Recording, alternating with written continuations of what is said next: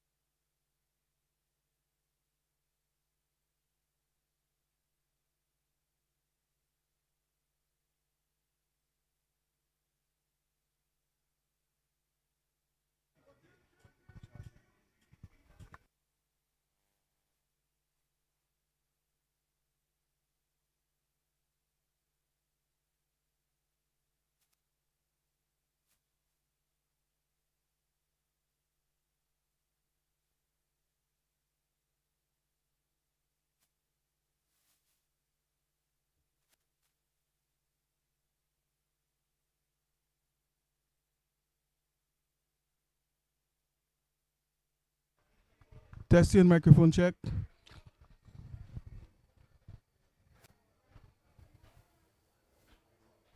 Good morning and welcome again to the Benjamin Spark, to the 2026 WINLOTT, of course, under 19 Super 50 tournament. And here this morning, it's going to be St. Vincent and the Grenadines, of course, taking on Grenada. Of course, Grenada coming from a defeat yesterday against, or rather Wednesday, against Dominica. We'll be looking, of course, for a W today against St. Vincent and the Grenadines, who are currently occupying the bottom of the table. The story from the middle is that St. Vincent and the Grenadines, of course, won the toss, and they've decided to bat first. So, of course, St. Vincent and the Grenadines having the first knock here at the Benjamin Spark. There was, of course, a delay in start of play because of inclement weather yesterday. So it rained very heavily, and as a result, the start of play was delayed. And so we are here now, of course, conditions permitting the start of play at the moment. So the third umpire, of course, is satisfied now, as well as the coaches. And we're going to see, of course, the first ball of this match, this encounter between St. Vincent and the Grenadines and Grenada. Well, let me just give you some statistics. Of course, currently in the tournament, St. Lucia is topping the table with 6 points, and having played 4 matches, lost 1, and having a net run rate of 1.68. Dominica is occupying second place with 6 points as well, and a net run rate of 0.52. So that's the edge that St. Lucia has on the local side. Grenada is in third place on 2 points, and St. Vincent and the Grenadines is in fourth place at the moment. Here goes the first ball. Oh, well, just a trial there. And the bowler is Henry, of course. Jayon Henry is the man who will be opening the bowling for Grenada. Right arm medium fast, and he's coming in from the northern end over the wicket. Of course, the standing umpires, Lenny Dangleben and Lex McLaw. So Lex McLaw is the new standing umpire, along with, and as well, Lenny Dangleben, 2 new umpires at this ground. Of course, Regis Larrock, the veteran umpire, experienced umpire, is functioning at the moment as third umpire, so he's on looking. And of course, we'll be playing the role of third umpire in this match. Of course, the sun is out in all of its glory, of course, here at the Benjamin Spark, streaming down nicely. Still cloudy in the atmosphere, but thankfully there is sunshine streaming down from the cosmos. Here goes the first ball. Low full toss, and the batter just pushing defensively, just trying to negotiate this one there. Really appeared as if there might have been some swing on that delivery. I'll have to check the replays. The way he was negotiating with the bat, as if for a moment searching for that particular delivery. So there might be some swing on offer with the new ball over the wicket. And this time he ignores it outside the off stump. So the batsman been watchful on that occasion.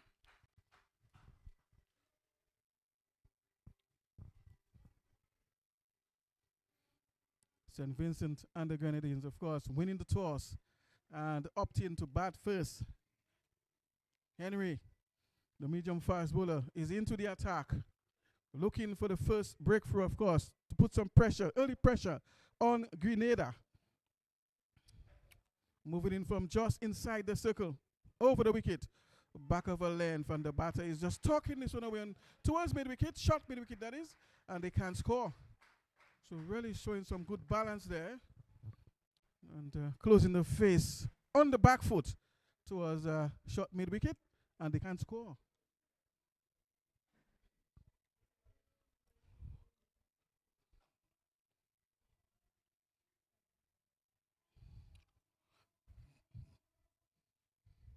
Of course, the coach of St. Vincent and the Grenadines is Elroy Lewis. Again, bitten outside the off stump. Just luring the batter into driving. The false stroke there outside the off stump. But this one eluding the bat. The manager, of course, is Javid Harry.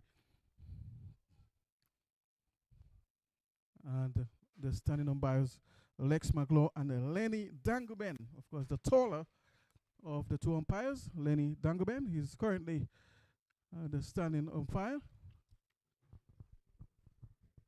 Back of a length there. And the ball going past the outside edge. So, because the bowler really getting some nip there, some nice movement. Just outside the off stump at good length. Just keeping a decent line, a decent length. And asking a few questions of the batter. Really needs to make good use of the new ball swing. Perhaps there might be some moisture in the atmosphere, and that might just add to some of that swing. And the pitches this one well up, but the batter was equal to the task, just blocking this one out and opening the face down towards third man, where they picked up the single. So after the first, it is 1 without loss.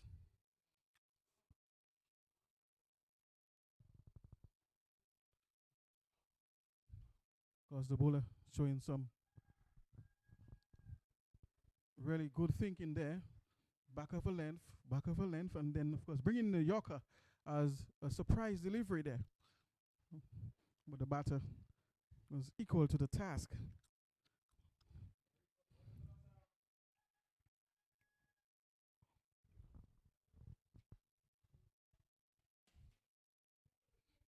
Meantime, Grenada's coach, of course, is Clyde Tellisford.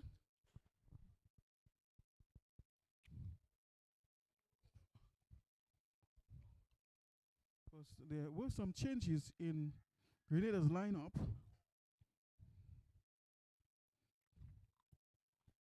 Aaron Edwards was injured. That's the wicketkeeper for Grenada. And he was replaced by Devon Joseph, as a result of that injury that Aaron Edwards suffered in his last outing.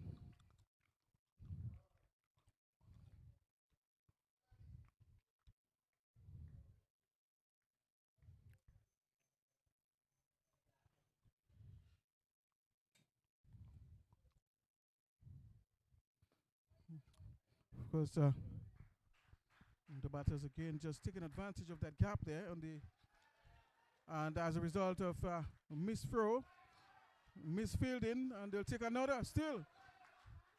Really can't afford to give up these so early in your innings. Now is the time when you should be looking to build pressure. So the fielding really need to give support to the bowlers as well in order to mount pressure, early pressure on the batters.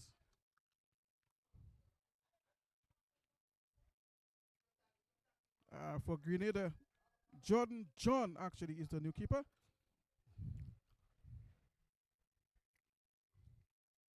And it was Kamil Abraham, of course, who got injured. Well, of course, just to give you a better picture of the situation as a result of the rains last evening,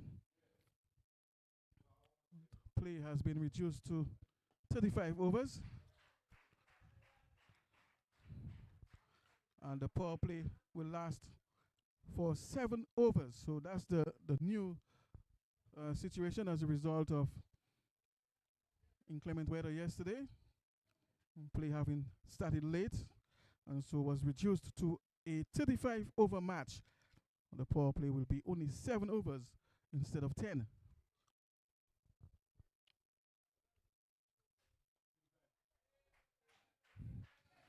Meantime, of course, Jeremy Edwards is the man operating from the southern end, and he's coming in from around the wicket. I see Sam Cannon, coach of the Dominica Cricket Academy. But in this tournament, of course, He's playing the role as a groundsman, so he's very versatile. This one outside the off some of the batters allows this one to go by. Has nothing to do with it. Just trying to use his discretion and be as selective as possible. Of course, he doesn't want to throw it away so early in the innings. He wants to give his team a good start, set a good platform for the rest of the batters to come. And as I see, of course, third umpire, Mr. Rogers LaRock, sitting not too far from me here. I'm sure he would know a thing or two about that, because he himself used to be an open batsman. Yes, just looking for the run-out opportunity there. Mr. Rogers LaRock used to be a very powerful open batsman. As a youngster, of course, I used to watch him bat for one of the clubs here. Portsmouth used to have his own league cricket, and he used to play for the Blue Stars. And he was a hard-hitting open batsman. When he hits it, the ball stays hit. But now, of course, he's functioning as an umpire for a number of years now, so he has a lot of experience. He has also officiated at the first-class level, Mr. Rogers LaRock. As Edwards charges in now, the batter just opening the face there and finding that gap in the gully. And of course, they'll take one. End of the over. It's now 7 without loss after 2.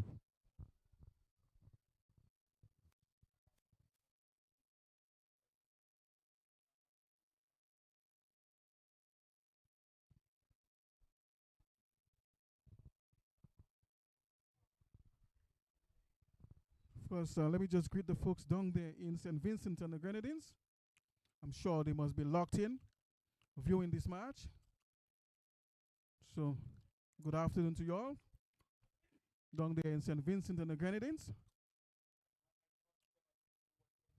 And also, of course, the rest of the sister islands of St. Lucia, Grenada. We say a pleasant good afternoon to you down there.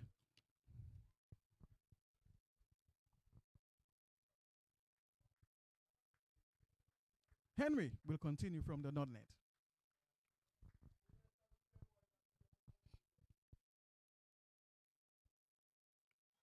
Wrapped in the pads, appeal for leg before, but umpire Dangabel says no. Plus Henry is coming in from over the wicket to the left-hander. Perhaps just looking to take that ball away from the lefty. But missing his line there somewhat. This extra, of course, brings in to strike the right-hander now. That is Thomas. Zach Thomas, rather. So Zach Thomas is the right-hander now. Short. And this one is drifting down the leg side as Dangoben does some exercise now.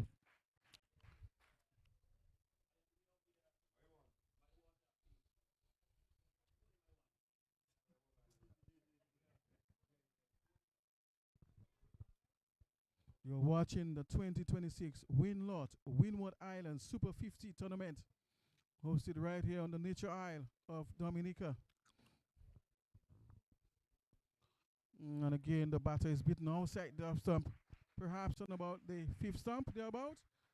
Ball drifting slightly away from the batter. And just looking perhaps to hit it on the up, but wasn't able to make contact.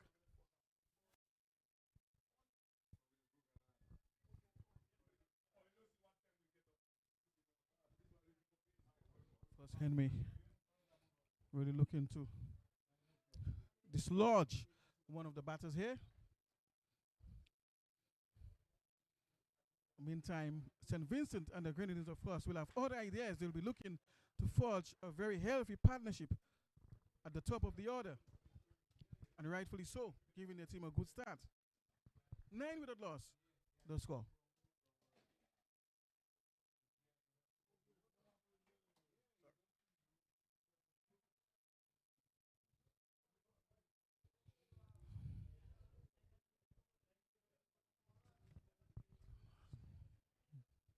Henry from the northern end. good length delivery, and the batter is beaten all ends up again outside the off stump. So he seems to be probing at around the 5th stump thereabout. And the batter so far is not able to negotiate that particular line and length that puts that this corridor just outside the off stump. What about the 5th stump thereabout? 5th, 6th stump. Slips are in place, of course. Peradventure, he edges the ball towards that region, that corridor. Henry, back of a length, and the batter is brought into defense and can score. So Henry has been tidy so far with his lines, disciplined. Probing that off-stump line just outside the off-stump, and really asking questions of the openers. So Zach, the smaller of the two batters, is on strike now. And Zach is beaten again. I think he's beaten by an extra yard of pace. Was quite late on this occasion. And that's the end of the over.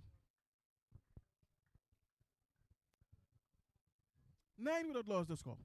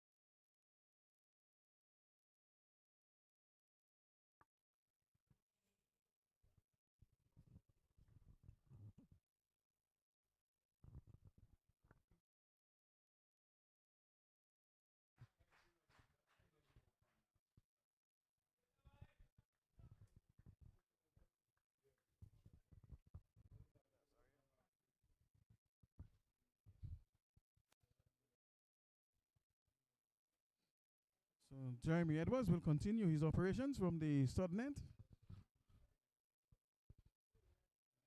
Has conceded 7 runs so far in his 1.1 overs bowled. And of course he'll be delivering to Thomas, Zach Thomas. Outside the off stump there, the batter almost undoing him there, almost getting the edge. So he seems to be getting some zip and some bounce as well. Tempting bounce. Batter needs to drop his bat on time. Otherwise, of course, he'll bite the edge and find himself in first slip or second slip. This time down the leg side, just losing his line on that occasion. And Lex McLaw does some exercise. It's wide. 11 without loss the score. Lovely sunshine now streaming down from the Cosmos at the Benjamin Spark. Really illuminating conditions here.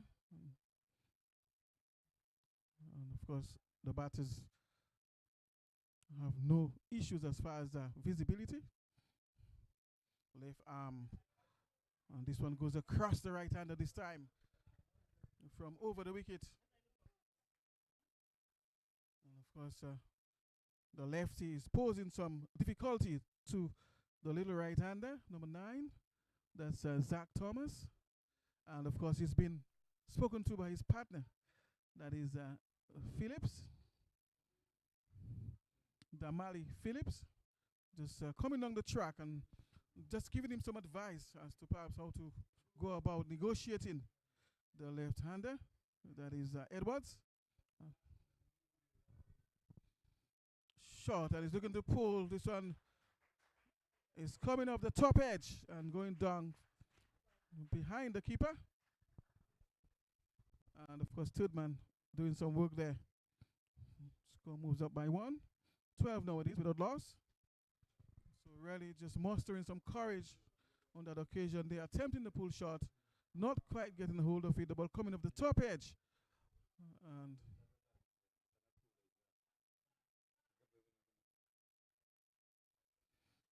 So Zach played for the Windwards under 15 team.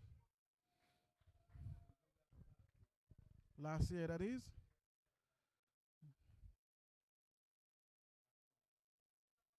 Zach Thomas, that is. He's on 6 of 18 deliveries.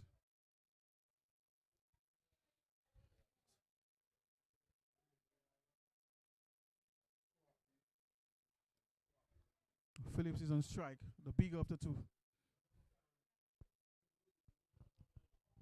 Back of a length, and the batter is playing forward. Could have played on the back foot as well, but felt safer on the front foot for that last delivery. And after 4, it is 12 without loss.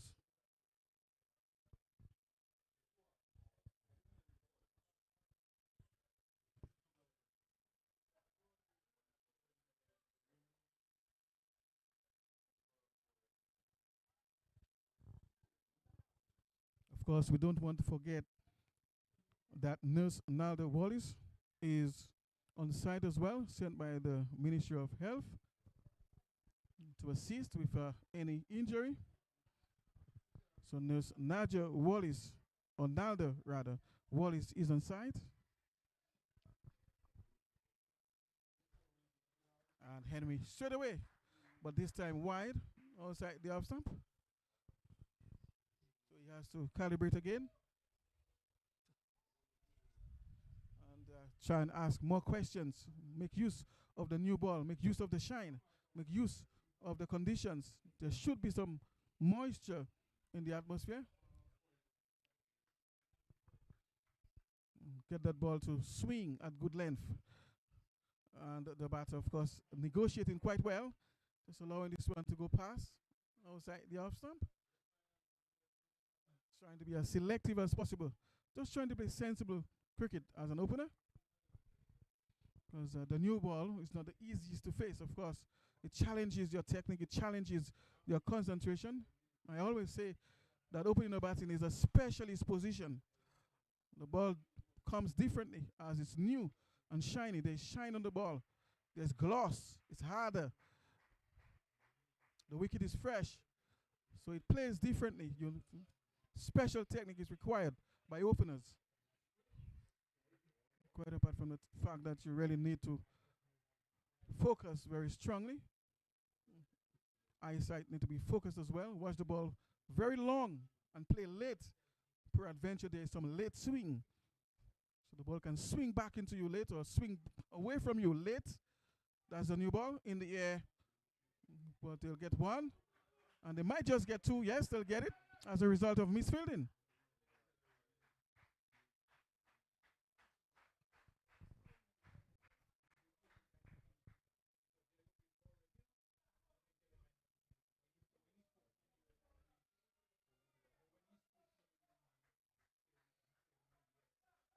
Henry. It's now 15 without loss the score. Henry continues his work from the north end.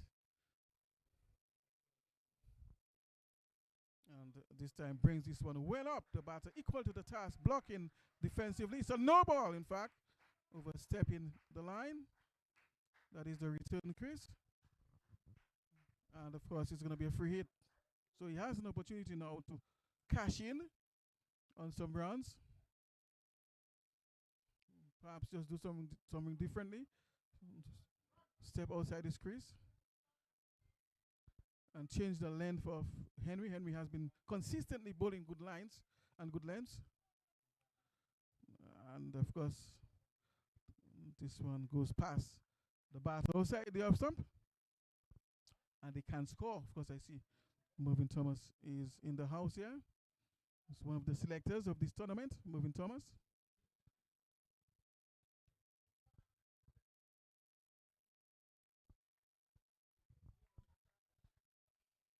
And Henry, of course, will continue his efforts on the northern end. Again, beating the batter outside the off stump at good length. So we're really having some difficulty in negotiating the length and the line of that particular ball. Just outside the off stump, on about the 6th stump, they're about that, this corridor, 6th stump, they're about. So just not picking it up, not negotiating. So Henry, of course, I'm sure he has picked on that already and has realized that.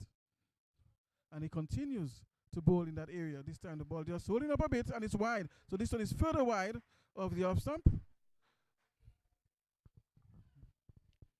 But importantly, he maintains his length. And every now and again brings it right up as a surprise factor, of course. Set up the batter. And then all of a sudden bringing that ball right up in the block hole. And again there, that Yorker delivery I was talking about. Just setting up the batter. But of course, he was equal to the task on that occasion. Same thing it is now with a loss.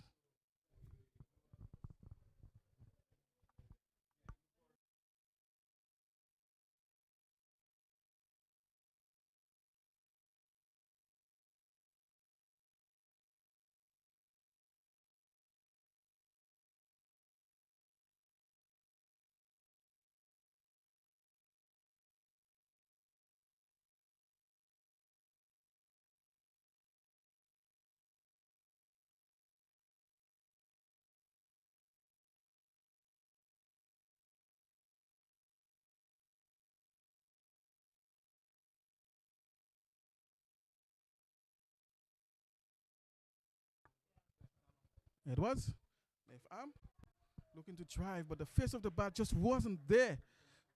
And of course, correcting his shot. Well, it should be opening the face slightly or playing a bit straighter, but the face of the bat closed. That really took away from the shot. And sometimes that occurs, the bat turns in the hand. And so batters must grip their bat properly as well on contact, on striking the ball.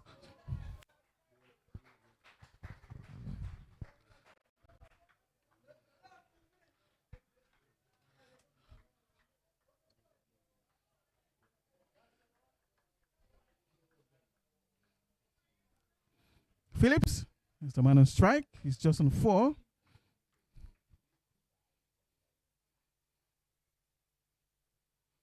Shortish, guiding this one towards backward point, and they can score.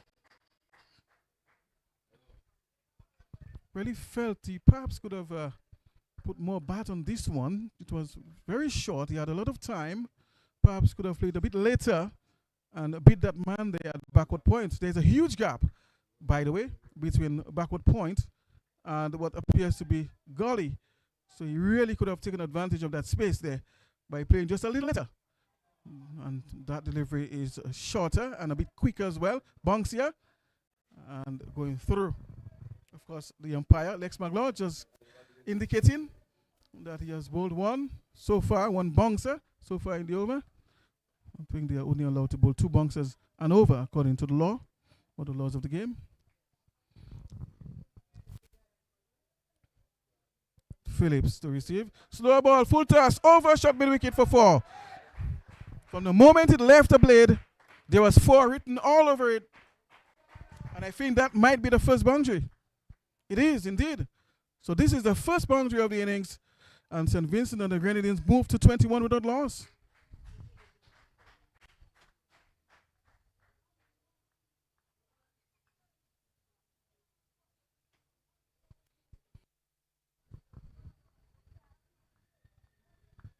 So this was a freebie, a low full toss, and of course the batter capitalizing and taking full advantage of this scoring opportunity. Well up this time, just outside the off stump, Yorker length, and very good comeback delivery there by the bowler. And of course this takes us to the end of the over. After 6, it is 21 without loss.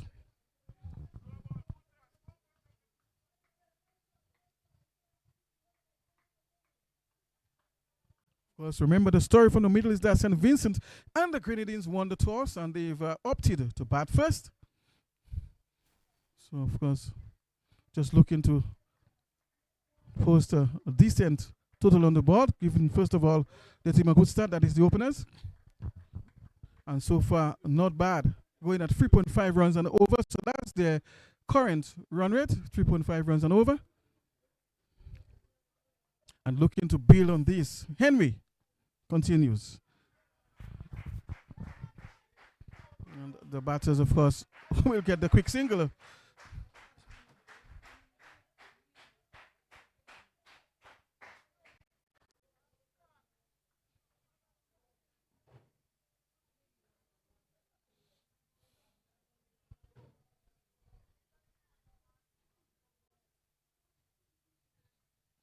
Grenada, of course, losing to Dominica yesterday, or Wednesday rather. Yesterday was a rest day, pardon me. I'm sure we'll be in search of a W today, a victory. This one almost coming back onto the stumps there. I think the ball came much quicker than he expected, perhaps half a yard quicker than he expected. And also the angling of his bat allowed the ball to almost go past or go hit the stumps from the bat. So it's so important to angle the bat properly at the right time. Otherwise, it can roll back onto your stumps if your bat is not properly angled in defense. So he has to be careful here. And this time, well up, driving down the ground elegantly. And it will go all the way to the fence for 4. Just presenting the full face of the bat on this occasion, driving through the line. And he gets 4. 4 more to St. Vincent and the Grenadines. 25, or 26 rather, it is without loss. Yes, and of course, rightfully so, just taking advantage of the scoring opportunity. It was pitched up. And of course, just presenting the full face of the willow.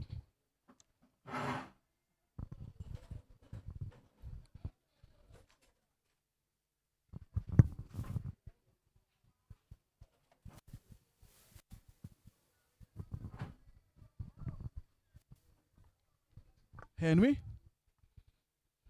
over the wicket, back of a length, looking to cut. There was bitten, was too close to cut, I believe. Was cramped for room and wasn't able to dispatch this one towards the offside. Of course, I have here with me Vincent Lewis. He's back in the comeback with me to just give a little assistance here and share his experience. As I say, good morning to you, Vincent Lewis. Morning to you, Crampton. Morning to the viewers. Henry. Yucca left delivery. Wrapped on the pass there. Stifling appeal, but no doubt says umpire Lenny Dangaben, of course, indicating the leg by. What are your impressions so far in this match, Vincent Lewis? Yes, Crampton, I must say, I'm loving the look of young Henry. Seems to be really running in and looking to pitch up the ball and cause the batsman some issues. Yes, certainly. Has created some difficulty already to both batters, but especially this right-hander to whom he's bowling now. What I love about him, Crampton, is that he looks to carry the ball up. He's not too excited about the grass in the middle of the wicket. He looks to pitch the ball up and test the batsman technique early up, and that's really good as a young bowler coming up, you know. Yes, that's quite right. It's 27 now without loss after 7. Yes, and really that's the approach that fast bowlers really need to take, especially with the new ball in such conditions, to really give yourself a chance of course, picking up early wickets and make better use as well of the new ball. And of course, I'm sure you would know a thing or two about that yourself, being a fast bowler. I'm sure you'd be able to speak to that and advise appropriately on that, especially the youngsters, Vincent Lewis. Definitely, Crampton. As we see the physio running onto the field, one of the batsmen having an issue. I think the last ball from Henry was a yucca length delivery, and it probably landed on the toe of the batsman. Oh yeah, certainly. So it's really painful now for him. But I'm sure the magic spray will remove some of this pain. He's been treated now by Heflin Wyke, who is the physio. Remember, there's also a nurse on site, Nalda Wallace, sent by the Ministry of Health to provide assistance. In fact, I see 2 nurses on site. So now the Wallace is there, and I see another nurse. Of course, we'll get a name later on, but there are currently 2 nurses on site. But Miss White is the one attending to the injured batter.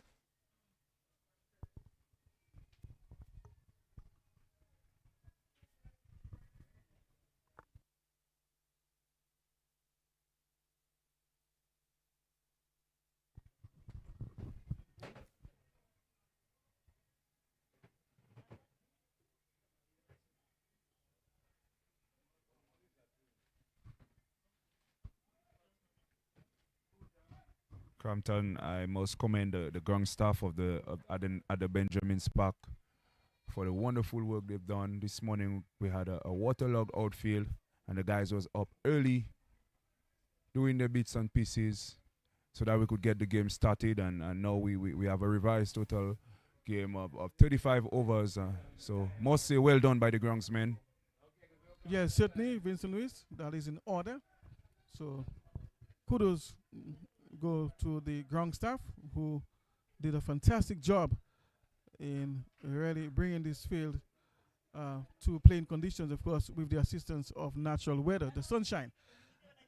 But of course, adding the sand in the areas, the patches where the water settled, and really was a good work there. So right now, play can continue without any preoccupation of players sliding and getting injured. So, but Damali Phillips is the batter who is down with this injury on his toe. Hopefully, it's not broken. It was really a serious yorker, Vincent Lewis. You would know something about yorkers. Definitely, Crampton, the ball was pitched up, and we could see the batsman trying to get his toes out the way, but could not. And there you have some issues with some pain. Actually, from that lovely yorker. Actually, both nurses are out there together with the physio, Jeff White. So we are seeing Nalda Wallace and the other nurse. Of course, we'll get a name for you later. But the entire team is there. The entire medics team, that is Miss White, the physio, Nurse Nalda Wallace, and her assistant. As we see, they're making the way of the field right now. Batsman seems to be all right. White, actually.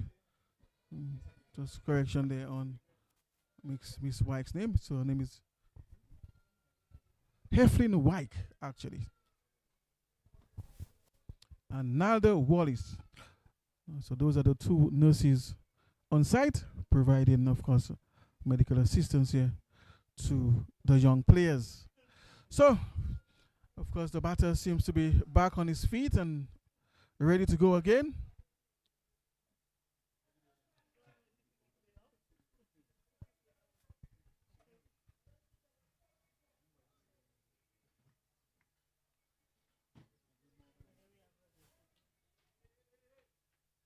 Phillips will continue.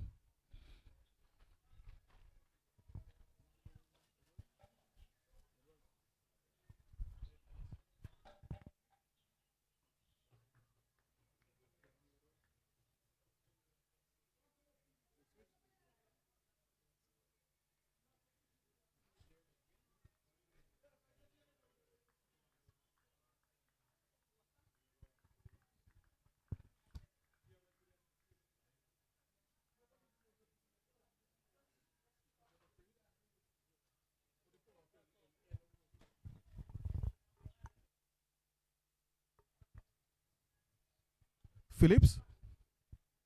Short. Looking to court, but we'll only get 1 for that.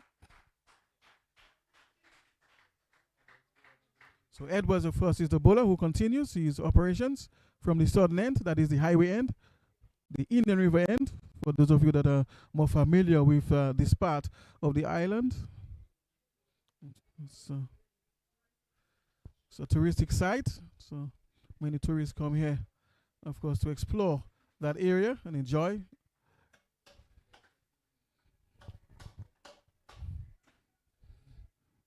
Edwards well up and he's driving towards cover, but can't beat the man there.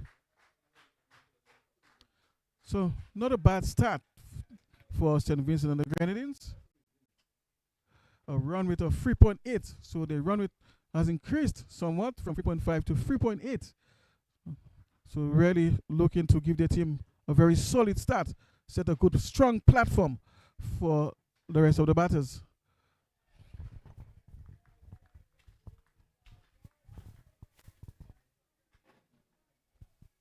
St. Vincent and the Grenadines currently are occupying the bottom of the table. So they've played 4 games and were only able to amass 2 points with a negative net run rate of minus 1.35. So they are looking for this victory here against Grenada.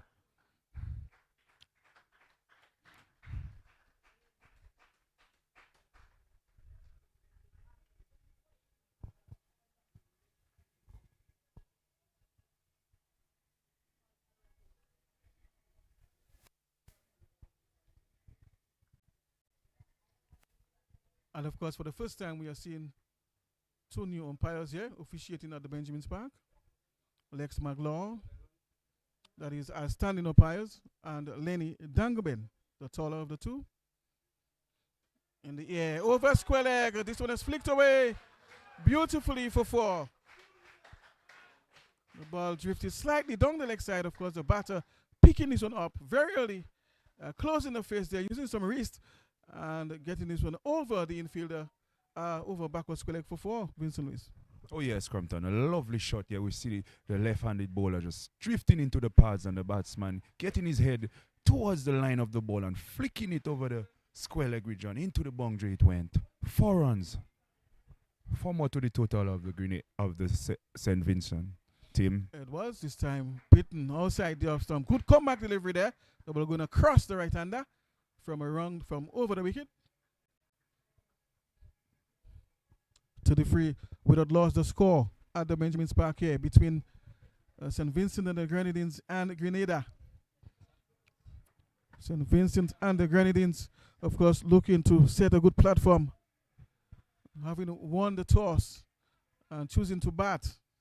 Short, looking to pull in the air, chance of a catch, and the keeper takes it. So that's it, of course, for Thomas, Zach Thomas, that is. So he's out caught, looking to pull, and St. Vincent and the Grenadines, of course, losing their first scalp. Yeah, I think that was very good bowling here by young Jeremy. Just digging this one into the wicket, getting the better of the batsman. Shot, lifting delivery. The batsman looking to rock back and pull, but the ball was onto him too quickly.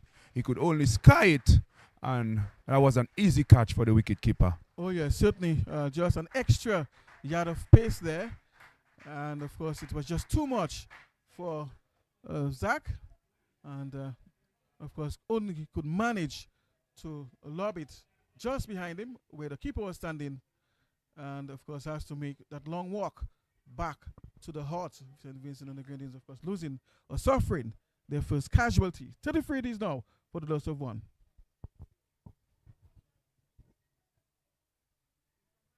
Of course, already we are seeing some folks down there giving some support to this match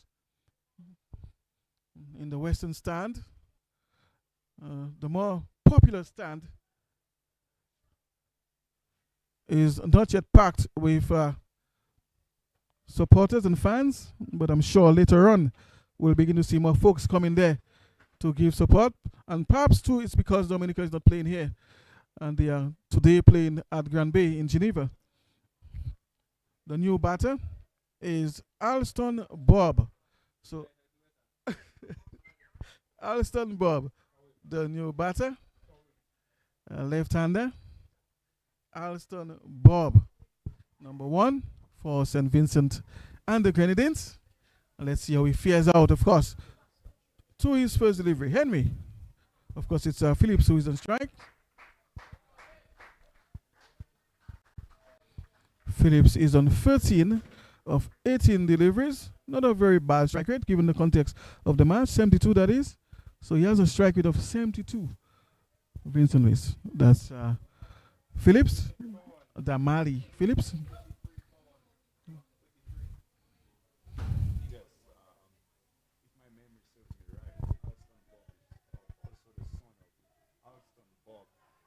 Who represented the senior Windward Islands team for some time.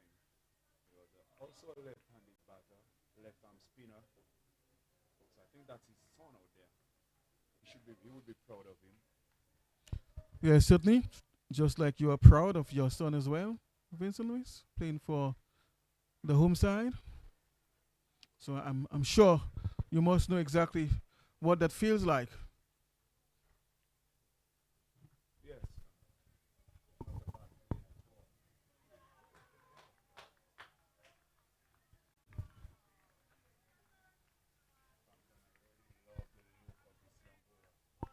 Hasn't got a wicket yet, but he really keeps running in. Looks to pitch the ball up and causes the batsman some problem. Yeah, certainly. Really deserves a wicket. But such is the game of cricket sometimes. Has really bowled well. Shot and looking to caught. And of course, the batters will come back for 2 runs. The ball, of course, didn't come onto the batters quickly.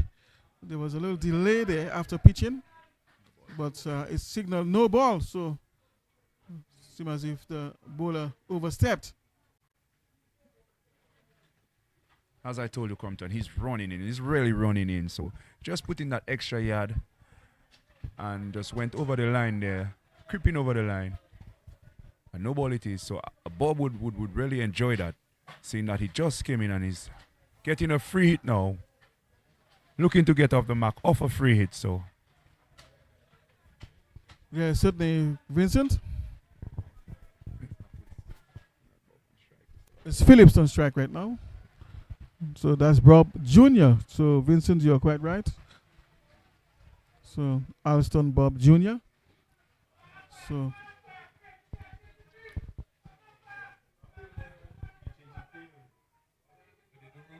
where they run two. They run two, so they can't change it. The same person on strike.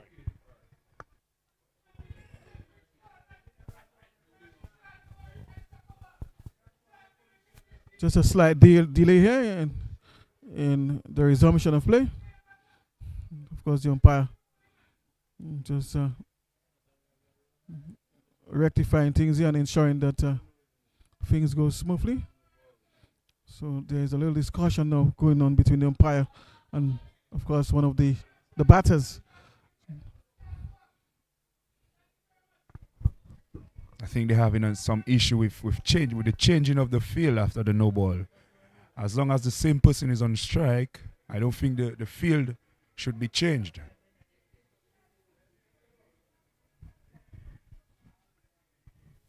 Henry from over the wicket to Phillips, Damali Phillips. He's on 15.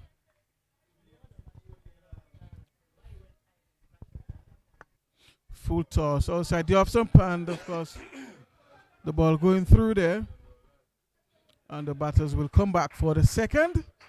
So 2 more to the total. 36 now for 1. 38 rather for 1. Yes, Crampton, you could really see this young bowler has his thinking cap on, bowling that free hit, creeping over the line, but he's looking to go right up. Yorker length delivery was a bit full, but rather full and short. Yeah, he's just missing his length there somewhat. Looking for that Yorker length delivery, and that sometimes occur in trying to produce the Yorker length. The ball sometimes is released as a full toss. It's not the easiest of balls to deliver, the Yorker length. A well up delivery outside the off stump, and the ball going through.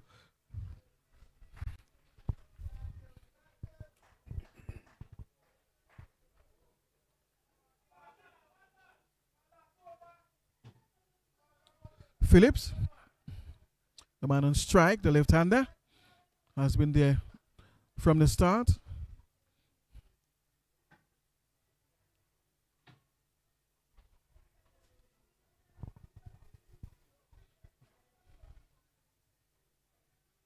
Because it's a bit windy out there, so of course the bails from time to time might just fall to the ground. But the weather is quite fine. A lovely sunshine streaming down. And of course the outfield is getting drier and drier and more suitable for play.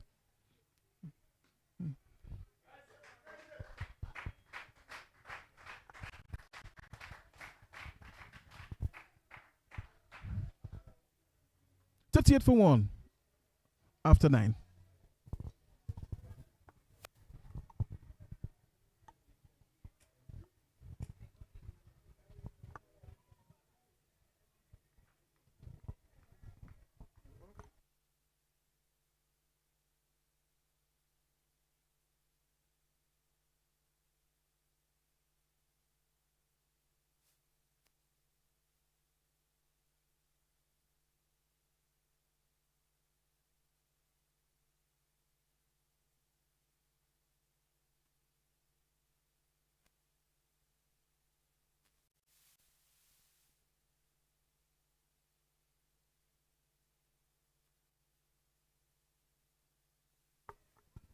Edwards continues his work from the third length. Has bowled 4 overs so far and conceded 19 runs. Picked up the 1 wicket. And is looking, of course, to add to his aggregate of wickets and make some further inroads and put additional pressure on St. Vincent and the Grenadines. Just looking to go through the top order.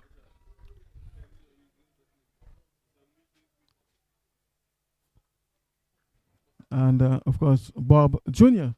is the man on strike.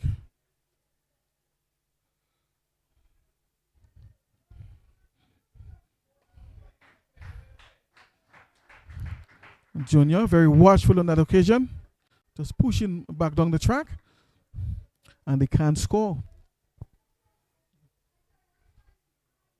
So the batters at the top of the order for St. Vincent and the Grenadines, they seem to have been very circumspect, especially the openers. There was very good bowling from Grenada in the beginning, in the first 5 overs. And this one is helped away as the ball drifted down the leg side, but there's a man down there protecting the fence, and they will only get 1. So, of course, Edwards just missing his line and length as well. It was a low full toss down the leg side. Perhaps the batter should have gotten more for that. Edwards over the wicket and is driving pleasantly, but straight to mid-off, and they can't score.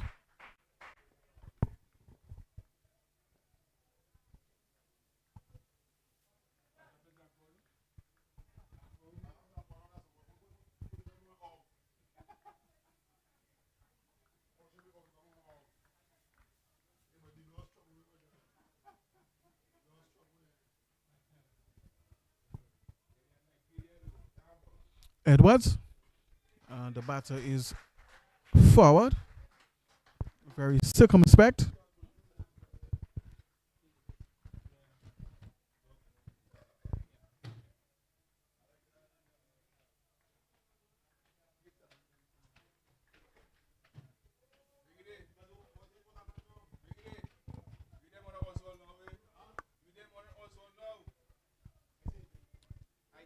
Edwards.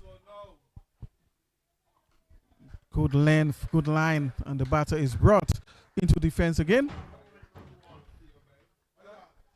So he has been asking questions of Phillips, really maintaining accurate lines and lengths, not giving it away as such, not giving too many away. Just maintaining that discipline and landing the balls in the right areas, of course, to increase his chance of uprooting one of these batters. Full toss, and that will be, I suspect, signaled a no ball, and it is by both umpires. So it's a no ball, and it's going to be a free hit. As the umpire signals now. So he has a chance now, of course, to cash in on some runs, Vincent Lewis. Yes, Compton. We know there's a bit of moisture in and around the playing area, so probably the ball just slipping out of his hand because there was a bit of moisture on it. Let's see how the batsman make use of the free hit. Short, and this one is belted back, but straight to man.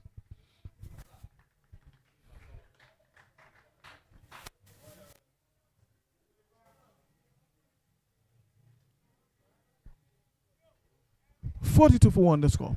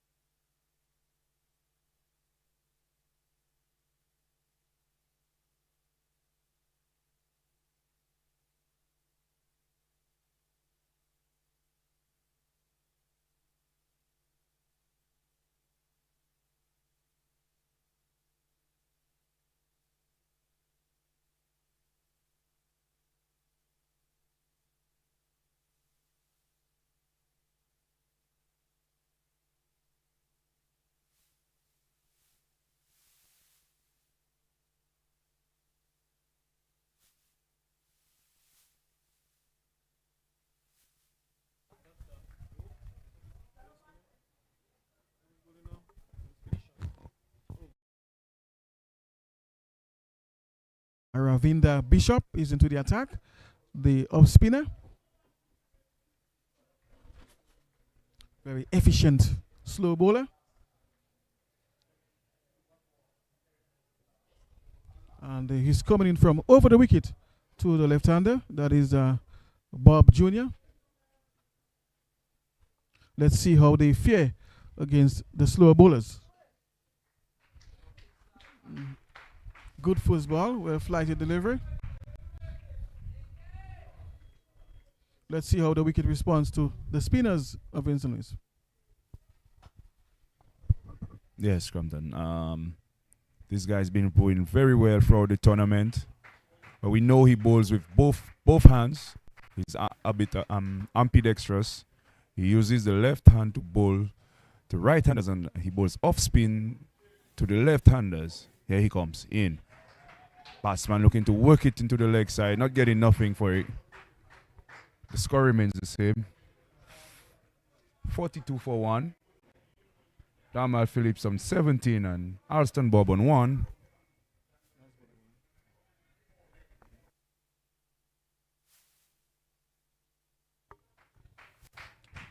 Of course, the batter not taking advantage of that last delivery there. Low full toss. But perhaps the ball dipped on him much quicker than he expected. Not all full tosses are really full tosses, Vincent Lewis, as you were saying the last time we were here in the comebacks. So sometimes deliveries deep very quickly through the air. Bishop, and of course the batter just pushing back down the ground and can score. End of the over, and after 11, it is 42 for the loss of 1. So 42 for the loss of 1 after 11.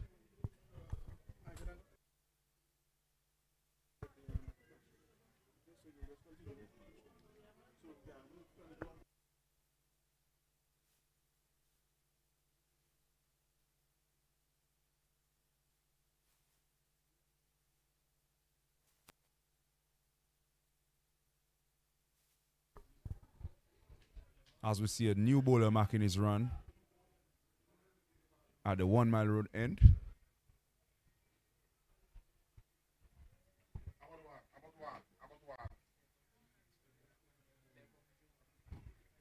And it's Devon Joseph marking his run.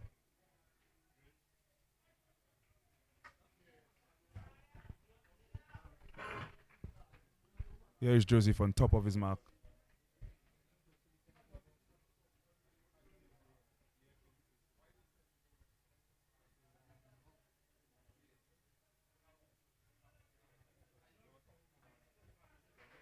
Bowls first ball onto the legs of the batsman. Just turning it. Fine leg fielder running in. Couldn't prevent the single.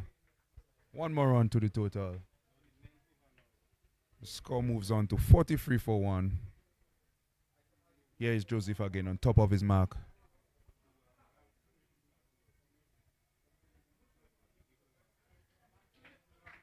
He aborts the run. Something wasn't right for Joseph there.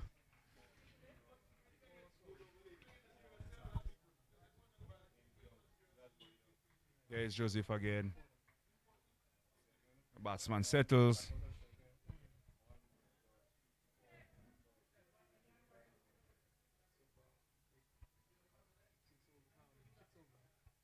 He bows and he swivels onto that one, pulling it. Fine leg fielder running around. Can't prevent the second run. 2 more to the Vincentians total. 45 for 1 it is. I don't think Joseph has that pace to keep going into the surface. Thinks he needs to pitch that ball up. Take over from what the last bowler was doing.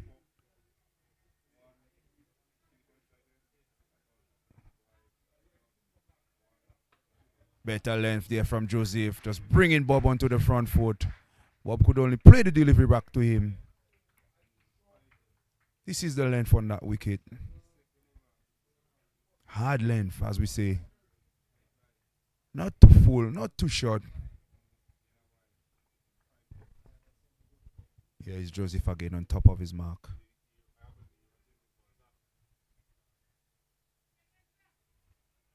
Straight down the leg side this time. Wide ball it is.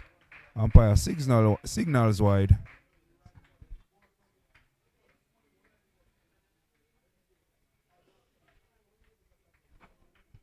I think the Vincentians will be very happy with that start. Not scoring too quickly, but they could definitely make up in the back end.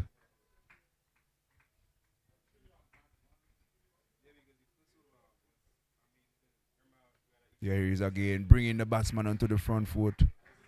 The ball just squirting out of the outer half of the bat to the point fielder. No run.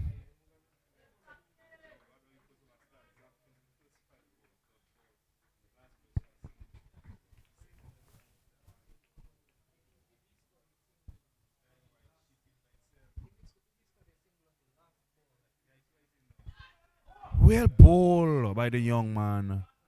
Just getting the batsman to play out a delivery outside the off stump. Missing it completely. Squaring him up a bit.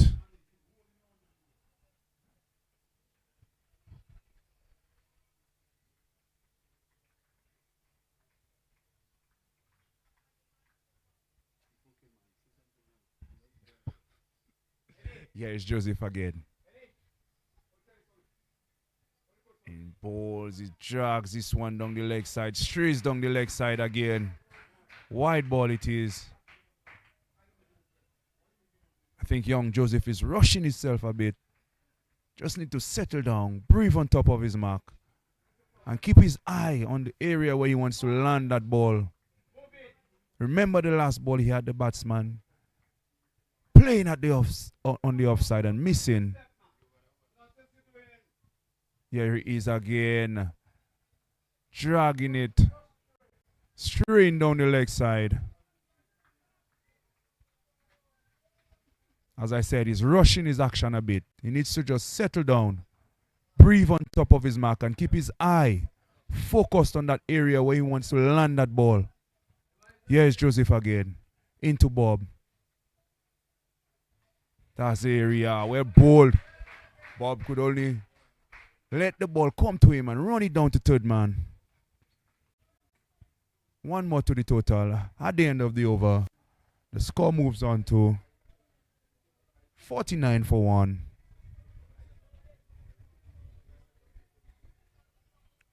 Drinks. In fact, it's lunch, says the umpires as they remove the bill. So, after some 12 overs, the St. Vincent team is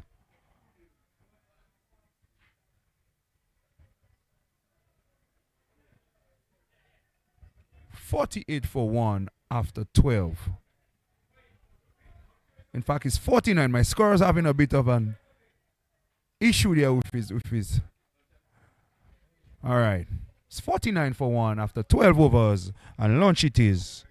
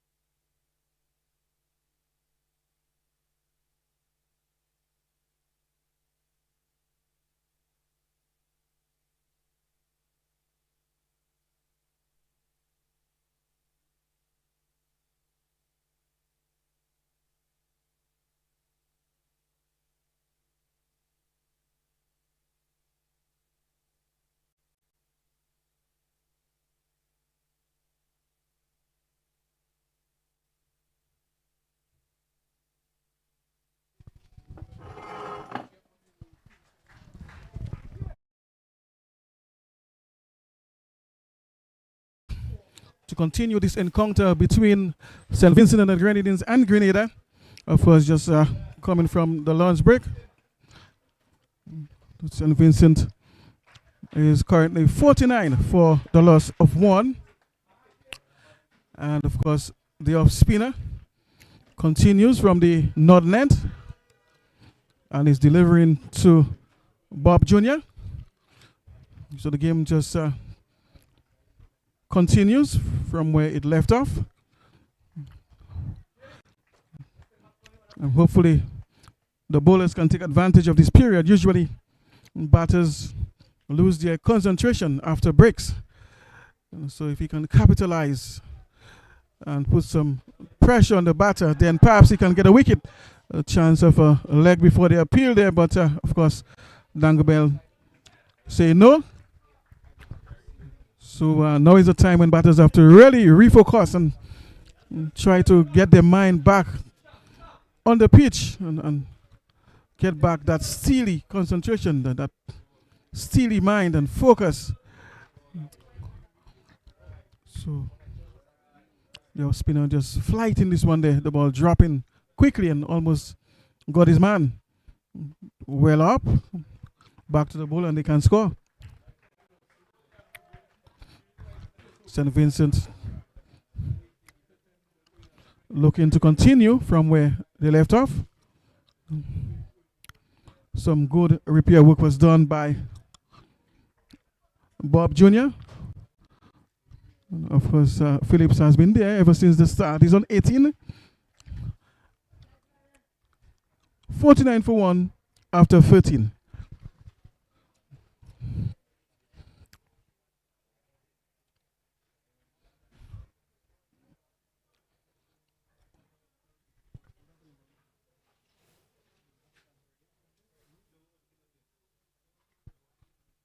Well, of course, just getting word that the match has not gotten underway yet down there in Granby at Geneva. As a result of inclement weather, the grounds still not yet ready for play. Conditions are still not yet good enough for play. So we'll have to wait and see what transpires down there at Geneva in Granby, the southern side of the country, of the island. There was a lot of rain last evening.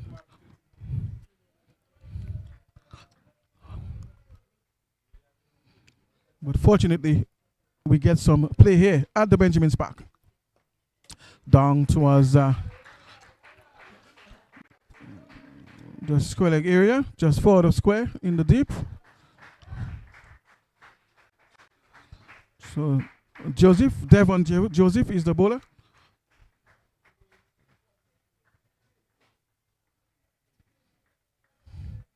And Devon Joseph has replaced Aaron Edwards, who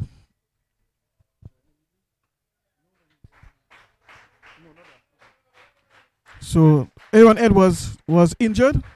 Of course, he was left off the side and has been replaced by Joseph, who currently is in operation. So Devon has replaced Aaron Edwards in the squad. And I think the wicketkeeper also is a change that was made. Over the head of shot mid-wicket, and the ball is going down there in the deep, but there's protection down there, and they will come back for 2. So Jordan John is the new keeper for Grenada.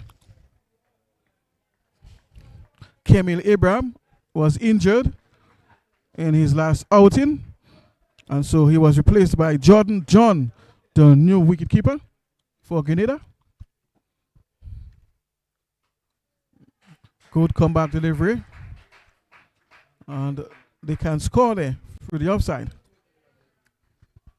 So a couple of changes there in the squad, one as a result of injury and the other was just replaced based on perhaps a strategy or plan. Maybe just looking for something different. So that's so they are 55 right now, and it's a free hit. So no ball signal umpire. It appears to be Lex McGlaw, the man doing the signaling. 55 for 1 to score.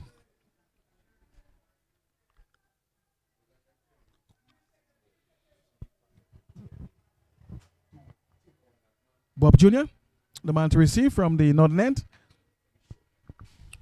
Left-handed batter. From around the wicket, Joseph comes. Full toss, and he's just driving back down the track. Not quite getting hold of this one. There was a chance of a run out though. Had he hit the stumps, of course, he would have been walking back to the pavilion. So lucky for him there. There was some miscommunication between the batters, and almost led to a run out. And you could see them arguing out there, trying to gain some understanding.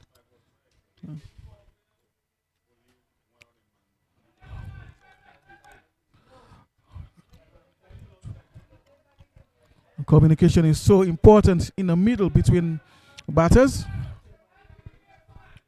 Meantime, Joseph, of course, will continue from the southern end, and he continues to bowl from around the wicket to Phillips this time.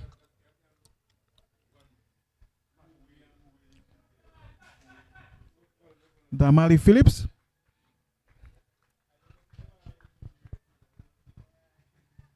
Joseph from around the wicket.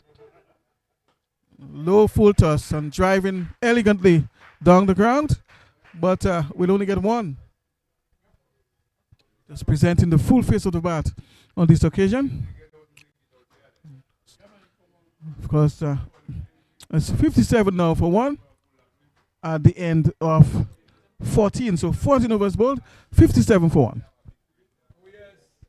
Remember, this is the 2026 WINLOTT Windward Island Super 50 tournament, hosted right here in the Nature Isle of Dominica. The story from the middle was that St. Vincent and the Grenadines won the toss and, of course, opted to bat first. Despite the moisture in the atmosphere, despite the moisture in the outfield, of course, they felt that the wicket was dry enough and good enough to bat on and give themselves a good start.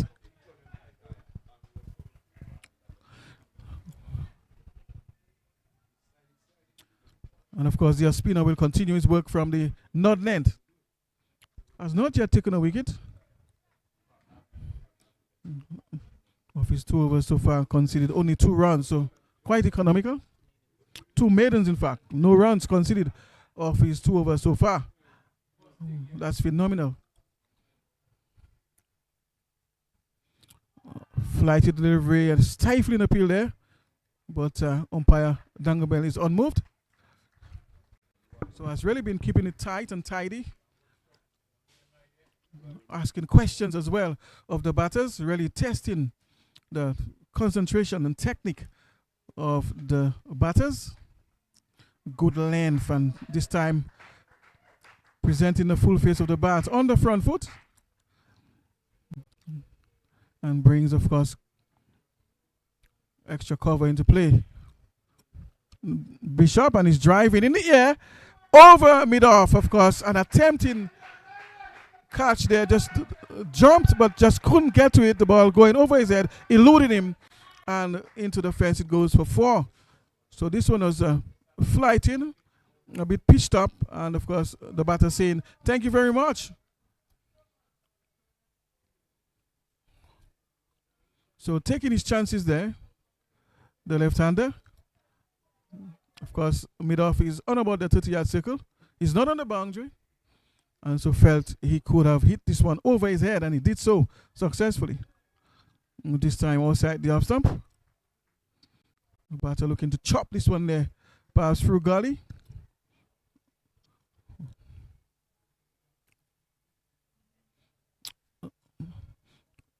Bishop, flighted delivery, but drifting down the leg side. And of course, just gifting an extra to St. Vincent and the Grenadines.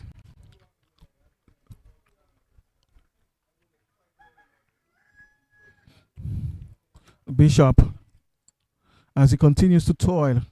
Very economical so far.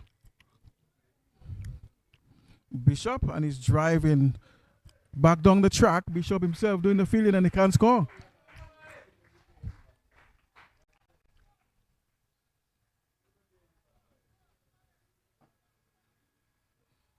Bishop again. Back of a left. This one kept a little low on this occasion. Lucky for him, it was outside the off stump. And of course, that's the end of the over. 62 it is now for the loss of 1. Damali Phillips is on 27 of 41 deliveries. Strike rate of 65.9. Meantime, his partner, Bob Jr., Alston, that is on 6 of 21. The slower of the two in terms of strike rate.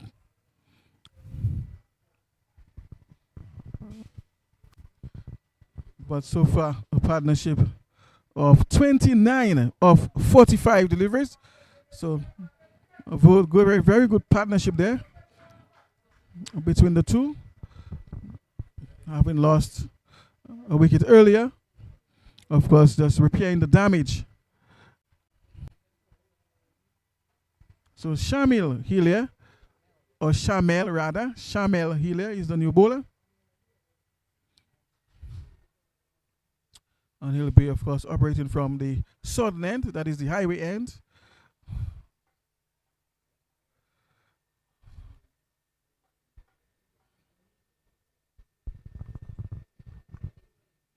So Shamel Hillier is the new bowler. And Bob Jr. is the batter to receive. And it appears Hillier will be going through between the umpire and the stumps.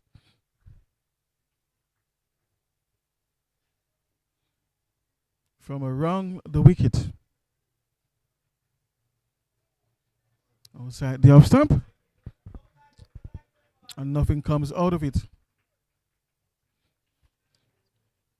Lovely sunshine now streaming down on the grounds. Hillier.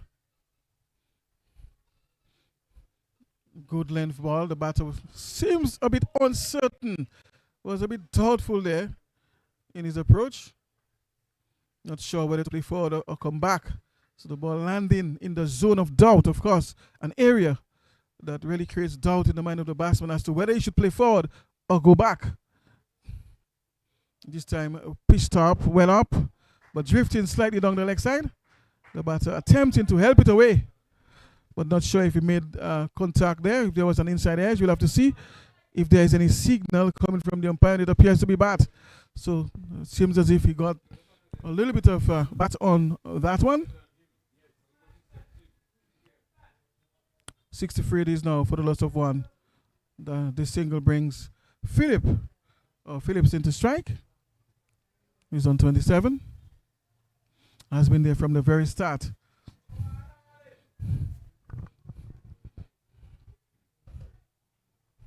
Hillier. Shortish, and this one is belted towards mid-wicket. And it's 4 runs to the left-hander. Short. He had all the time in the world, of course, to negotiate this one and capitalizing on that boundary down there at deep mid-wicket. So 4 more to Phillips and 4 more to St. Vincent and the Grenadines. 67 it is now for the loss of 1. Hillier. Back of a length, straighter. A little bit on the shorter side, but short of a length. But this one was a bit straighter, perhaps. And the batter just knocking it back down the track. Hillier, good length ball. And the batter looking to slug drive or slug sweep, whatever the case is. Not sure that length was there for this particular shot, but didn't get hold of it. And of course, this brings us to the end of the over. And after 16, it is 67 for the loss of 1.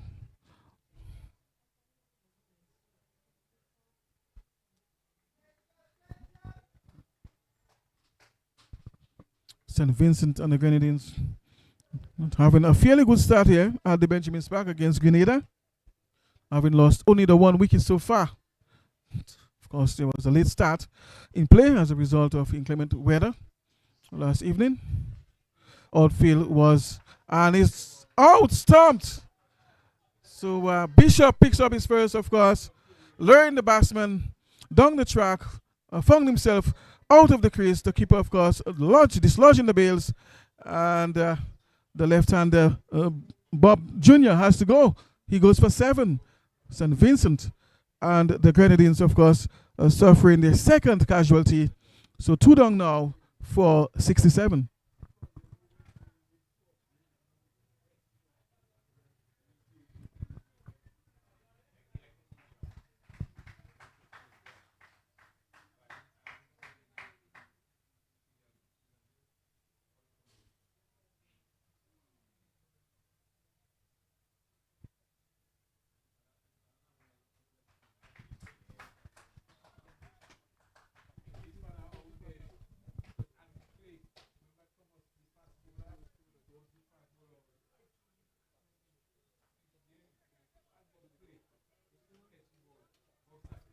So Jordan Charles makes his appearance at the crease. That is the captain of St. Vincent and the Grenadines. He's replaced, of course, Bob Jr., who went for 7. And, of course, these two produced a partnership of 34 runs.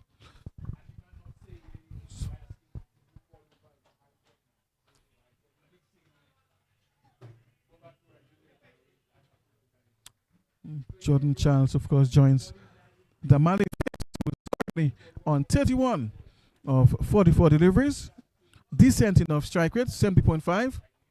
So he has been going quite well. He's not bogged down by the bowlers. Has been really picking the gaps and getting the occasional boundaries, taking advantage of every boundary scoring opportunity. So he has really been keeping the score going with his strike rate. But he's now joined by Jordan, that is Jordan Charles, the captain. Bishop, short, outside the off stump. And of course, not wide enough to be signal wide. Dangabell, of course, did not respond. So it seems as if it was within the range. Bishop again, looking for his second wicket.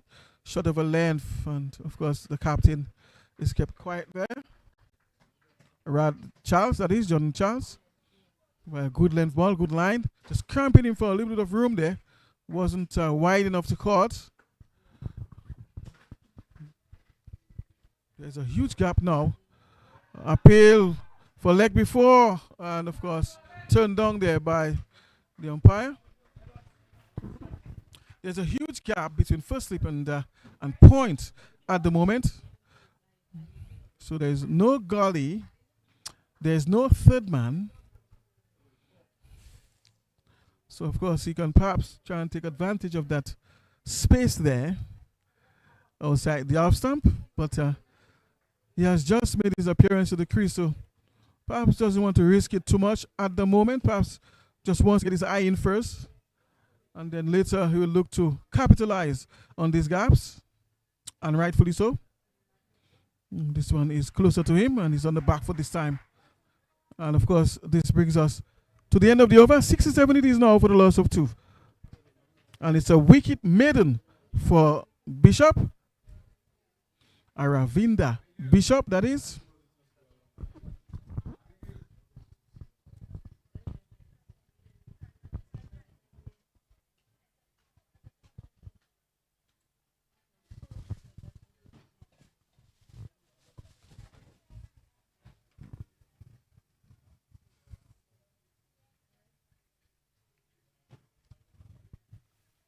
So Shamel will continue from the southern end.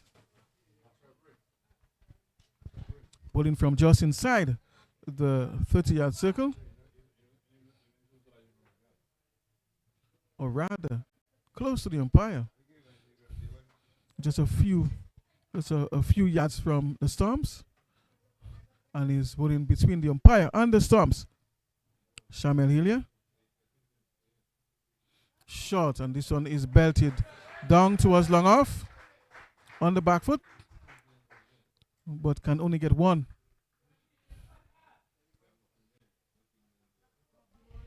Of course, this brings Jordan Charles into strike.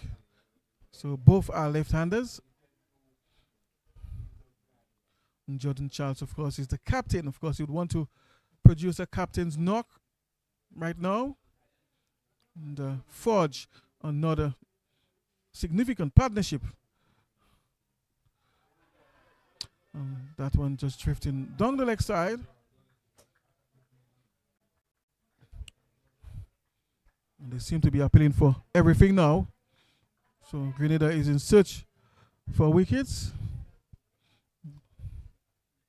Hillier. Short.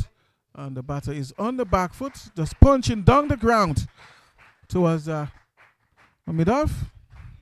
And we'll only get one.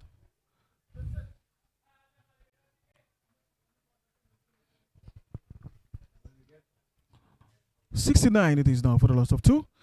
Meantime, Hillier will continue between the umpire and the stumps from over the wicket, or rather around the wicket.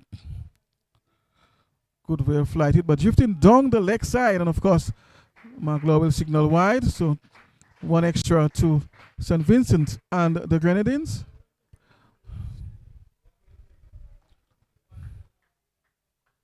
Hillier needs to get his lines right.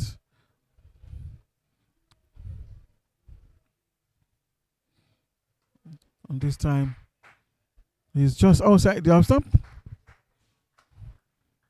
And at good length, the batter, of course, is just kept quiet on that occasion.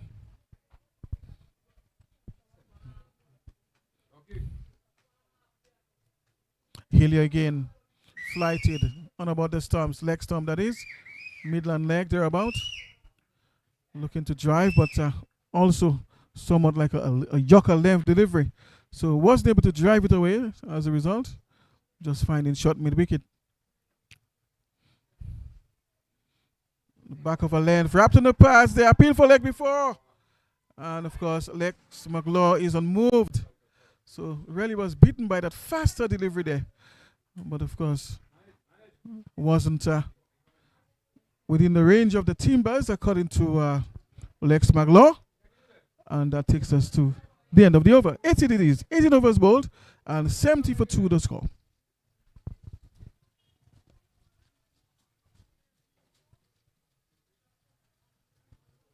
Yeah, so far, fine weather.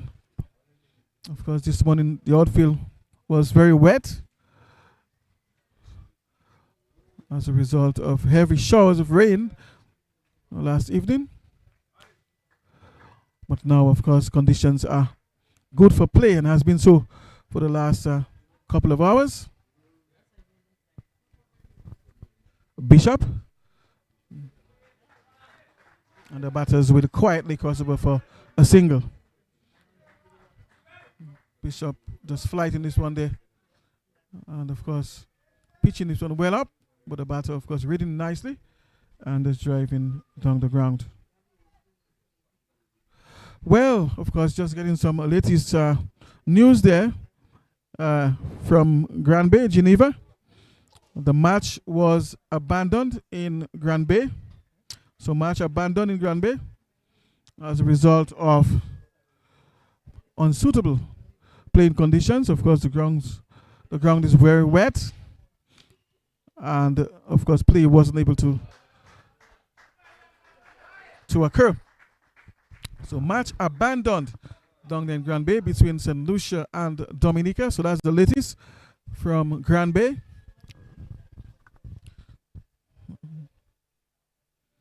Meantime, Bishop, of course, will continue in search of more wickets and try and make some more inroads into the lineup of St. Vincent and the Grenadines, who are, of course, looking to consolidate again in this partnership. Back of a length, drifting slightly down the leg side. A bit quicker, that last delivery. So Bishop, of course, conceding only 7 runs so far in his 4.3 overs. Over flighted delivery, drifting down the leg side.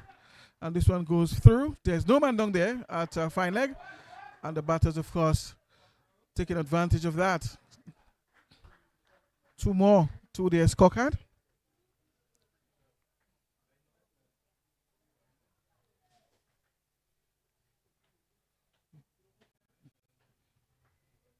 Bishop, the man who bowls with both arms.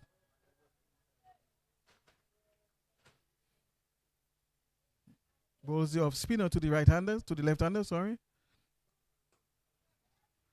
And uses the left hand to the right-handers. Very rare ability that a bowler can use both hands to bowl. Good delivery there by Bishop. Just keeping the batter quiet there in defense. And of course that brings us to the end of the over. And after 19, it is now 74 for the loss of 2. Of course, if you're just joining us, this is the 2026 WINLOTT Windwards Islands Under 19 Super 50 Tournament, sponsored by Super 6. And currently, Grenada is taking on St. Vincent and the Grenadines right here at the Benjamin's Park. There was a late start of play as a result of inclement weather last evening.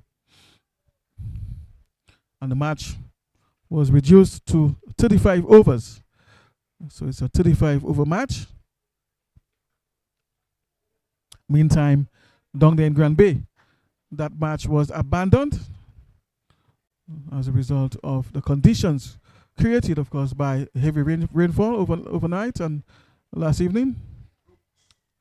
So match abandoned down there in Grand Bay at Geneva between Dominica and St. Lucia.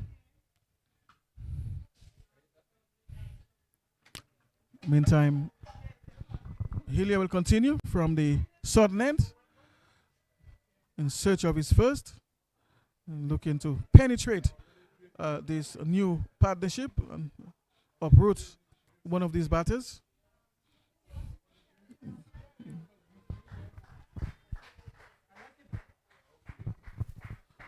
Meantime, St. Vincent and the Grenadines will continue to forge ahead, looking to add to the aggregate of 74, 75 now. The current run rate is 3 runs and over, or 4 runs and over, rather. So just looking to add to this aggregate. And this delivery brings the batter stylishly forward, bat and pad very close together, showing some good technical prowess on the occasion. Hillier just finding his right lines and limbs at the moment. A bit more accurate. Over flighted delivery there. The batter looking to drive. A misfield, and this allows for the single.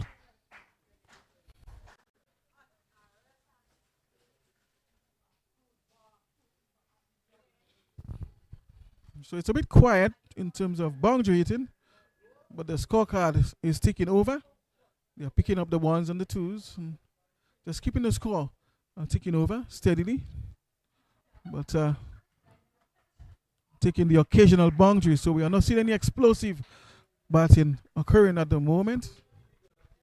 And of course, credit must be given to the bowlers, who've been fairly decent in terms of their lines and lengths.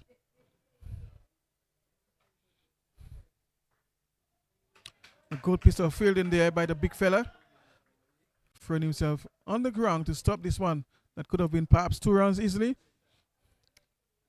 as there is no one beyond him. And of course, this brings us to the end of the over. 76 now for the loss of 2 after 20 overs. So 20 overs bowled. So 15 more overs left in this innings.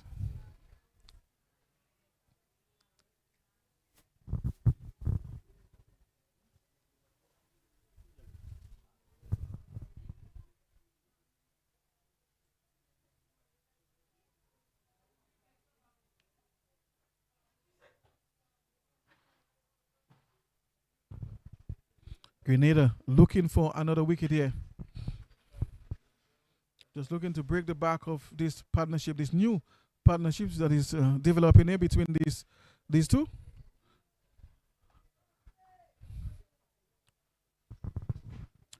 That is the captain, Jordan Charles and Phillips, who has been there ever since the start. He's on 33 now. And there's a new bowler into the attack. That is Desron Mitchell, a slow bowler. And he's coming in from the northern end. He's bowling from around the wicket.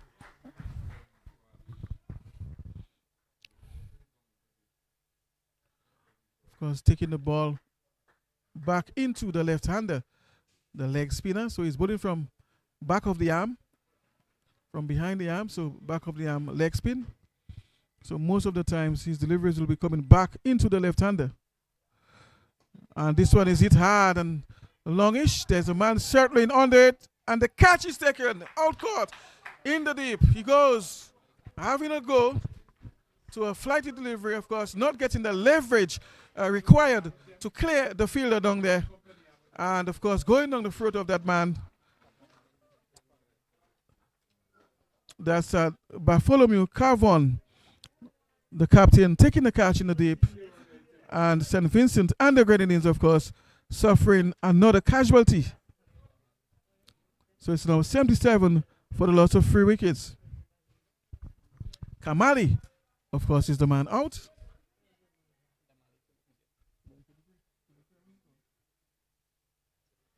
And he went for 33, of course, making a good contribution, but I'm sure he would have liked to go on to score the half century. But he's been applauded now by his dressing room. Of course, he is the opener. He has been there from since the start. And, of course, contributed 33 to the scorecard and forged a couple of partnerships, very significant partnerships.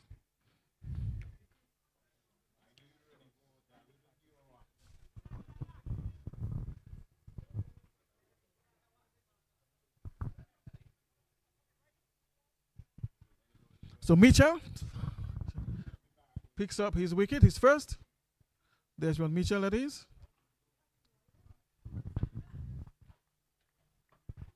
Captain making that vital change there.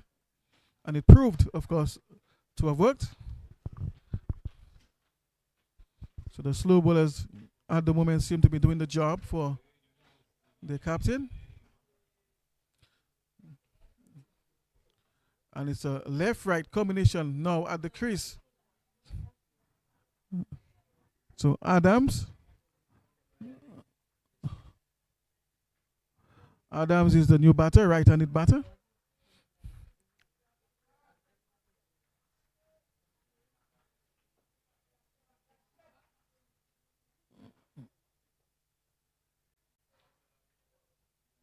Jarwin. So Jarwin Adams, the new right-handed batter. And of course, the leg spinner is bowling from over the wicket to him.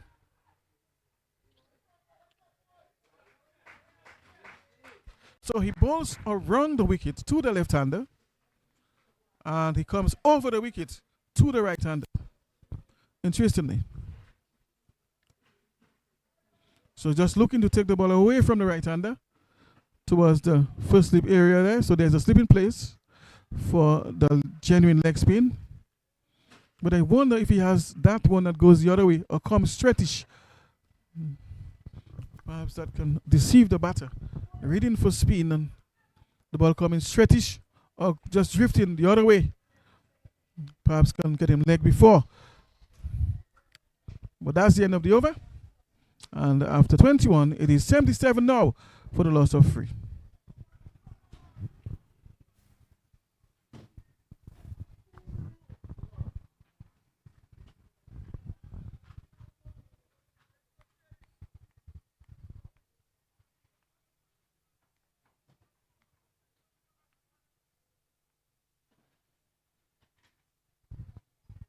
Bright sunshine here at the Benjamin's Park as Hillier stands at the top of his mark to continue his work from the southern end.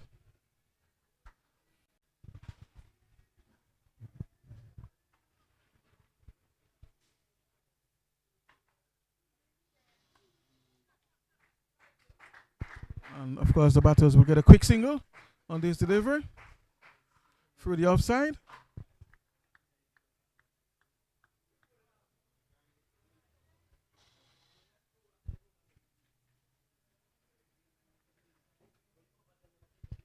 Adams is on strike. Of course, Jordan is just on 7 now. Has been there for some 16 deliveries now. So his strike rate is not the highest. But importantly, he has been there. Let's see how Adams fares out against the spinner. And is beaten all ends of the ball, just going past the outside edge of the bat. So see, it seems as if the batter was beaten by one that didn't turn too much. Perhaps was playing for spin. And the ball went straightish. The off spinner, Hillier. This time driving just to the right of cover. But we'll take one.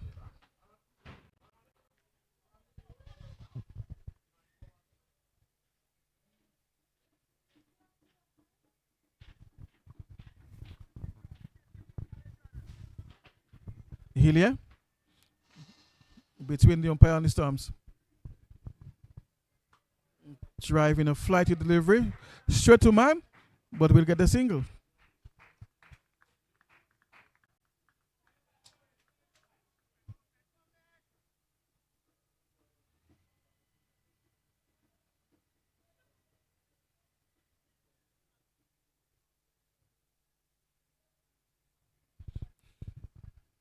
Hillier, flighty delivery, finds the gap, and 2 might be the call. Of course, it was a butted, so 2 was the call. And of course, the idea was a butted. So very good fielding there in the covers.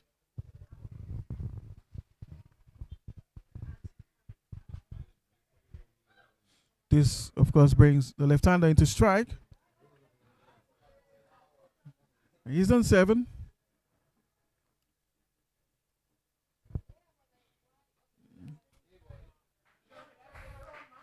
And they, of course, they'll take another single towards the cover point area.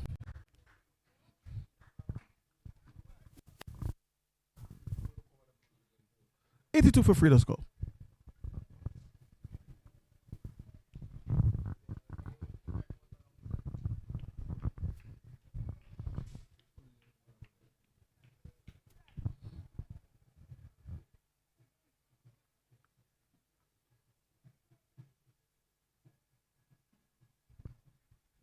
Mitchell will continue operations from the northern end. There's Ron Mitchell. Has picked up the 1 wicket already. And looking to, of course, pick up a few more, I'm sure. And put some pressure on St. Vincent and the Grenadines. Back of the arm. So he's bowling from around the wicket to the left-hander. Creating the angle. Bringing the ball back into the lefty. Back of a length, and the batter is on the back foot. Lovely looking shot there. Found the gap, and they get 2. Well timed shot. You could hear it from the sound of the bat. And piercing that gap there between the man at point and, of course, the man at extra cover. Short extra cover. And beaten there again in flight. A sort of well up delivery, almost Yorker length, I would say. But playing over that delivery on this occasion. Mitchell in search of his second wicket. Good length delivery. The batter is drawn forward, just opening the face there slightly, and they can score. Asking questions now, Mitchell. More questions than previously. And challenging the technique of the lefty.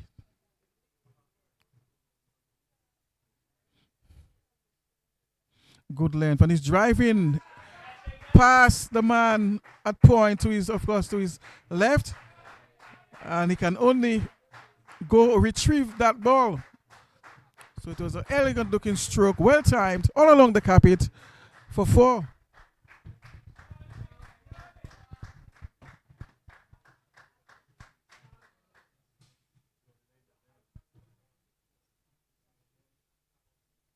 So that area there's a huge gap between point and the extra cover, of course. And the left-hander is looking to capitalize on that gap. There's no man as well in the deep protecting the boundary. Only a man at point, just inside the 30-yard circle. There's long off. In the air, a chance of a catch. Men circling, and the catch is taken. Of course, two fielders almost colliding. But of course, in the end, successfully taking the catch. And Adams has to go. So St. Vincent and the Grenadines losing another scalp. A shortish ball. The batter was attempting, of course, to take full advantage of that towards mid-wicket. Miscued, of course, didn't get the leverage, and the ball landing in the throat of a man posted just inside the 30-yard circle. Of course, there was a collision there, and it seems as if a small injury. So one of the fielders is being given some attention now by the physio. Hopefully, it's not an injury, of course, that will prevent him from continuing play. But such is the game of cricket sometimes.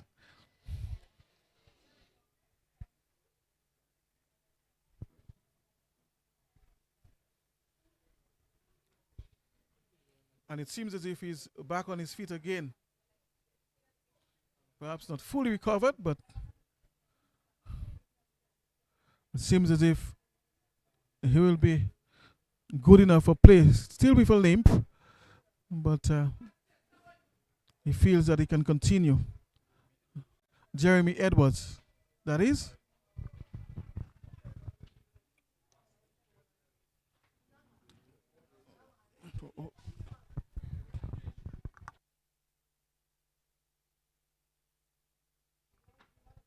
Kevin Joseph is the new batter, replacing, of course, the captain. That's Jordan Charles.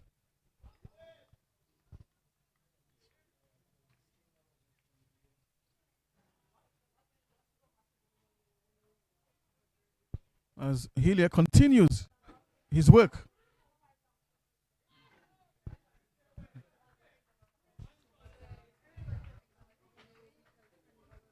So Adams is the man on strike now.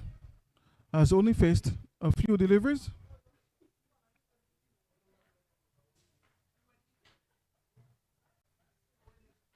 Has faced 8 deliveries so far.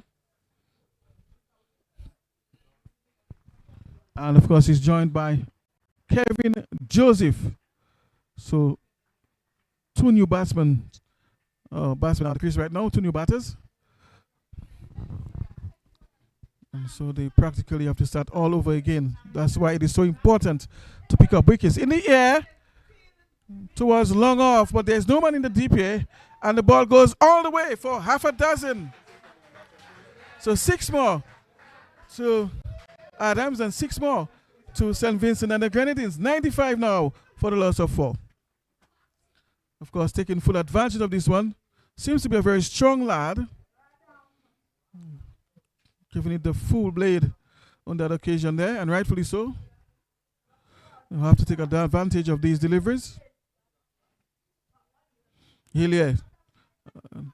This time the batter just guiding this one towards the gully region. And they will very quietly take 1.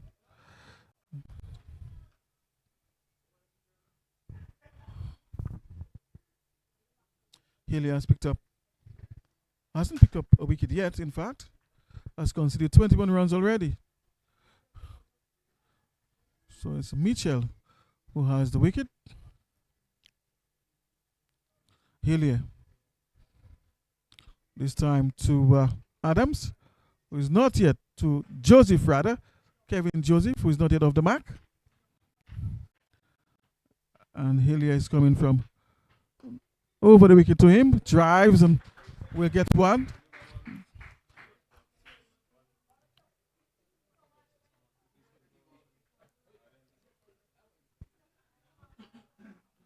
Of course, the single brings the right-hander into strike.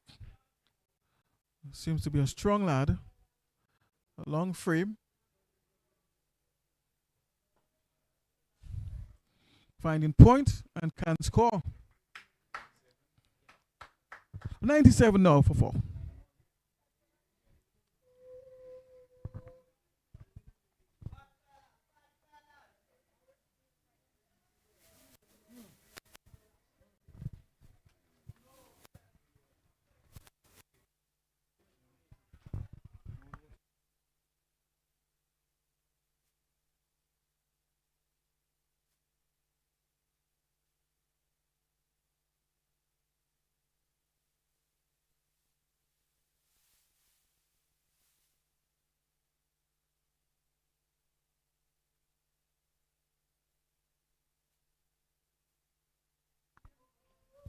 Mitchell will continue from the northern end.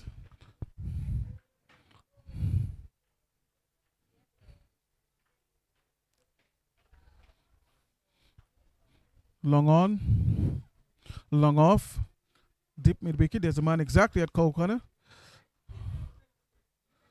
Back of a length and guiding this one towards cover point. A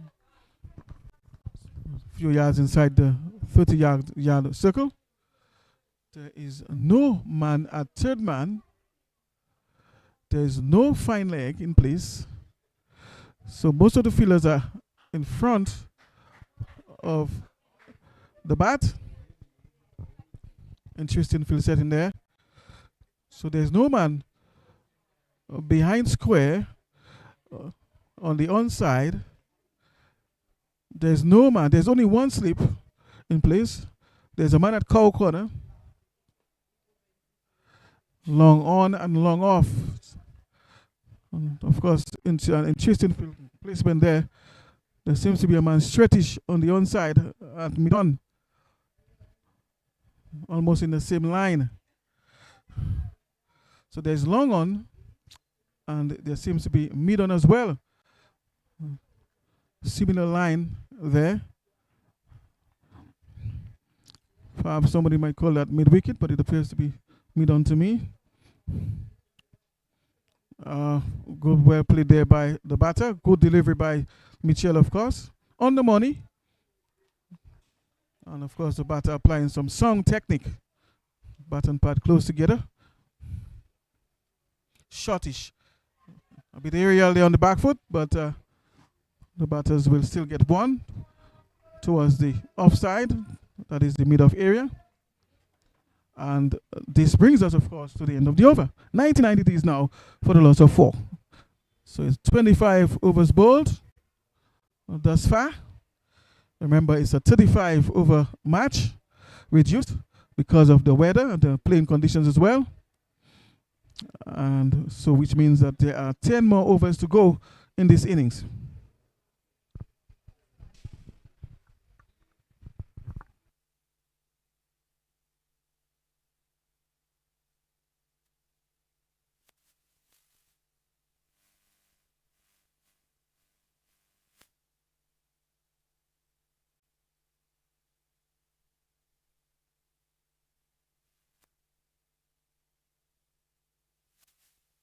Hillier from over the wicket,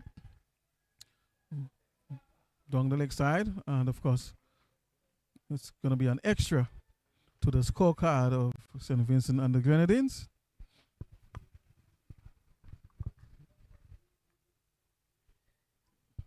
Hillier is coming in from over the wicket, so he's no longer going between the umpire and the stumps. Driving from the inside edge this time, sort of a Yorker left delivery. Dragging this one slightly towards the onside. And they'll get one.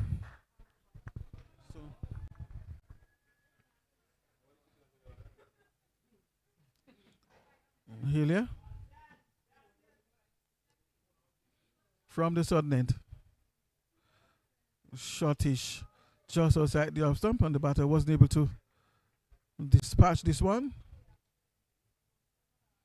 Perhaps it was too close. It was a bit short. Flighted in the air, chance of a catch. The ball going just over the head of Hillier, the bowler. Perhaps with a little more height, could have made that a cotton bowl situation, but that wasn't to be. Ball just eluding him. This brings the right hander into strike now. The man with the power on the back foot, and he punches this one just in front of point in the deep cover point region there. Of course, they'll get a couple. 104 it is now for the loss of 4.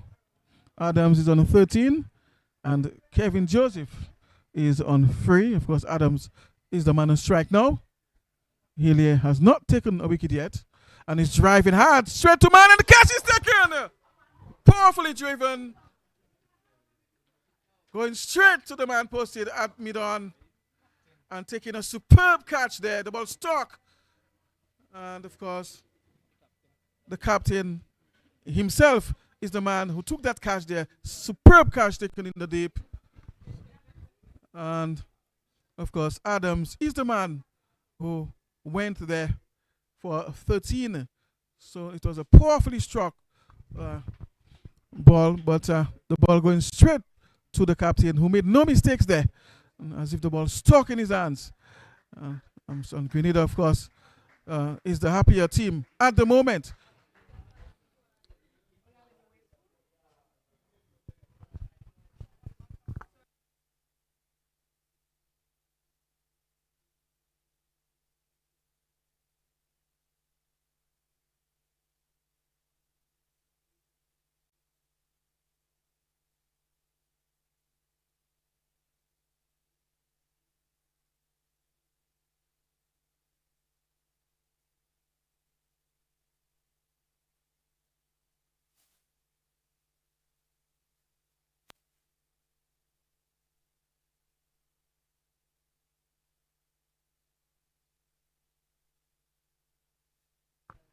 Casado Henry is the new batter at the crease. And of course, he's the man on strike as well. Has partnered Kevin Joseph. Meantime, Hillier will continue. Of course, and immediately causing some problems here to the left-hander. And the batters will take 2 runs on display. So a signal there coming from the umpire. Leg bys. And of course, this also takes us to the end of the over. So after 26, it is 106 for the loss of 5. So 5 wickets down for St. Vincent and the Grenadines. Remember, the story is that St. Vincent and the Grenadines won the toss, and they've chosen to bat first. Of course,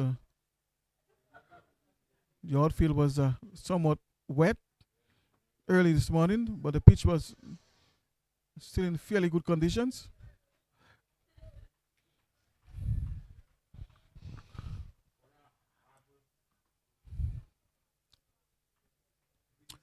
Very good weather now for cricket.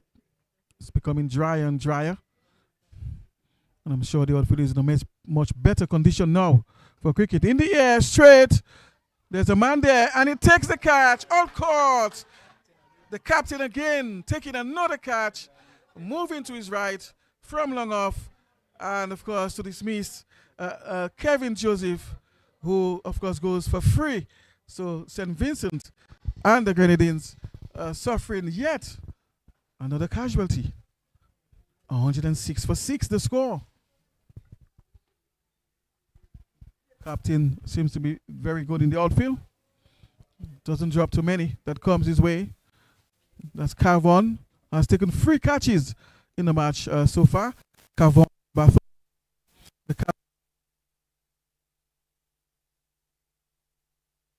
Seems to enjoy his fielding.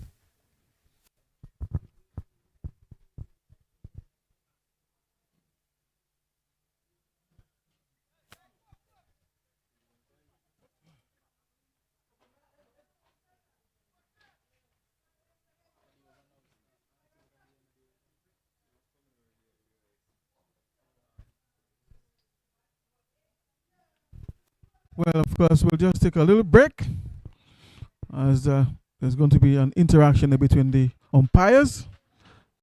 I'm sure in just a few moments from now, we will resume play. So, of course, stay tuned. Don't go away. And we'll be right back, of course, to bring you the rest of the action.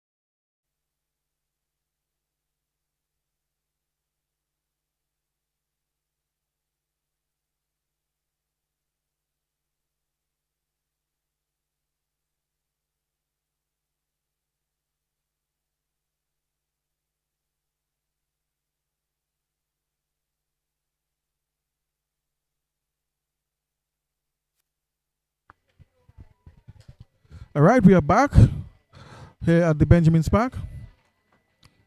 I was just coming from a little break there, a little water break. And Mitchell, of course, will continue his work from the north end.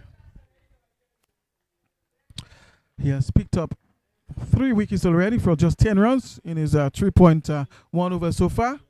So Mitchell has been the nemesis so far of the innings of St. Vincent and the Grenadines. So he's been the man causing the problems with the new ball, or rather with the used ball as a spinner, leg spinner, bowling back of the arm. I haven't seen him produce that ball that goes the other way yet. Perhaps he has a straightish ball, but we'll have to wait and see.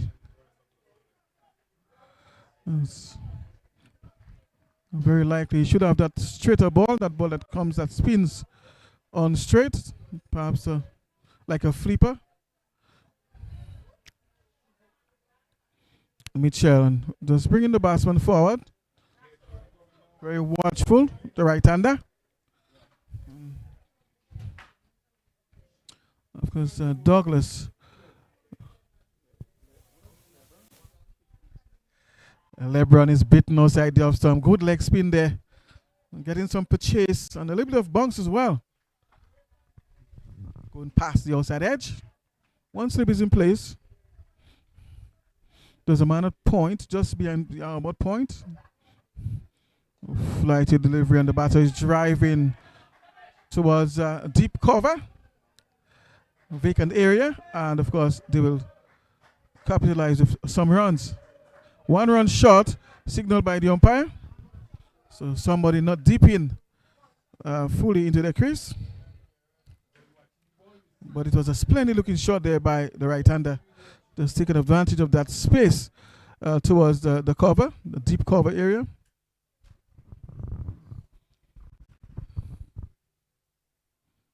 .108 now. It is for loss of 6 after 27. So LeBron Douglas is the new batter in, who has joined Henry.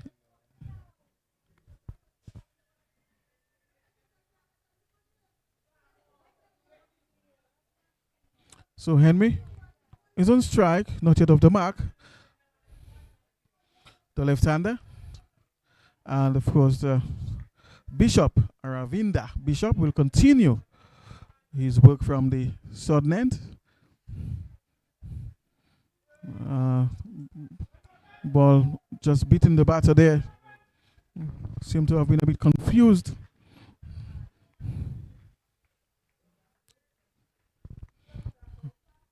Bishop bowling the off spinner now from around the wicket to the left-hander. Punches down the ground, but can only find the man in front of him at extra cover. So there's long off, extra cover. There's point. There's a man in the gully.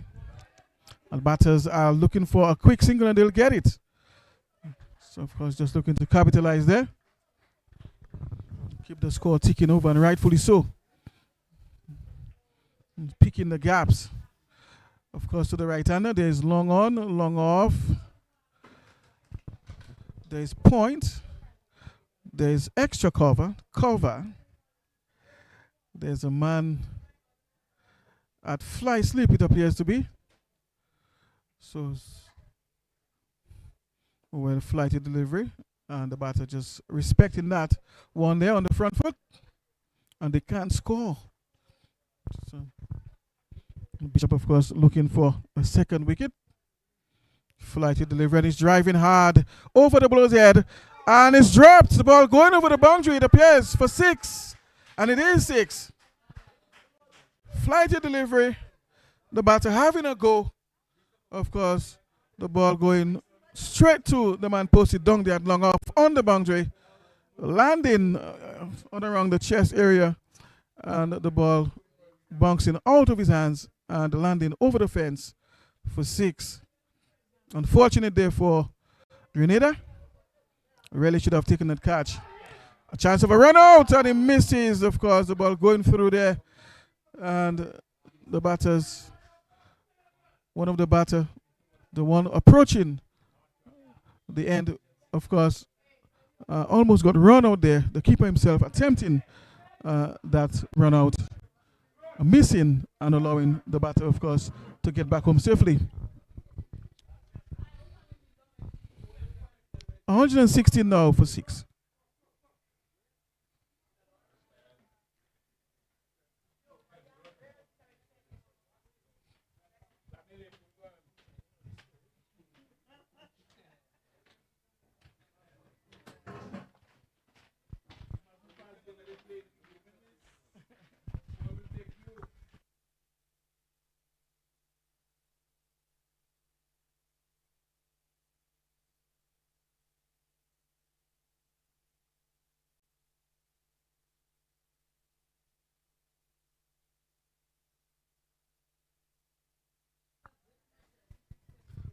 Mitchell behind back of the arm and driving towards the onside, beating that man there at short mid wicket, and they'll pick up, of course, a quick single.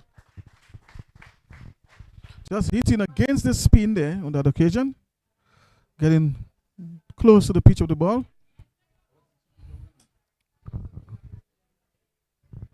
And this brings Henry into strike, who's on 1. Of course, Mitchell picking up three wickets already for just 13 runs. Back of the arm. This one drifts down the leg side. So getting some purchase there, but the line wasn't quite right. And so by the time the ball finished spinning off the surface, found itself down the leg side. Of course, the batter reading that. And this time he's driving in the air over short mid-off, of course, but long off. Of course, makes up for that and does some cleanup work down there.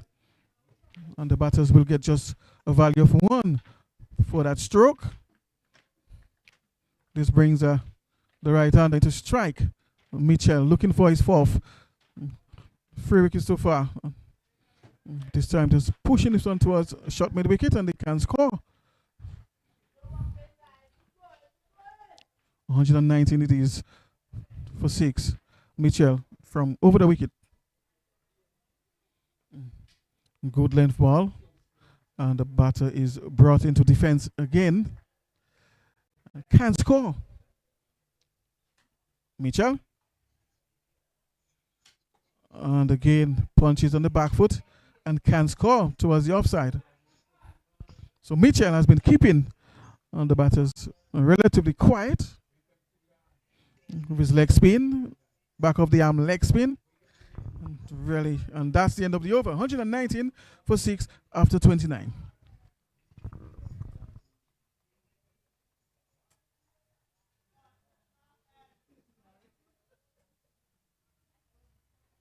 So no signs of rain now as compared to yesterday. And the park is relatively dry enough for play. The pitch is very dry at the moment. So there's been some good evaporation taking place from the ground. The sun is not streaming down fully as earlier in the tournament, but there is still some sunshine streaming down through the clouds. Bishop beating his man there, getting some purchase there, some drift. And the batter was beaten. All ends up. Bishop picked up the one already. He's into his 7th over. Driving towards the onside, but can't beat the man at short mid wicket. Moves to his right quickly.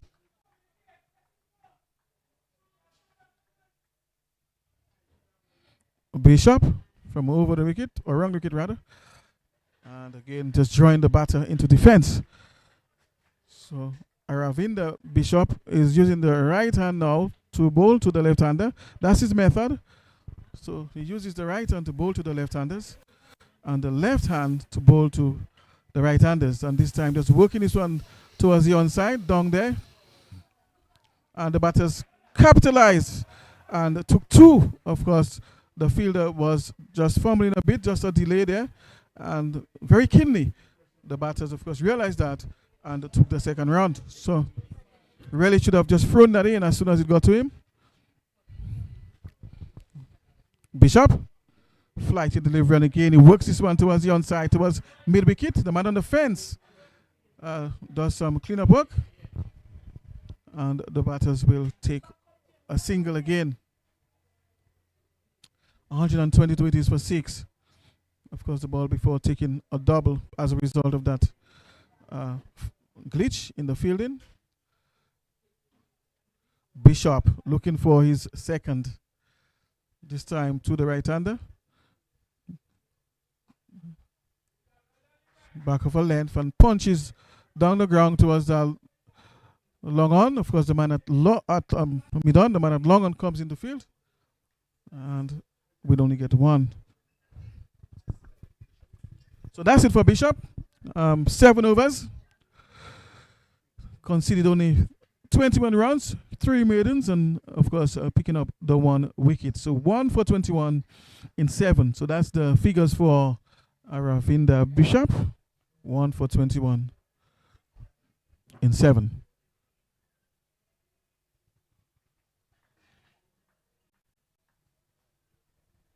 Meantime, Mitchell will continue, and of course, in search of his 4th wicket, has already picked up 3 wickets. Just looking to clean up the innings of St. Vincent and the Grenadines.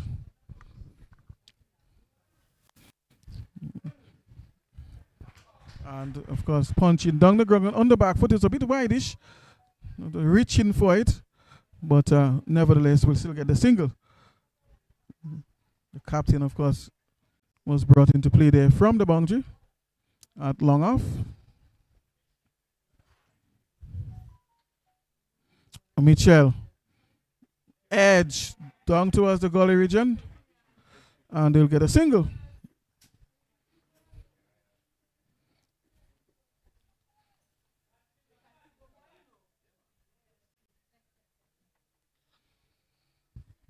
Mitchell, back of the arm, well flighted, good length, and the batter respects this one on the front foot.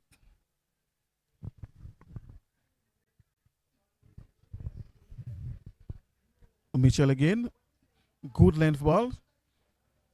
Not as much turns, but it was straightish. On about the stumps at good length. And the batter respects that this time on the back foot. Pushing forward towards mid-wicket, and the batters will scamper through for 1 126 it is for the loss of 6 at this stage. The left-hander is brought into strike. Mitchell shortish, and the batter is on the back foot, and they can't beat the fielder on the offside.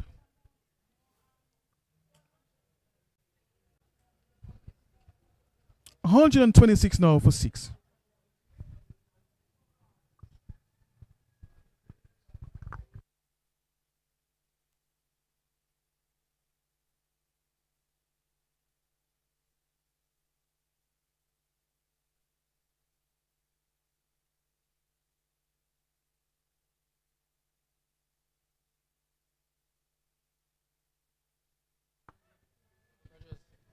So 4 more overs left in this innings of St. Vincent and the Grenadines. Remember, this is a reduced 35 over match. And St. Vincent and the Grenadines, of course, won the toss and decided to have the first knock. And currently 126 for the loss of 6 wickets. Just 4 more overs left, and I'm sure they'll try and capitalize and try and push the score. So I'm sure that must be the conversation or the discussion just a while ago between the two batters. Of course, look to push the score from here and perhaps try to get up to the 160 mark thereabout in the remaining 4 overs. And this one is worked away towards mid-wicket, and the batters will take 2. Good running and good fielding as well in the dip at mid-wicket there. Good throw. So good all-round cricket by both teams. The off-spinner, flighted delivery, and he's driving hard down the ground, but will find long off and are restricted to just a single.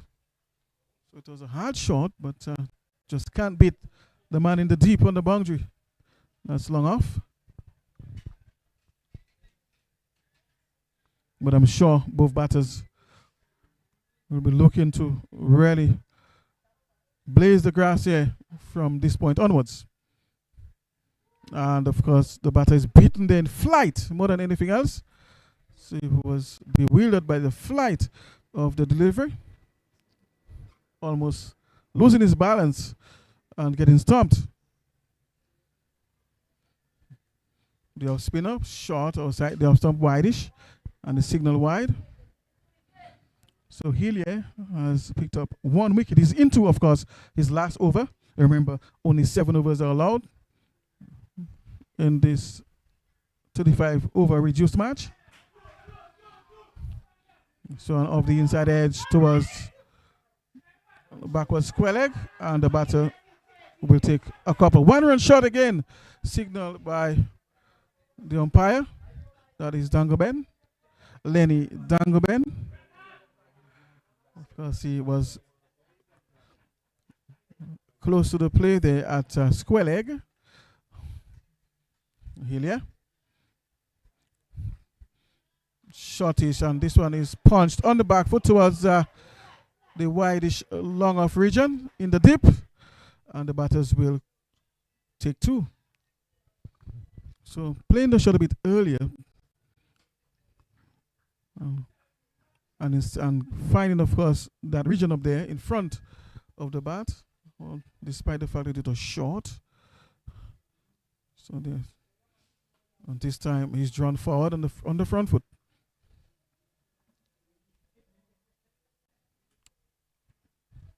$133 for 6, the score. And of course, that's the end of Hillier's spell of 7 overs. No maidens, conceded 34 runs and picked up the 1 wicket, had an economy rate of 4.9. So 1 for 34 in 7. So that's the bowling figures for Shamel Hillier. So he has come to the end of his bowling spell.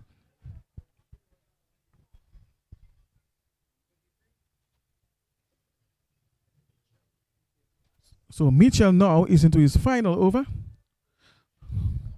The leg spinner, who has picked up 3 wickets so far. So he's into his final over. Desmond Mitchell, the leg spinner. And this one is connected, and no one is able to field this one. Out of the ground for the maximum. 6 more. And of course, that was a no-nonsense shot. The ball came in his arc and giving it the treatment. And that takes, of course, Douglas to 21. 139.6 the score. So just looking to open up his arms right now, to use the long handle, as it were. And rightfully so, of course, he really needs some more runs at this moment. And this time comes forward. So although he's looking to push the score, it appears that he's still been selective. Back of the arm. And he goes over the fence again for the maximum. Low full toss. And of course, giving it a full treatment all the way for half a dozen. So taking advantage, of course, of the boundary scoring opportunities. And of course, getting the maximum on the last 2 deliveries. And rightfully so. Of course, they need some more runs now. 145 it is for 6. Shortish, and just looking for the single. And they'll get it. So, milking the bowling, picking the gaps, taking the quick singles. And whenever the opportunity, of course, to clear the fence presents it themselves, of course, he capitalizes. So, a very good approach there by the batter. Gives it the full treatment whenever the ball comes in his arc. And that is required more so than ever before. Of course, they need some more runs to post a strong total on the board for Grenada.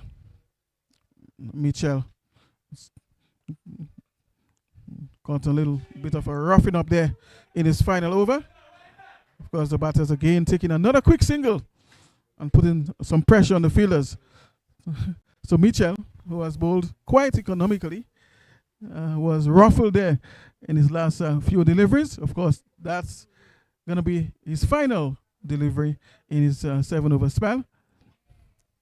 Let's see what happens with his last ball.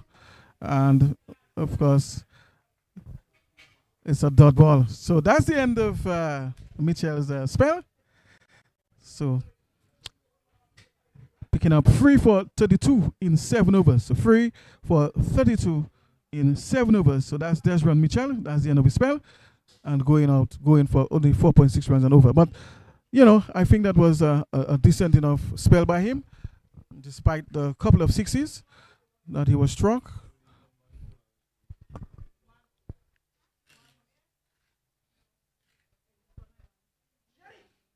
So it's going to be interesting to see who the captain brings on now. It appears to be Jeremy Edwards, the man that is going to take on the attack. So we are coming to the end of the innings of St. Vincent and the Grenadines. They are currently 147 for 6. Just approaching now, just 3 runs shy of the 150 mark. And of course, Henry, who's on 10, is the man taking his guard now and is on strike. A left-hander. So Edwards, of course, comes back into the attack, having bowled 5 overs already for the 1 wicket. Left arm fast medium, and this one is whipped towards the onside, towards mid-wicket. Effortlessly, very easy shot, and this one sailed away for 6. As easy as you like. Very risky shot. Just flicking this one all over the fence for half a dozen. Of course, the bowler just missing his line and length, of course, and the batter capitalizing on this one. And this time driving towards the cover region. And they'll come back for 2 runs. So, of course, Henry is looking to push things now. And he quickly races to 18. 155 it is for the loss of 6 wickets as the left-hander settles into his stance now, as he crouches into his stance. Edwards having a go at this one and missing the ball going past the outside edge. So just throwing the kitchen sink at this one there and not making contact. And it appears to be a no ball. So it's going to be a free hit. An opportunity, of course, to cash in on some runs here. So Lex McLaw, the standing umpire, is the man signaling the no ball there and free hit. And, of course, the batter has a chance now to get this ball away. A low full toss. Driving towards the onside. The catch is taken, but he will not be out as it's a free hit. But they'll get one.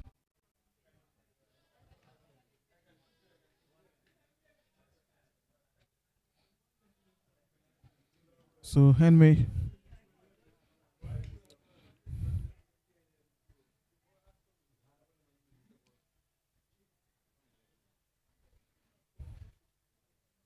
Douglas is on strike.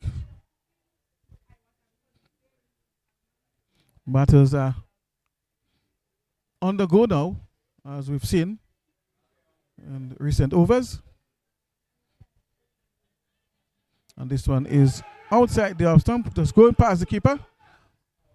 And the batters, of course, will come back for a second, what appears to be wide.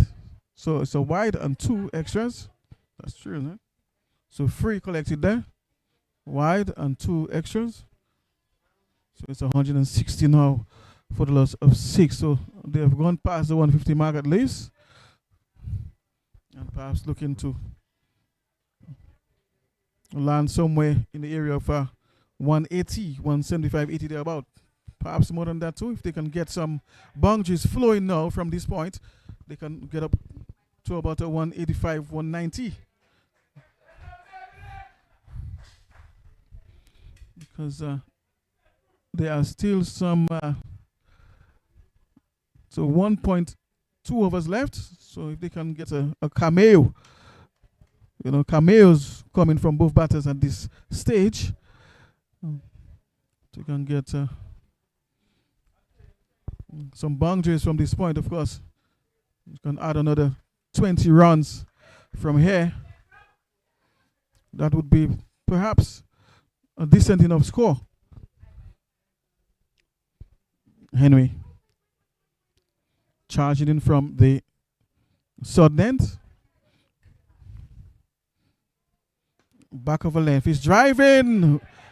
And the ball falling in no man's land. And they'll get one. Not quite timing this one.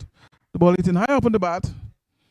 And of course going over the head of the man posted at short mid-wicket there. Of course the man at long on was attempting to also take the catch. So both men converging on that ball. But the ball, of course, falling between them.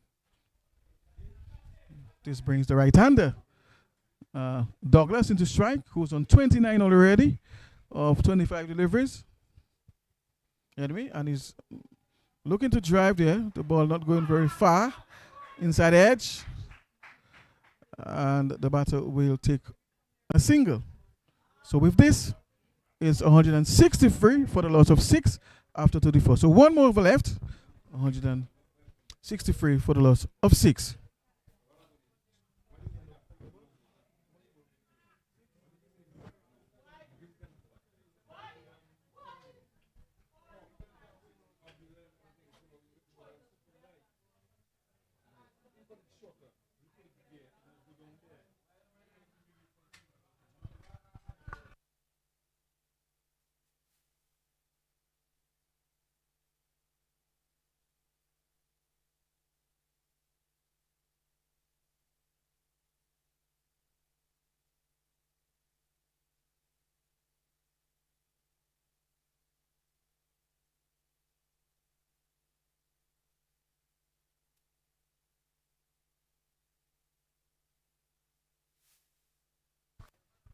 John Henry from the Northland. High full toss. And it's a no ball signal by the umpire. The ball going into the fence. And it's a boundary. And the umpire, of course, signaling 6. So that ball was high. The batter attempting to pull this one. And the ball coming off the shoulder of the bat. And, of course, traveling all the way over the fence for 6. 170 it is now.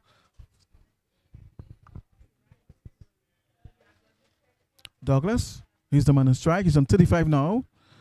And Henry, good length ball, inside edge towards mid-wicket. And the batters will come for 2 runs. So they're having a go now, the batters. And rightfully so. This is the final over. So you have to try and cash in as many runs as possible in this final over.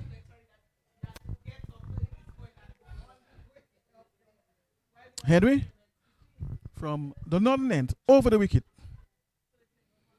Driving, not quite timing this one. The man on the boundary, the captain, moves into field and, of course, restricting the batters to just 1. Captain Cavon Bartholomew doing some good work there and discouraging, of course, the batters from taking the second run. So very good fielding there by the captain coming from the boundary. But both batters are on the go now, just looking for boundaries and runs. Driving splendidly all along the carpet, but towards the long off, and they are attempting the second, and they will get it.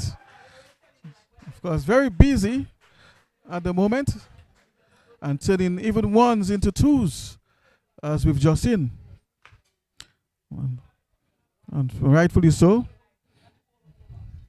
175 for 6, as the medium fast bowler makes his way into Henry. Henry is driving again to the man near the wicket, and even that they could not prevent. So it's another run. It appears to be Wickham, the fielder.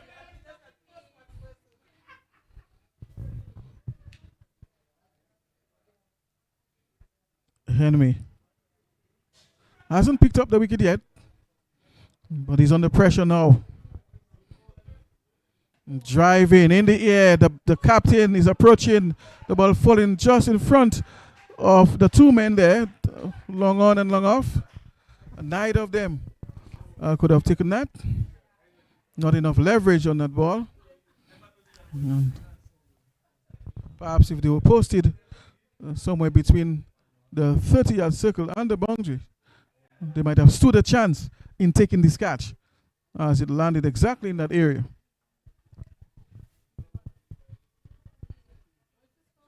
A low full toss, and he's working this one towards the onside. And of course, they'll come back for a second. Misfield there on the pitch, and the batters will cross for another run. So it's 181. So St. Vincent and the Grenadines will end their innings on the 181 for the loss of 6 wickets after 35 overs. Of course, Henry getting 23, and we cannot forget Douglas, who had a decent cameo there, 44 of 32, really impacting the scorecard of the innings there for St. Vincent and the Grenadines. So that's the end of the innings of St. Vincent and the Grenadines, and you could hear, of course, the applause coming from the dressing room of St. Vincent and the Grenadines. They are quite pleased, of course, with the way the batters towards the end went about their innings, really, jacking up their total to something that is decent enough. And I'm sure they will feel that they will be able to defend that score against Grenada. But we will have to wait and see, of course, how the second half of this innings unfolds, as Grenada will be making their way towards the middle, of course, to try and get those 181 runs. So 182, of course, for victory. So, well, we will take a short break. And, of course, when we return, we will, of course, bring the live action of Grenada's reply. In the meantime, stay tuned.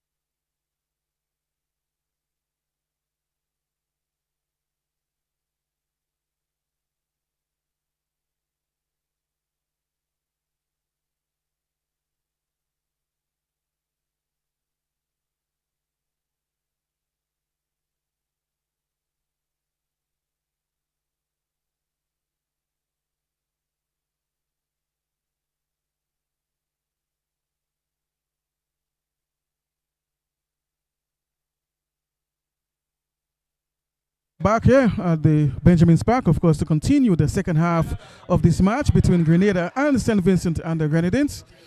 St. Vincent and the Grenadines, of course, posting 181 for the loss of 6 in the allotted 35 overs, which means Grenada will need 182 for victory.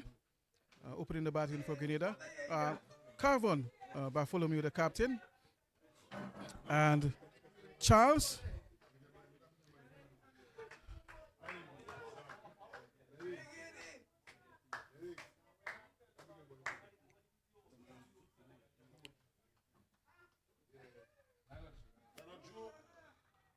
Of course, Charles is the man on strike now, and Glasgow is the man who will open the bowling from the non-net, and he's operating from around the wicket. First ball, or rather over the wicket.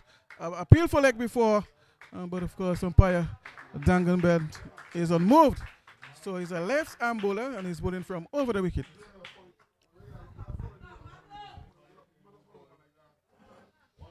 So first ball, of course, and already posing difficulty to the batter. Rapid him on the pads. Seems as if it was a Yorker length delivery, well up, actually, pitched up, and allowing the ball to do the work.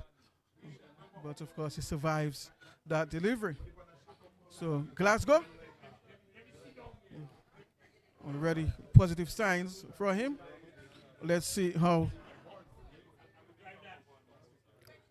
the captain fares out to his, and of course, just very watchful there, allowing this one to go by wide.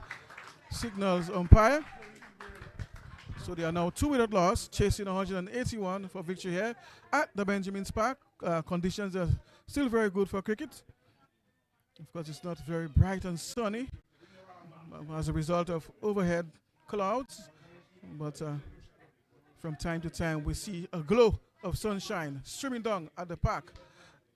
It's not consistent, but of course there is still some very good weather here, I would say, as the left-hander makes his way from the non-net. Back of a length, driving the ball, peeling off the edge and going towards backward point. And the batters will only get one. Just having a go there at this one.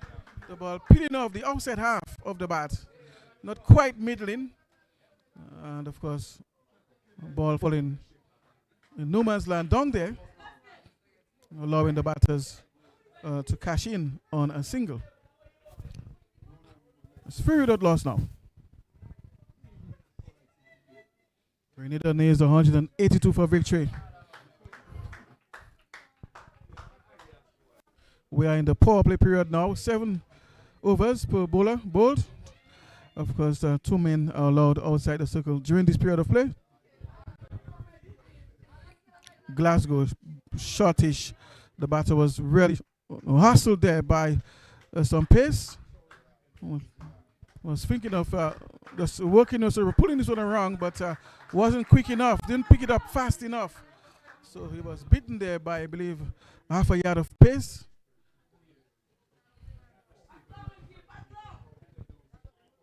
And of course, this brings the captain, Carvon Bartholomew, into strike, the right-hander. So it appears there are 2 slips in place. There's a third man in the regular position, point, and the captain is in defense there, bat and pad close together, and they can score. Mid-on inside the 30-yard circle, and there's mid-off as well inside the 30-yard circle. There's a deep fine leg. I think he's one of the men who is outside the circle, the restricted area. And of course, third man is the other individual down there in the deep on the boundary. So both men are on the boundary, and everyone else, of course, is inside of the circle. Of course, the power play lasts for 7 overs. Glasgow, back of a length, and the batter was ruffled by this one there. Didn't look very comfortable at all, the captain, on that short ball. Of course, the bowler, Glasgow, bending his back, extracting some bungs there, threatening bungs, I must say. And the batter, for a moment, looked doubtful. Really didn't know how to play this one very well. So, of course, I'm sure we might just see a few more of these short pitch deliveries to the captain, seeing that he appears to be a bit suspect. And so he might just want to surprise him with a few of these. Well up, and he's driving hard towards the offside, opening the face slightly, all the way. The ball travels all the way for 6. So it was ruffled in the previous ball. The next ball was pitched up, and it was driven over cover for 6. You won't see it get too much better than this, I guarantee you. You would think that the batter, of course, would go into his shell after the previous ball when he was ruffled by that short ball. But instead, of course, showing some bravery and having a go. As you will see, really showing some balls as a batter. And of course, that is required when you're going up against fast bowlers. You have to have that that boldness and that bravery. You cannot be bold into your shell as an open batsman. Glasgow. Outside the off stump, and he ignores this one.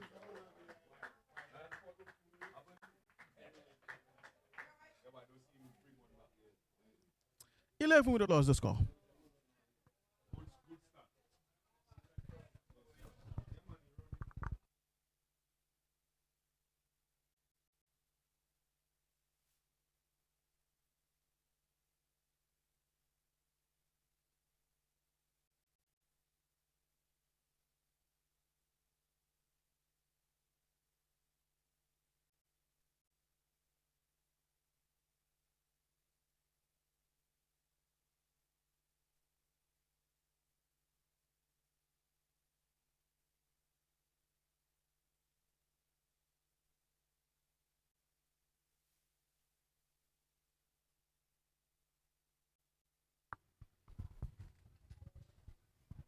Casado Henry is the new bowler.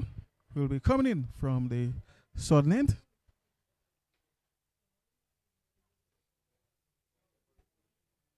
And of course, Rakim Charles is the batter to receive.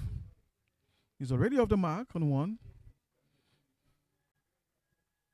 Of course, this pair just looking to give the team a good start, good foundation, set of good foundation.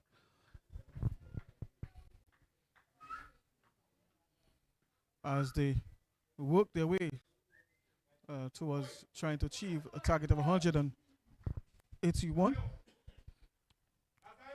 Of course, Henry just aborting his run there at the last moment. And that's the right thing to do, of course, whenever you sense as a bowler that something is wrong. If you're running, perhaps you're out of timing, or perhaps you may slide or miss your step. The right thing to do is abort the run and go back to the top of your mark. And this one is passing outside edge of the bat. Just going past the outside edge. Good length ball.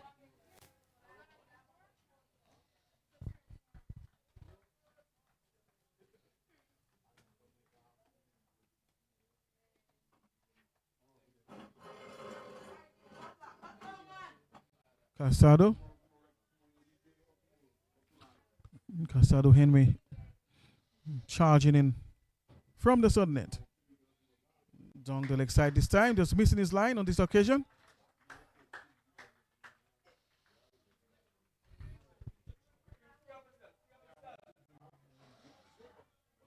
And of course, the batters having a little conference in the middle. Of course, just providing some guidance to his partner.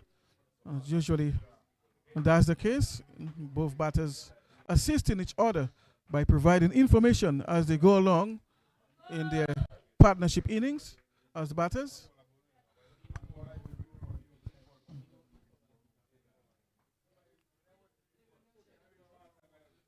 Casado.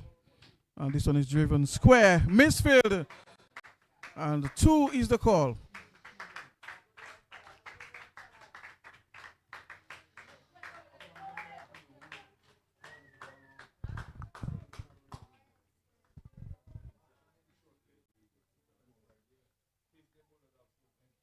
Rakim Charles is on strike now.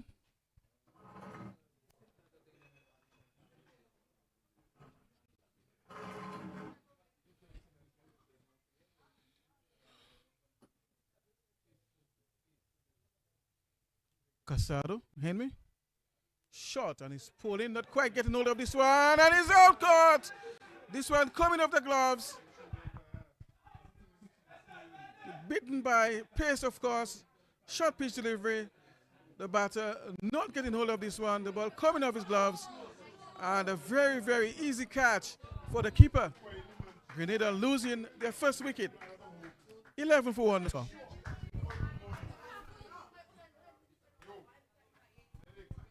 So short, of course, and the batter wasn't equal to the task. Didn't time it.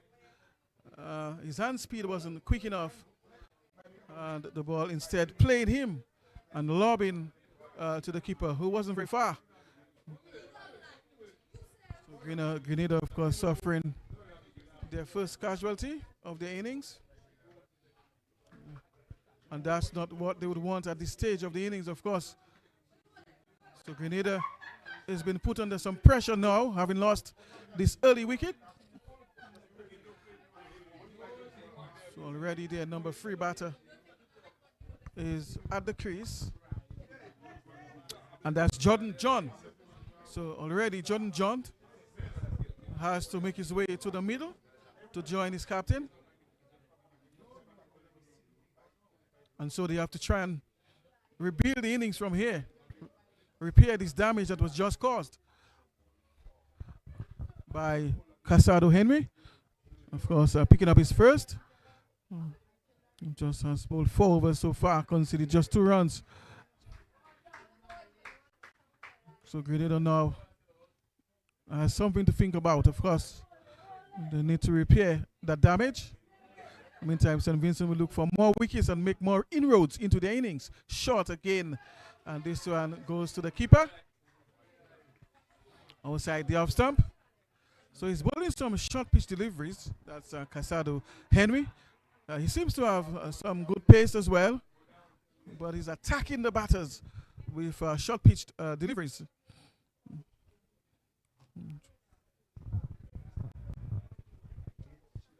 And also keeping the ball close to the players. So cramping them for room as well. So he's bowling short, but not short and wide.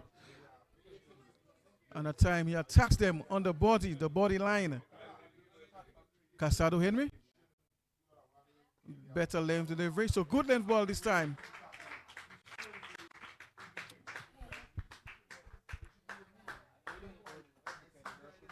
So after 2 overs, it is now 13 for the loss of 1.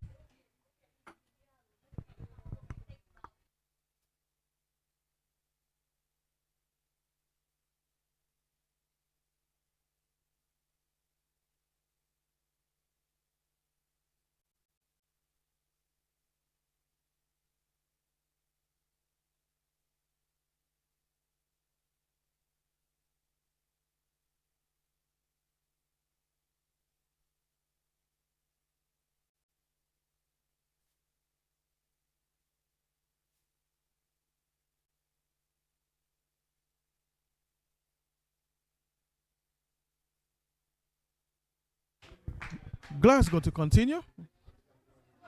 Of course, he has bowled 1 over so far of the 2.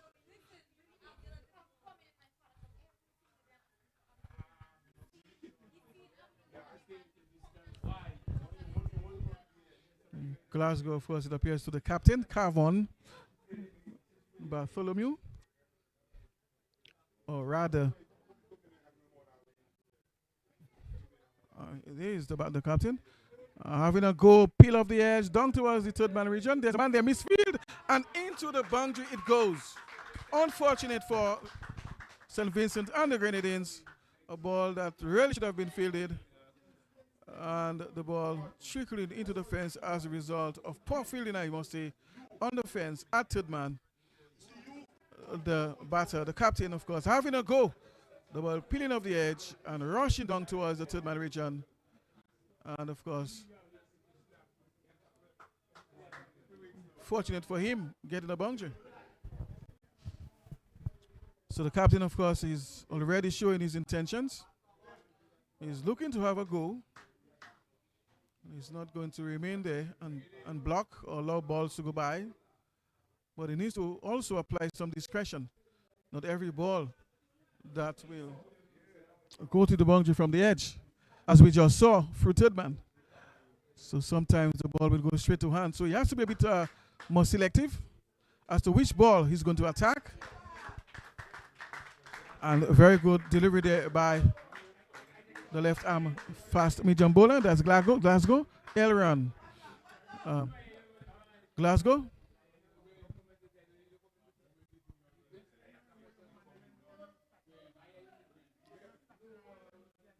The captain is already on 11 of 7 deliveries. That's a very good strike rate. And that usually is the case for Bartholomew. Usually has a good strike rate. And this time on the back foot, but straight to man. So he's looking to push the scoring.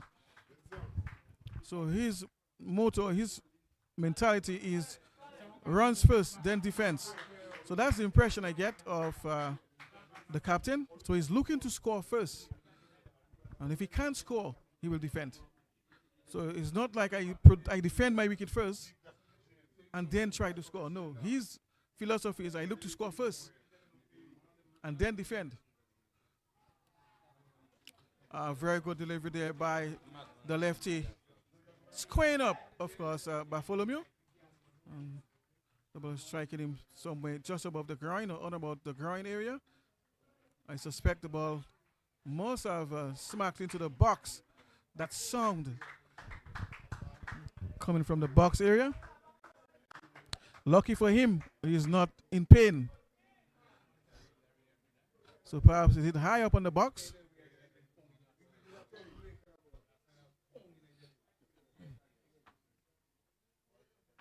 Glasgow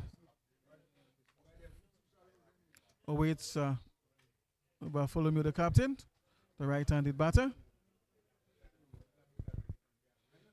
Good length ball, and the captain, of course, plays defense and can score. So, of course, Grenada is under some pressure now, having lost 1 wicket already. Just looking to rebuild innings at this stage. Meantime, St. Vincent is looking for another wicket, another inroad, of course, to break the back of their innings very early, especially the top order.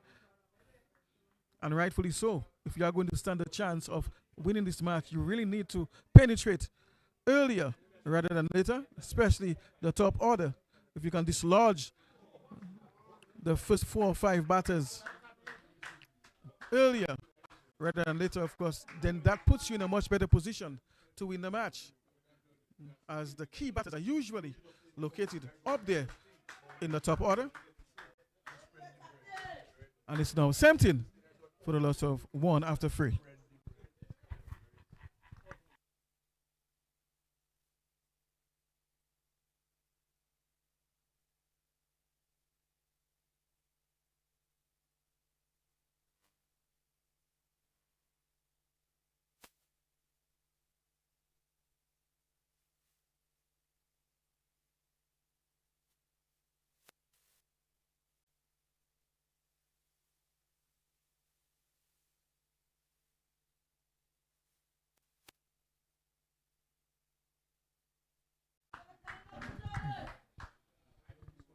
Casado continues from the short end.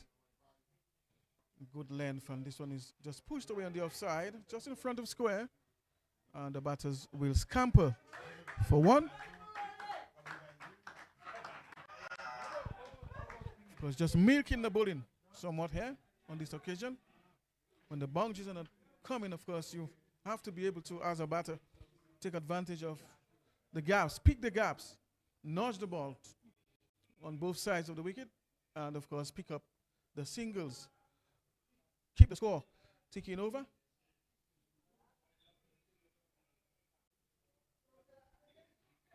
Casado, meantime, waits at the top of his mark, and the captain, of course, will look to push the score as he has been doing already. That's Carvon Bartholomew. Very busy batter and always looking to score. Looking to play shots as we saw in some of his previous innings. Casado. Shot, and wow, this one was pretty quick. The captain looking to pull, but he was nowhere near that. So that was a genuine bouncer from Casado Henry. And of course, the batter wasn't able to handle it. This lad seems to have some wheels. That's Casado Henry. He seems to be a yard of pace quicker than his peers, especially his shorter, threatening deliveries. He seems to hit the pitch real hard. Casado. Not a very, very big man, but can generate some pace, and this one is on about the stumps. Chance of a run out by the bowler himself, but the batters, of course, making it safely home. So, of course, this one is a bit slower. Just changing his pace on that occasion. On about the stumps. And the batter was equal to the task in defense. And, of course, taking a quick single there.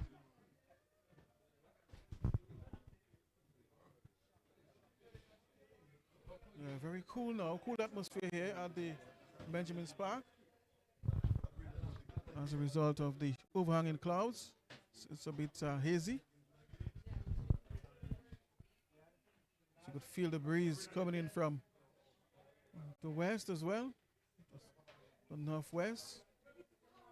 Casado again aborting his run there on this occasion.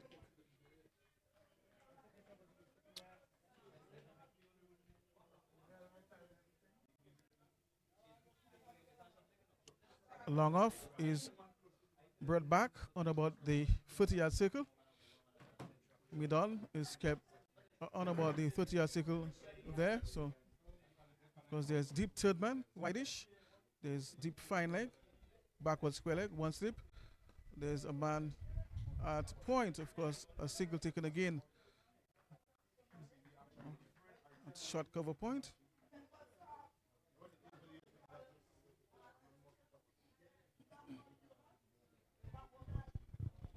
So not many fielders in the covers at the moment. So there's mid-off, there's point. So there's a man posted somewhere between cover and extra cover, more towards extra cover. Back of a length in the air. He's driving on the front foot. And third man wide is brought into play. One more to the scorecard. So they move to 21. 21 it is for the loss of one. Of course, Grenada chasing 181 for victory here at the Benjamin's Park.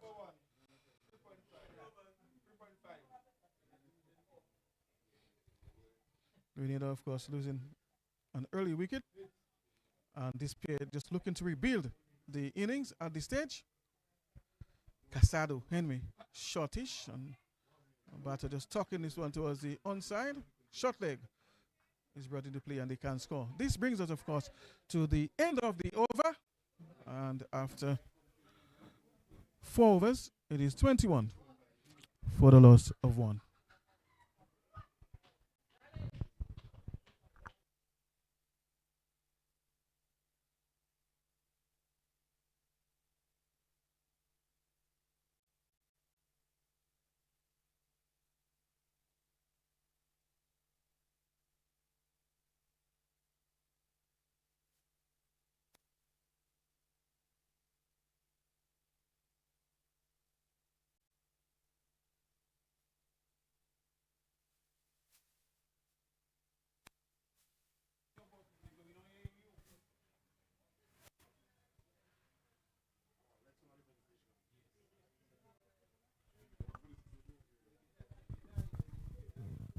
Glasgow to continue from non-net.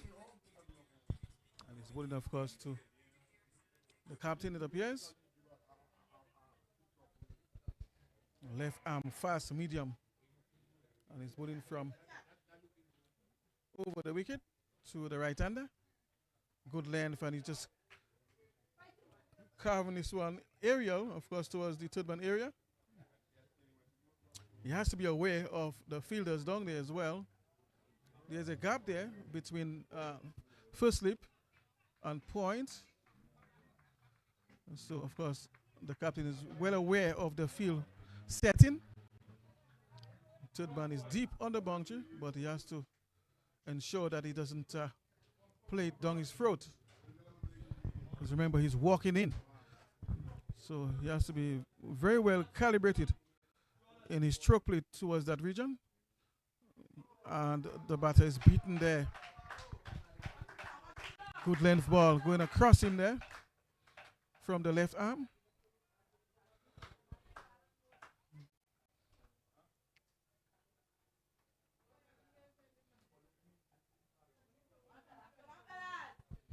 So Charles is the man. Of course, Jordan John actually, pardon me. So Charles was the opener who went already. So Jordan John is the man on strike. Drive in, but straight to man, and he's out caught. Near the wicket, on the offside, of course. There's a man posted there in the cover region, and he could only find him. And that's the second wicket down for Grenada. 22 now for the loss of 2.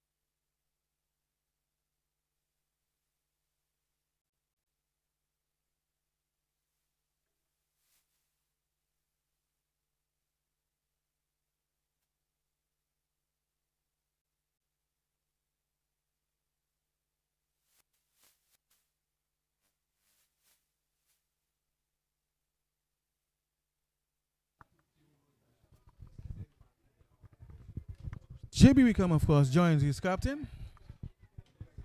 Had a long knock in his last outing. Jamie Wickham. So his team is in trouble now. Of course, I'm sure they would want him to spend some time at the crease, but push the score along. I think that was the drawback to his innings, the last innings that he had, where he scored some 20 runs thereabout with 60 deliveries.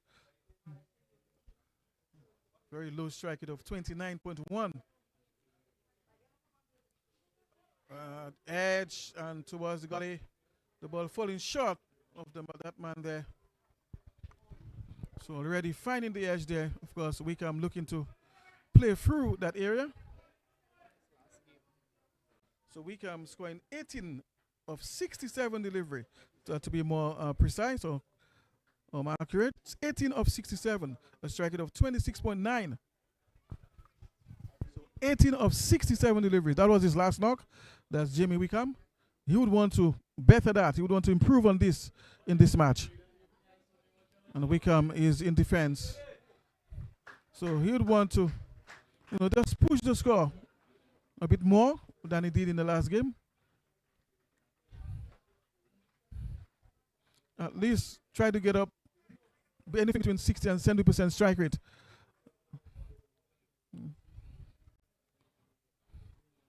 To provide, I would say, better support to his captain, Carvon.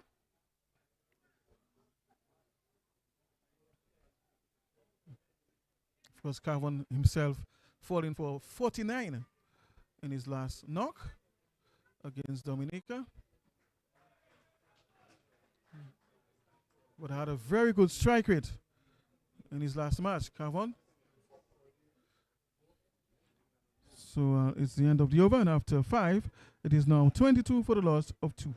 Of course, they need 160 more runs to get of 180 delivery. So 160 to get from 180 deliveries. So, but they would need to push the score. Wickham really needs to do differently in this innings, along with his captain.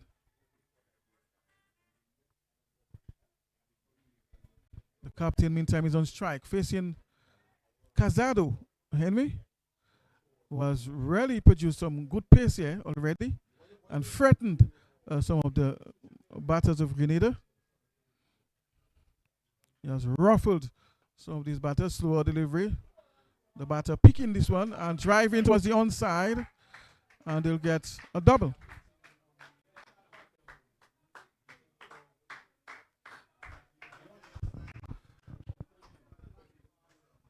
So as the captain just picking this one up very early, that a slower delivery.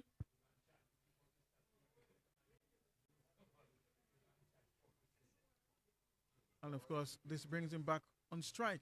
Let's see what Henry has up his sleeve this time.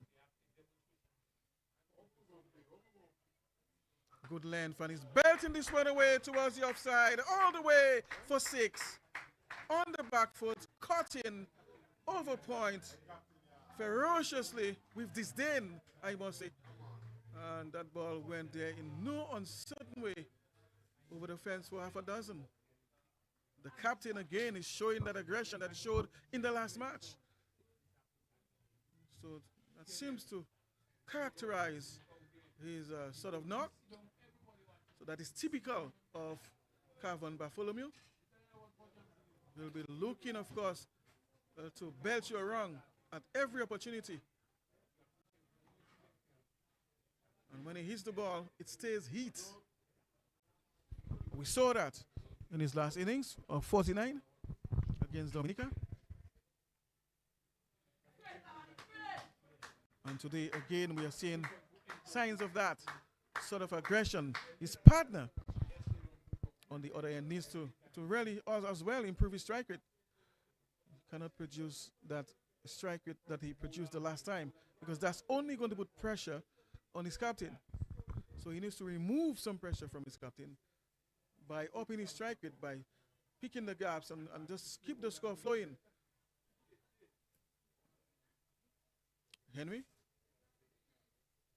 Short, and he's belting this one up over cover, and it went for another 6 more to Bartholomew and 6 more to Grenada. Not the most orthodox shot, this one. Almost like was baseball, so to speak, over cover. But such is the power of the lad, the little lad. He's not a big man in stature. Physically, doesn't appear to be much, but I can tell you something. He really has some power. Really exploded off his bat as that ball disappeared over the fence. So the captain, of course, continues from where he left off in his last innings. And already he's on 28 of 18 deliveries. So the captain is really motoring on now and really looking to take the St. Vincent bowlers apart. Short, and this time he just allows it to go by. So Casado goes back to his bouncer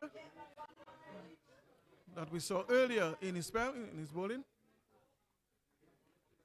Because realizing that the captain is in no nonsense mood, of course, goes back to his threatening delivery to try and restrict the captain and possibly get him out, because he's appearing to be a very dangerous player right now for St. Vincent. And so, of course, that forces Casado back to the bouncer perhaps the back of a length and delivery. Slower ball, and the ball is going down the leg side. So really showing some intelligence there in his bowling. Bowling a slower delivery this time. And just trying to deceive, of course, the captain into a false stroke. Perhaps have him playing before the ball gets there and have him trapped like before, or bowled if he misses on the stumps. So all these are possibilities. So very smart play there by Casado. Again, drifting down the leg side.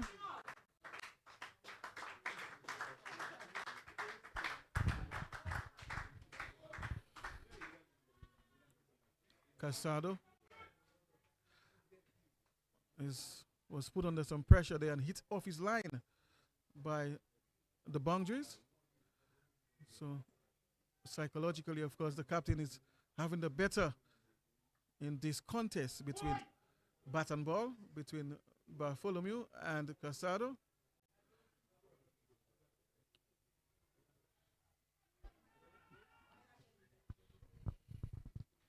And this one going through there, it appears to be just slightly drifting down the leg side. Of course, the captain looking to work this one around his hips. And the ball must have brushed perhaps his shirt or something there on his way by. Hence the reason the keeper, of course, was appealing. So there was a stifling appeal there by the keeper. Casado Henry. Short pitch delivery. And the captain looking to pull there, missing. So that's his go-to delivery. The short ball. And of course that takes us to the end of the over. 38 it is for the loss of 2 now after 6.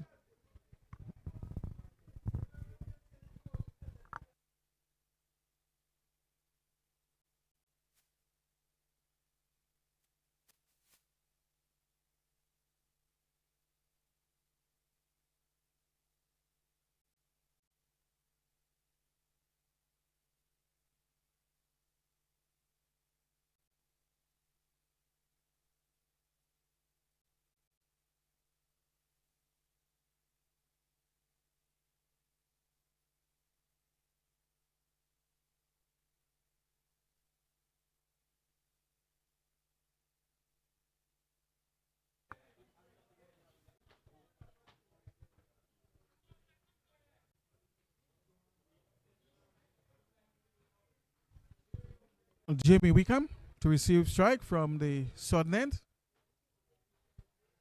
And it's Henry, of course, who continues operations from the northern end, of course, just butting his run there. The left-hander looking to add to his tally of wickets.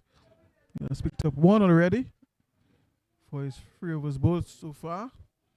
No maidens, and conceded just 15 runs. So the left-hander just looking to make some further inroads. And a lovely shot, but straight to man, and they will get the run. So a fine-looking stroke there by the left-hander, well-timed. But, of course, finding the man at mid-off.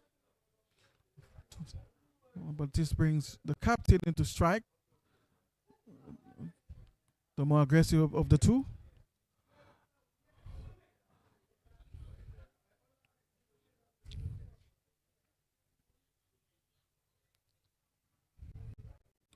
And it seems as if the left-hander, that is Glasgow, is posing more difficulty to the captain, who has already unleashed, as we saw, the boundaries. But we've seen him struggle a little bit to his bowling. So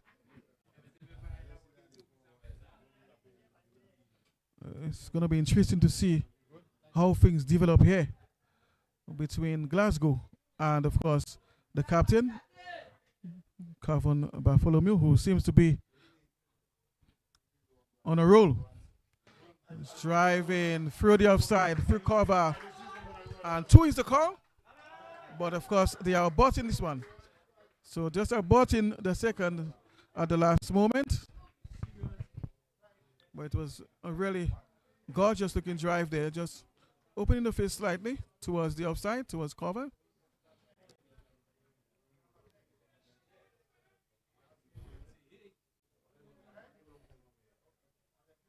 Wickham, of course, is brought back into strike, the left-hander, Jamie Wickham, that is.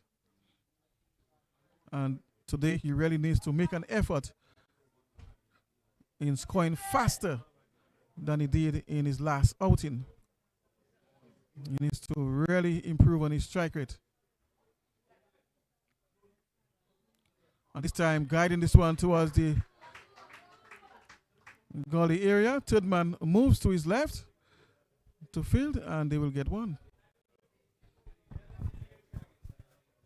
41 now for 2 after 6.3, of course.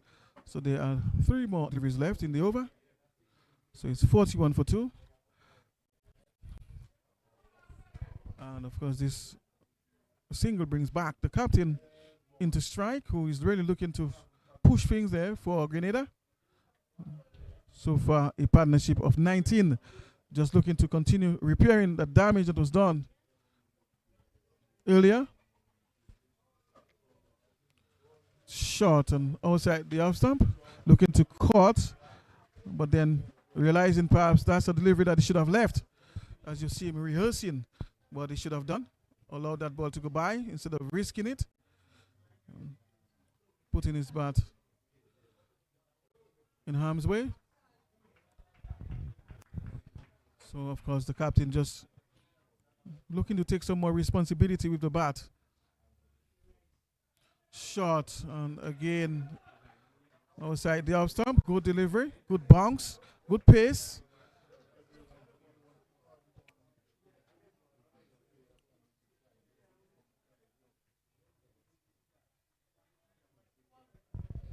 Glasgow, like I said earlier, is the bowler who seems to be posing more difficulty to the captain. So he's certainly somewhat of a challenge to him. Needs to concentrate and make the right decisions to Glasgow.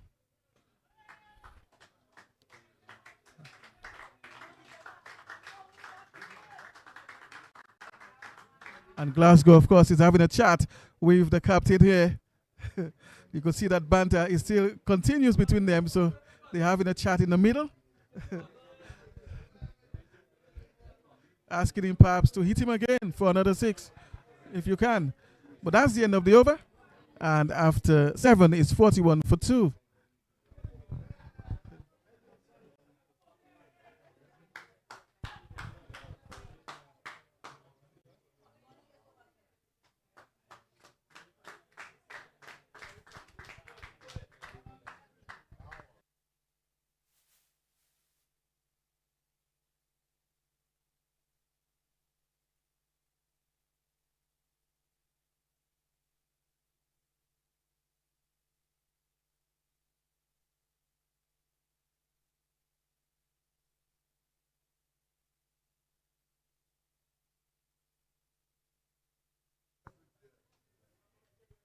DeAndre Dugan, the new bowler, into the attack. And he'll be coming in from the southern end of the ground. That is the highway end. And of course, Wickham is the man on strike, the left-hander, the bigger of the two.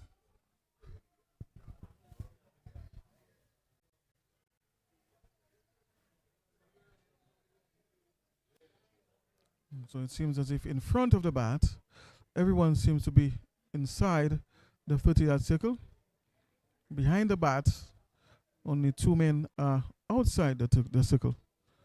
Because you have deep fine leg and third man straightish.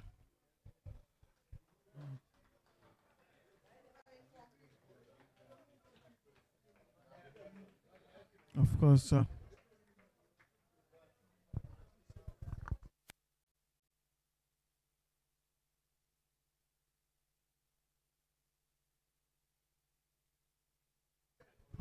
course, it's the end of the power play. 7 overs bowled.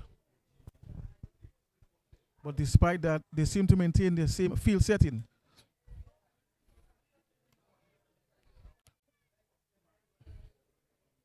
Dugan, short, and Wickham guides this one over first slip towards third man, and they'll get one. So just guiding this one and playing over the head of first slip.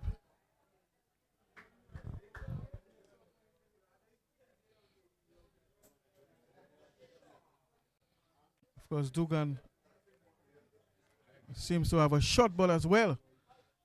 Seems to be looking to be aggressive and threaten the batters, perhaps force them to make an error with his short pitch bowling and pace.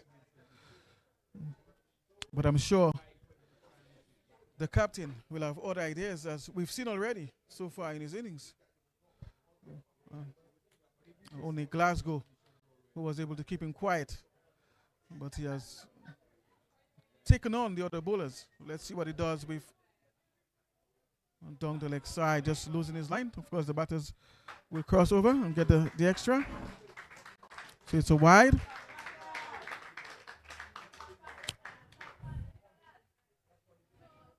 So the captain moves to 29, and his partner Wickham is on 3 of 6, strike it off 50%. He needs to increase on that. So not a bad start compared to his last knock, but he needs to maintain or increase the strike rate of 50% or 50. Dugan from around the wicket, short or back of a length outside the off stump, and Wickham ignores it.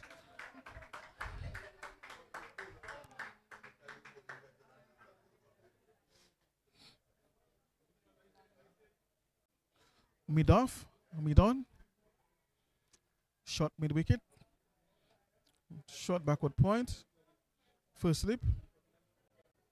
There's a man at short cover point.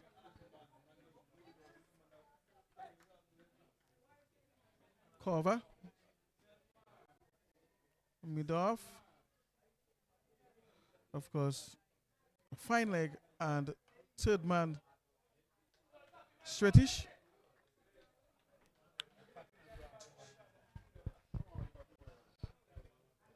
Wickham, of course, is not the easiest to dislodge or to get rid of. He has fairly good technique, so he can spend time at the crease. My only issue with him is his strike rate.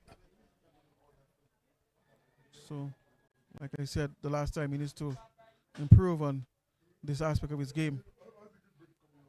Look to score much faster. Turn V's, for example, into runs. Needs to get this ball away. Find the gaps, close the face. Open the face.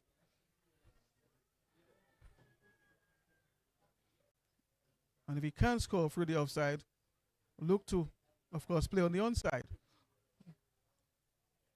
Perhaps deliveries just outside the off stump. Look to work them on the onside, where there are fewer fielders. Only 3 men on the onside. Mid on, short mid wicket, and deep fine leg. So perhaps you might want to deflect or work a few of these deliveries towards that side of the pitch. There are acres of space there, so we can perhaps might want to think about that.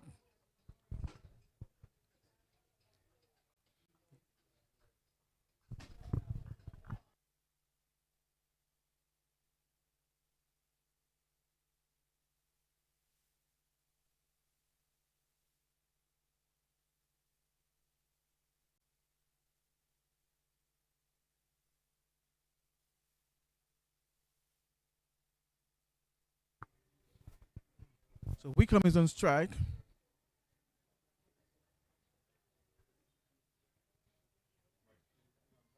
Short, and he's hit in the head. He knows nothing about this one, of course. I think he was surprised by that delivery. It came much quicker than he expected. The bounce, of course, did him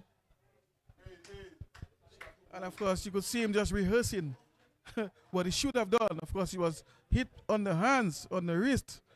Rather, it appeared from my vintage point that he was struck on the helmet, but rather he was hit on the hand. But he was certainly ruffled by that delivery, by the pace and bounce of that delivery.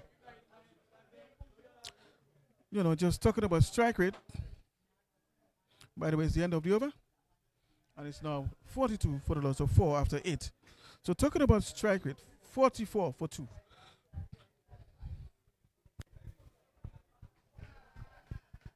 Talking about strike rates so far in the tournament. Gian Henry, of course, tops the list with a strike rate of 89.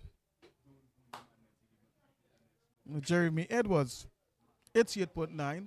Of course, who was second place there. Kenneth Valmore, 85.4 strike rate.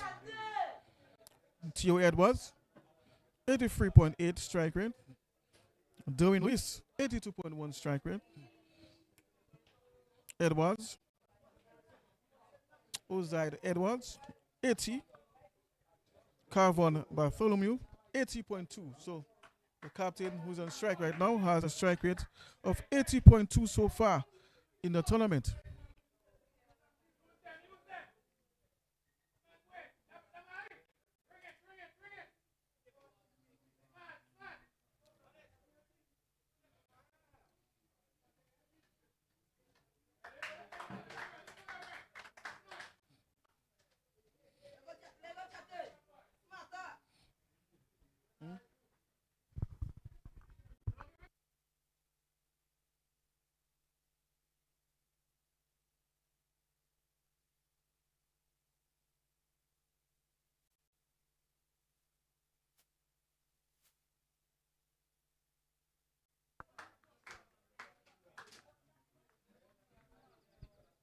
Of course, before this match, Jamie Wickham is at number 6 for most deliveries faced, 137 deliveries.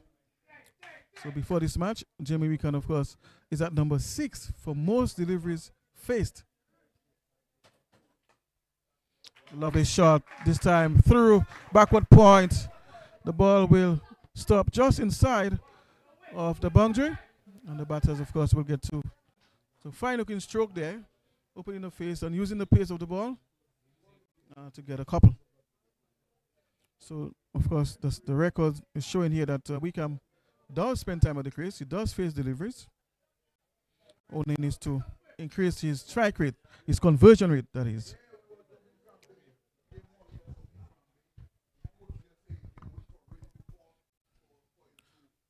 Shortish, and the batter plays on top of this one through the gully and will get one. So the captain is a very busy man, keeps the score ticking over.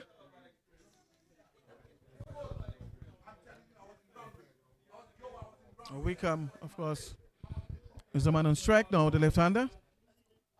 The man who bats very long and faces a lot of deliveries.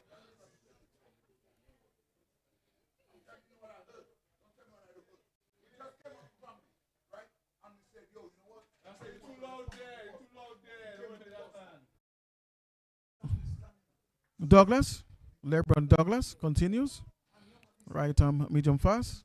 And Wickham, of course, is pushing back down the pitch in defense. Well behind Wickham.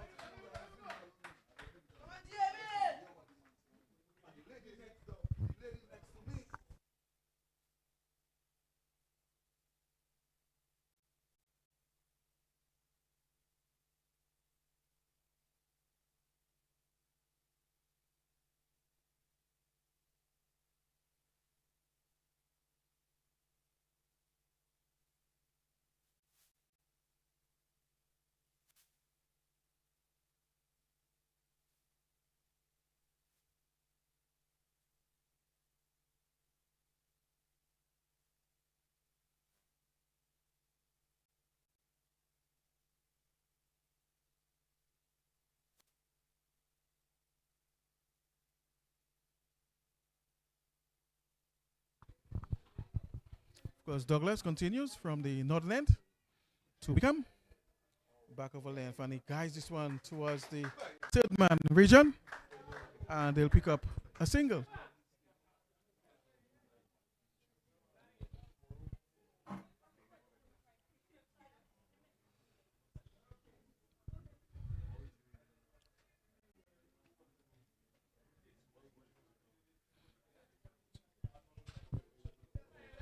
$49 for 2 the score. Of course, they still need 133 runs off 157 deliveries. And they're currently going at 5.5 runs and over. And already a partnership of 27. LeBron Douglas. Caught in. And straight to man. He's out caught. Backward point. Caught in hard, but the ball going straight to the man posted there. Just inside the circle. And Grenada losing their captain. Was going well at a very good strike rate. So he did pass for 32 of 20 deliveries. And Grenada, of course, suffer another casualty. 49 it is now for the loss of 3. Grenada losing their captain there.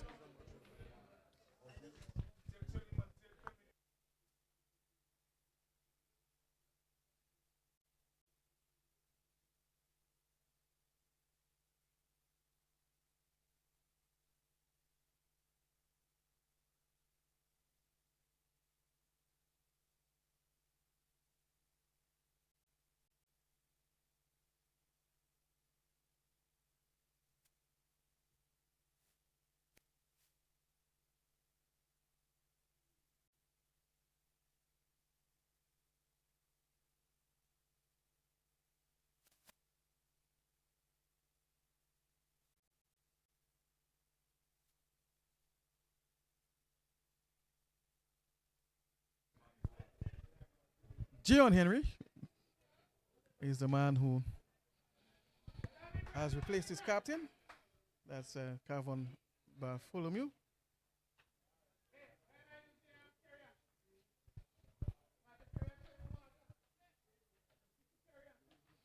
And of course, he has joined Wickham.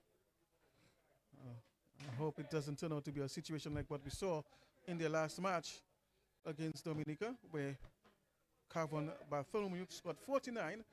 The score was really moving when he was at the crease, and as soon as he out, the run rate dropped significantly. Runs dried up. So hopefully it's not another case like this here against St. Vincent and the Grenadines. The same man is at the crease now, Wickham. But he's joined by Gion Henry. So let's see what unfolds from here in this situation. Having lost their captain, who was really pushing things for the team.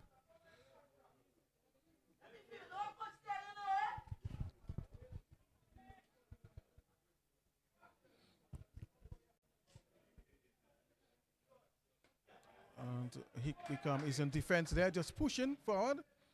Good ball, good length delivery, good line. Just keeping it tight and tidy. But of course, not making life very easy at the moment for Wickham. Has good pace.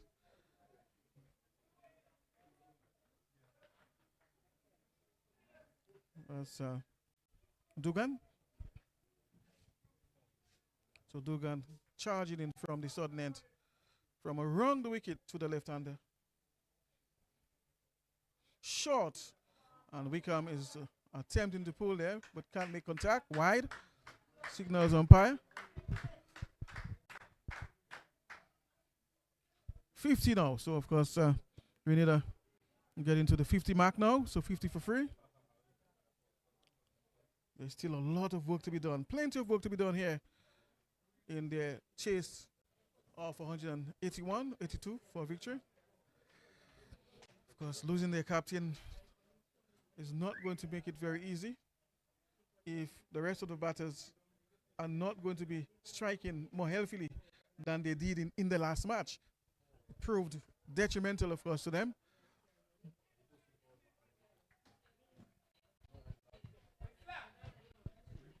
They have to bat and keep the score ticking over.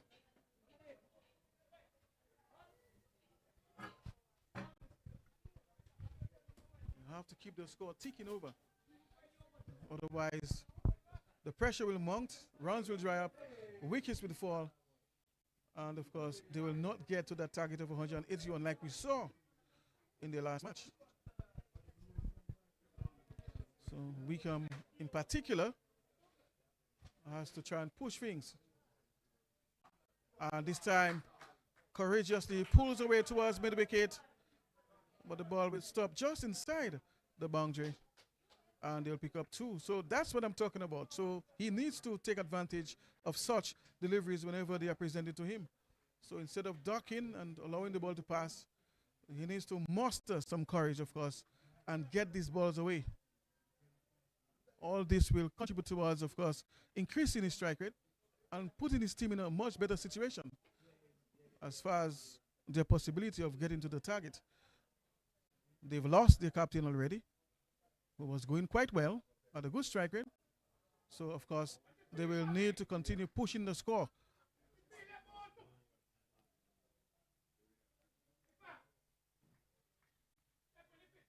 Wickham, like I said earlier, he's at number 6 for the most balls faced in the tournament. So he bats long. So, batting time is not his issue at all. He just needs to increase his strike rate. Simply that.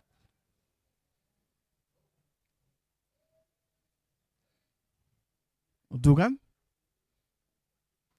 looking to cut, but it was just too close to attempt the shot.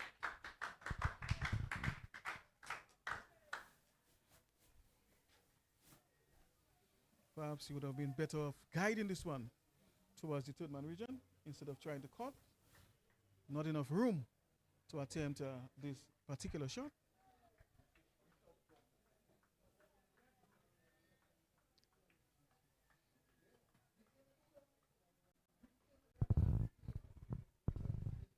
Dugan from around the wicket again. Good length ball, and Wickham just pushing towards the onside, and they'll get that quick single. Just putting some pressure on the fielders, and of course, keep their score ticking over, and rightfully so. So that's the approach. The balls are very good. You try and still get something out of them. Pick the gaps, keep the score ticking over on both ends, and of course, you take the boundaries whenever they are presented. Of course, this brings the other left-hander into strike, and that's Henry. Henry is not yet off the mark. Dugan. Good length ball, edge towards first slip, and well fielded there.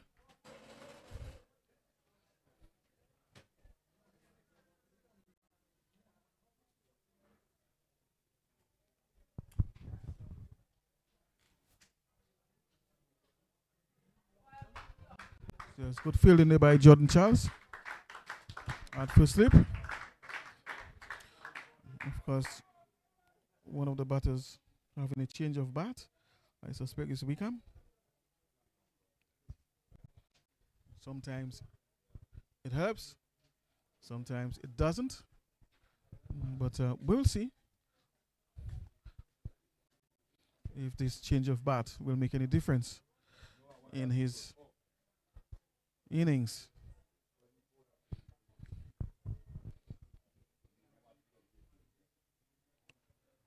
John Henry from the non-length. Good length ball, and he cuts, but the ball goes straight to man. Chance of a run out here. Oh my goodness. Had that ball hit the wicket, I think he possibly could have been run out. He was down the track. Of course, his partner wasn't quite ready to take that quick single, and he had to be sent back. Otherwise, of course, Wickham himself would be at risk of getting run out if he had attempted so late to take that single.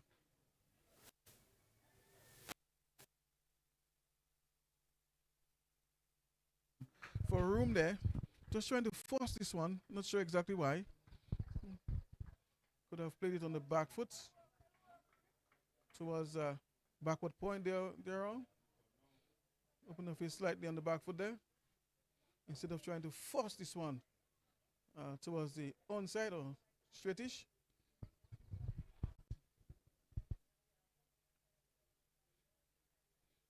Short, and it cuts beautifully through point, and they'll come back for the second. So better looking shot there by Wickham.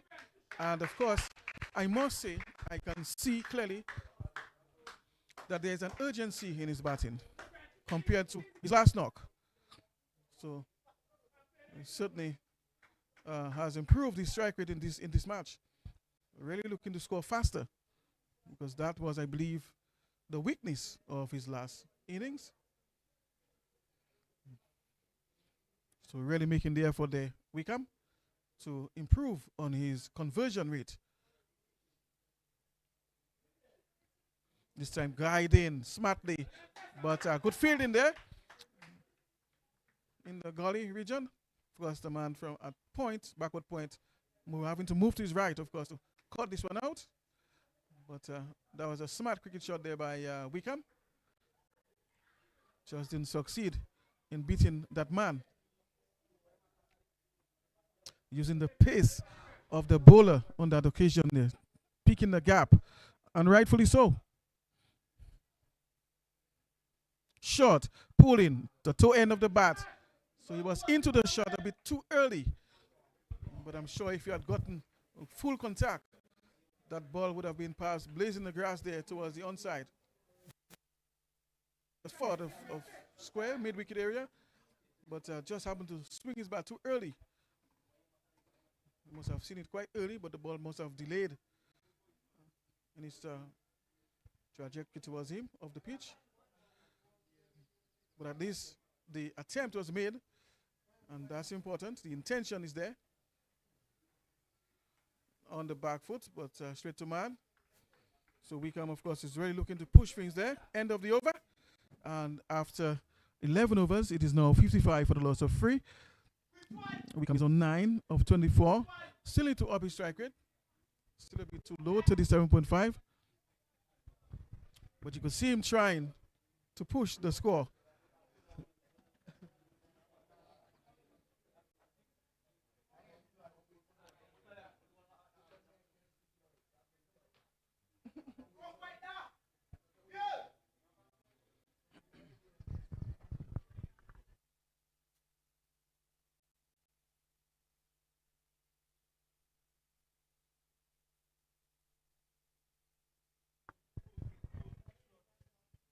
Wickham again making a change of bat. So he's not satisfied at the efficiency of his bat. Perhaps it needs something that strokes the ball better. So once more we are seeing him making a change of bat. Jamie Wickham. And we'll have to wait and see what difference that makes. But it's going to be Dugan to continue. After the pass, chance of leg before. And of course, Lex Maglow is on move there. He was comprehensively beaten there. The ball colliding into the pass. But of course, Lex Maglow turned the appeal down. So Henry survives this delivery. So I'm sure DeAndre Dugan will be encouraged by that.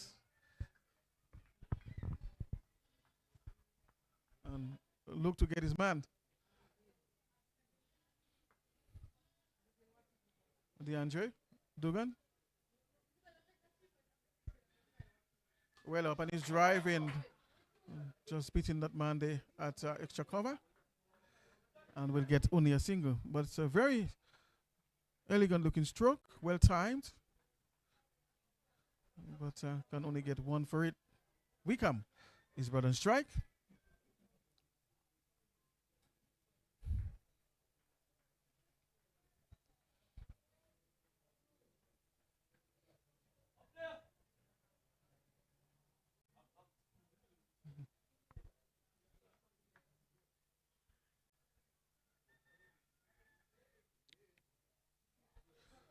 First, you are watching the 2026 WINLOTT Windward Islands Under 19 Super 50 tournament, sponsored by Super 6. Of course, the man is down, it appears.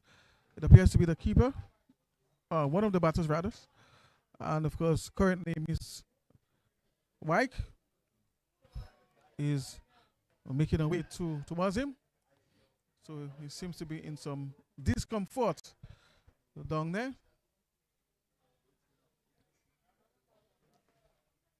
So hopefully he can recover from that sufficiently and be able to continue his batting. Of course, meantime, we'll take a short break. And of course, we'll be right back to bring you the rest of the live action here at the Benjamin's Park. Stay with us.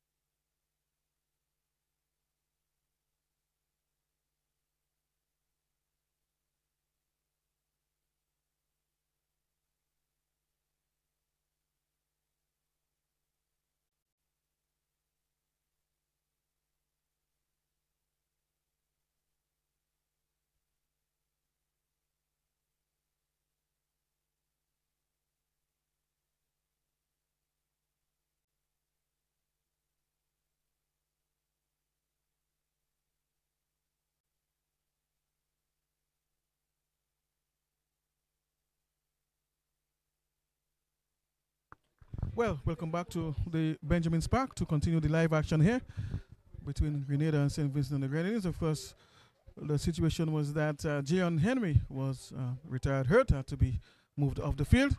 Edge, and of course, he's caught behind. The catch is taken. First ball after that interruption. And Jamie Weekend goes a good delivery, good length ball, and the ball brushing the edge. And Grenada lose their fourth wicket. 56 it is now for the loss of 4.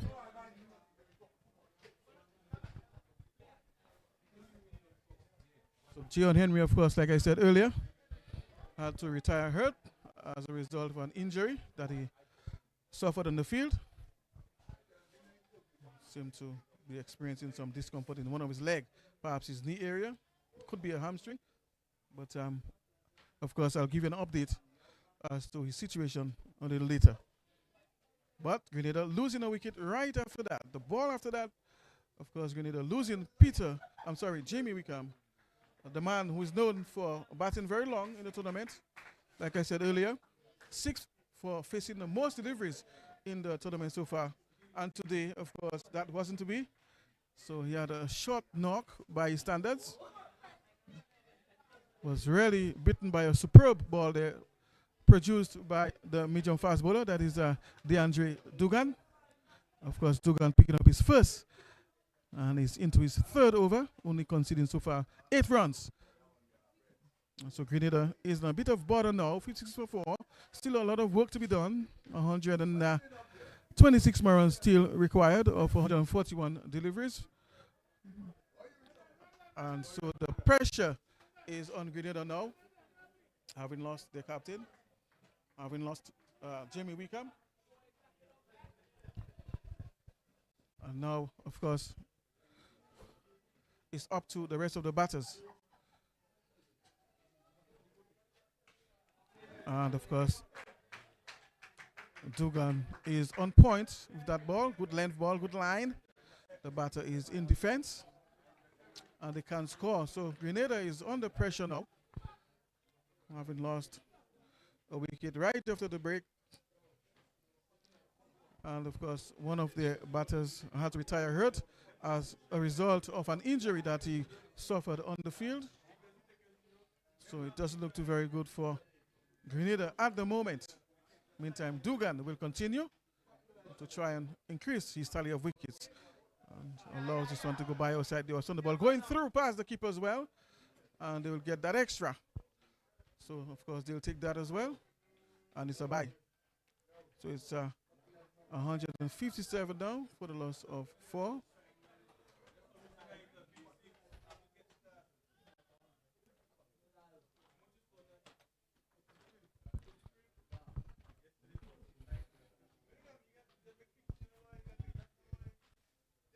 Grenada is currently in 3rd position on 2 points.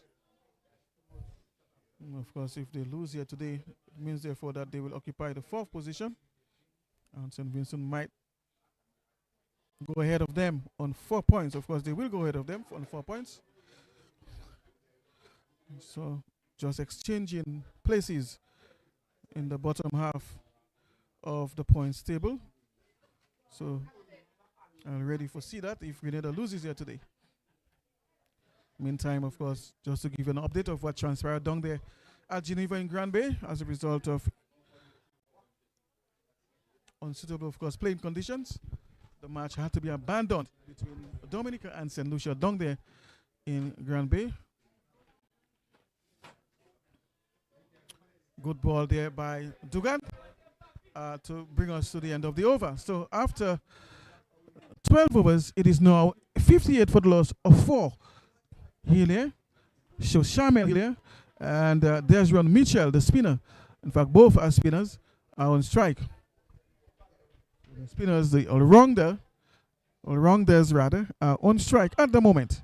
So, of course, I suspect that the points were shared between St. Lucia and Dominica as a result of the abandonment of that match, which means that tomorrow, weather permits, Dominica will have to beat St. Lucia.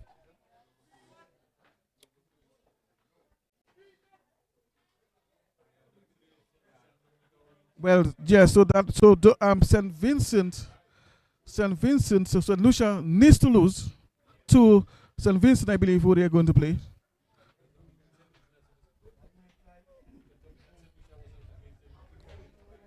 Yeah, so Dominica, of course, and St. Lucia are supposed to face off in Granby. That what didn't happen, so that means the points were shared. Right. So St. Lucia currently is at the top of the table. Dominica occupying 2nd place. So the race right literally is between St. Lucia and Dominica at the moment. If St. Lucia wins their next match, of course, that will place them in a very strong position to win the tournament, given their net run rate that looks quite positive at the moment of 1.68. Good ball there on about the Storms. Good length from around the wicket, creating the angle. If you can get that ball to go the other way, come in first and then move away from the left-hander towards the first slip area.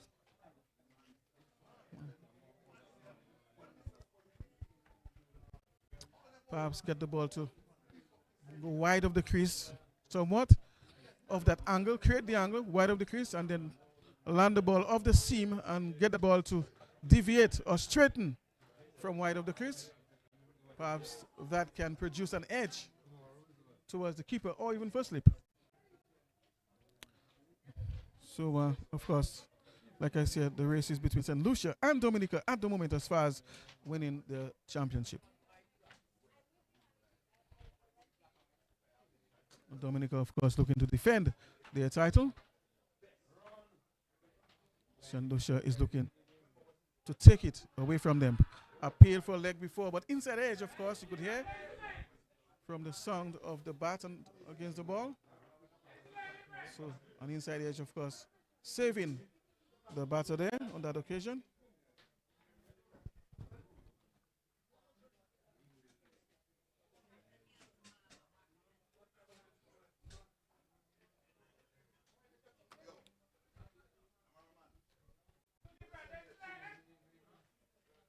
Was Douglas.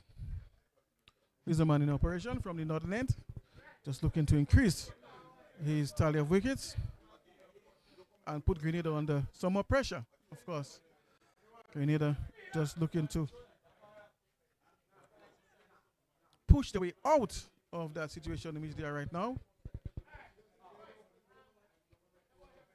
So the lower middle order is being challenged right now.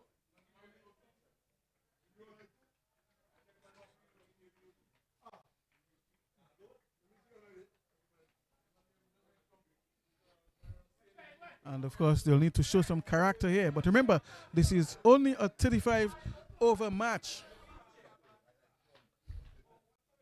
It's not a 50-over match. And so we are seeing that they still need 123 runs. Oh, good delivery there by the medium fast bowler. They need 123 of 134 or 33 deliveries. So not many more balls than runs to get. So they don't have too many balls to play with. They have lost 4 wickets already.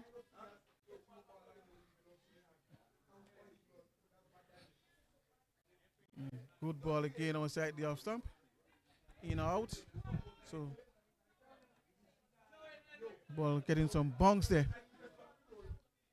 And of course that takes us to the end of the over. 59 it is for the loss of 4.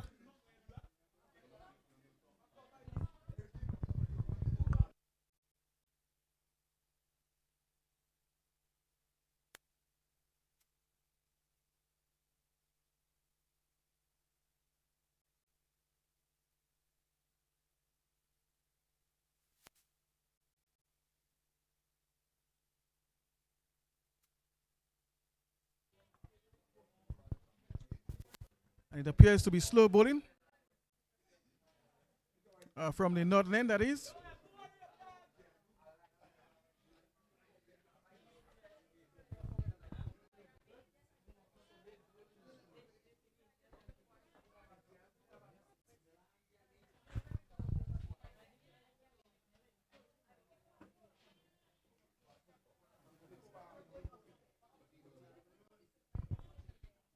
Off spin, shortish, outside the off stump. And they can score. Just looking to push it away on the offside on the back foot and was able to direct that ball properly. Didn't time it well as well. Perhaps it was a bit too close to attempt that shot. And again, but this time playing it a little better, but still can't beat the fielders there. So on the previous ball, he would have been better off just playing more on the back foot in the court. So punch it between that gap there, between short cover point and of course the man in front of him, down the ground nicely towards long on, and they will get one.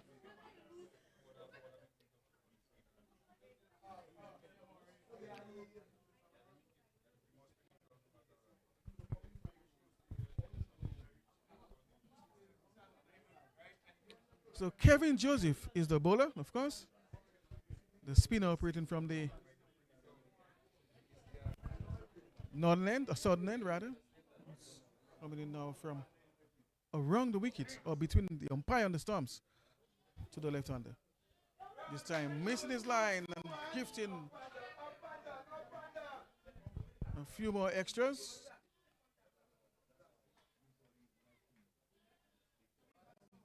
So it seems as if that came off the bat. So no signal there from the umpire.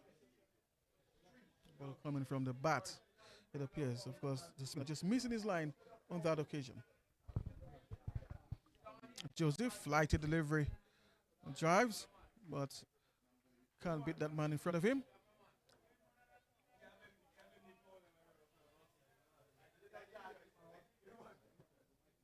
Extra cover, that is. Joseph, short, delayed after pitching, of course, and wide as well. So the ball went away from him. It was short, delayed, it was wide. So he just allowed it to go by. Of course, I'm still getting that extra there, as the umpire indicated that it was wide. Joseph, this time closer to him and well up, driving, and can't beat the bowler. 63 it is now for the loss of 4 after 14 overs. Of course, they are chasing 181. Remember, the match has been reduced to 35 overs as a result of the conditions here. First, they were not able to start the match on time. Games usually start at 9:30 in the morning. But of course, at that time, the field was not in a state that could sustain cricket. And of course, the groundsmen, the staff had to do some work, as well as they had to wait on the weather, of course, to dry up the park. It wasn't until 12 o'clock, I believe, was it, at midday, the match started.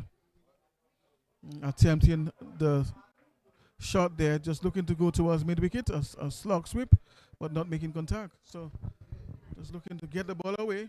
So another spinner is into the attack, and that is Charles, driving towards the offside, but the ball will hold up.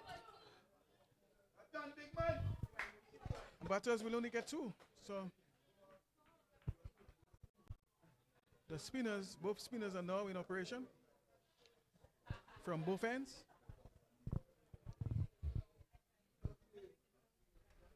Of course, Charles is the man. Back of the arm in the air, almost taking a catch there. The football falling just in front of him. So, of course, he has to be careful. And chance of a catch there. Will he be given out? Attempting the cut shot. Everyone is appealing, and the finger goes up. Lenny Danglebell, in his usual style, delayed, took a long time. Of course, the finger slowly went up after a while. You could see the fielders, of course, all are very convinced, appealing, of course, jumping. But I'm sure they are not aware of Danglebell's Lenny's style when it comes to giving the leg before out. It usually takes a very long time to pull out that finger and raise it up. But you could see that they were all convinced that he was out. And of course, the finger finally confirmed what they already knew. So an edge there. And it's now 65 for 5. Grenada is pushed further into difficulty. Yeah. So Bishop, Ravinda Bishop, is the replacement of the outgone Healy. So Grenada is in a bit of a bother now. at 65 for 5. As Charles, of course, picks up his first in his first over, fourth ball of his first over, back of the arm. So he's bowling some nice little leg break there. That's Charles.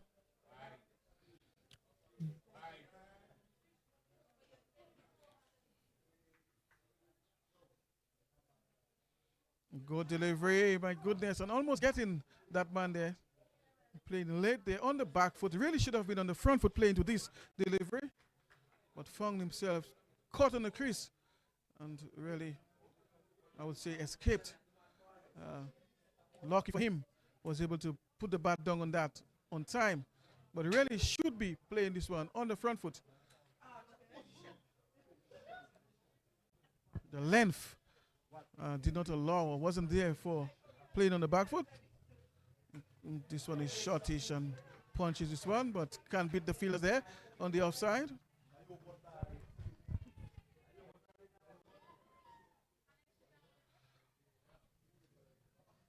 $67 now for 5 after 15. So Grenada is in a bit of a bother, chasing 181 made by St. Vincent and the Grenadines. They still need 115 more runs to win of 120 deliveries rather. And it doesn't look very good right now for Grenada, having lost 5 wickets already. They are under some pressure right now, immense pressure, as the spinners are really beginning to trouble the batters at the moment. And spin on both ends, and so it's going to be a serious challenge for this pair and the rest of the batters, I suspect, to come, because the spinners are really holding some good lines and lengths. And you could see that St. Vincent are very, very high-spirited on the field. They really fancy their chances now of winning this match. Shortish outside the off stump. The batter pulling the bat away at the last moment.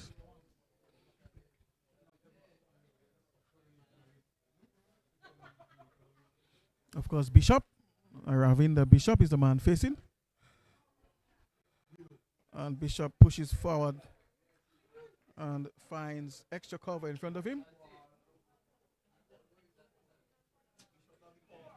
Bishop, the spinner, he's the man on strike. Flighty delivery, and he's beaten again. All ends up outside the off stump. Doesn't know much about that one, I can tell you. The ball going past the outside edge. And lucky for him, he survives.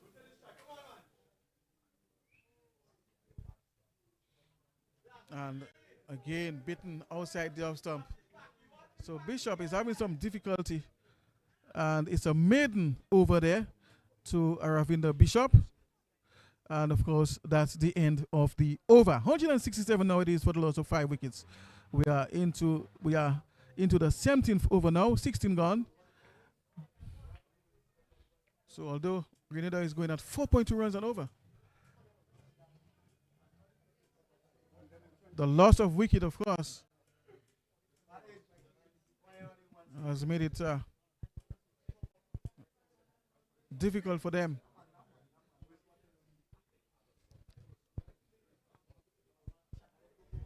Charles into Mitchell.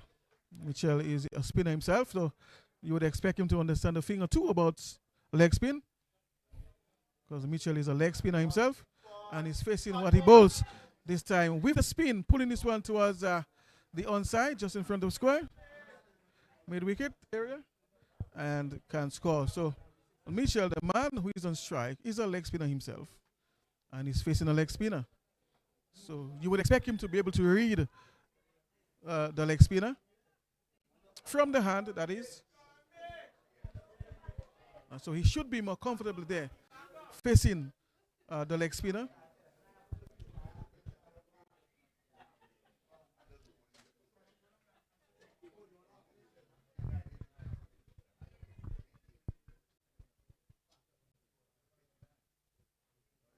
Charles continues. Good length ball, and Mitchell punches on the back foot, but on the ground, but can't score. So Mitchell appears to be reading, of course, the leg spin, and this time looking to hit with the turn, drifting down the leg side, so it's wide. Signals umpire. So of course Mitchell picking up the line of that delivery very early and attempting, of course, to help it away in that area, in that direction, but not making contact. So leg spin to leg spin. So leg spinner to leg spinner.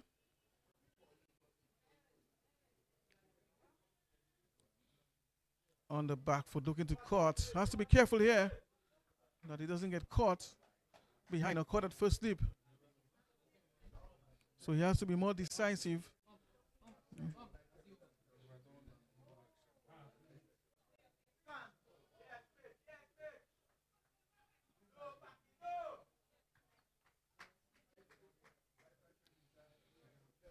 68 for the loss of 5. So that's the latest score here at the Benjamin's Park between St. Vincent and the Grenadines and, of course, Grenada.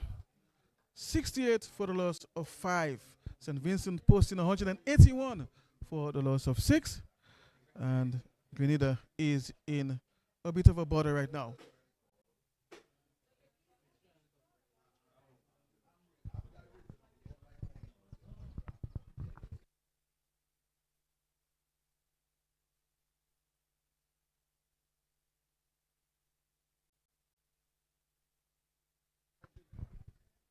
The off spinner. And the batter just opening the face on the front foot there towards backward point and can't score. That's Bishop, the spinner. Bishop can't get the ball away. Can't beat the fielders, the nearby fielders.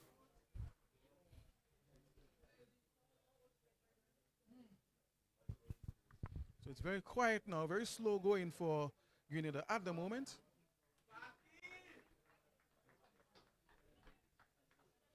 So the runs have dried up, literally.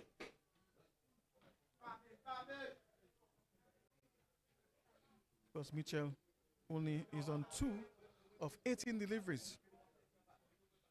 Full toss, and still Bishop is not able to get it away.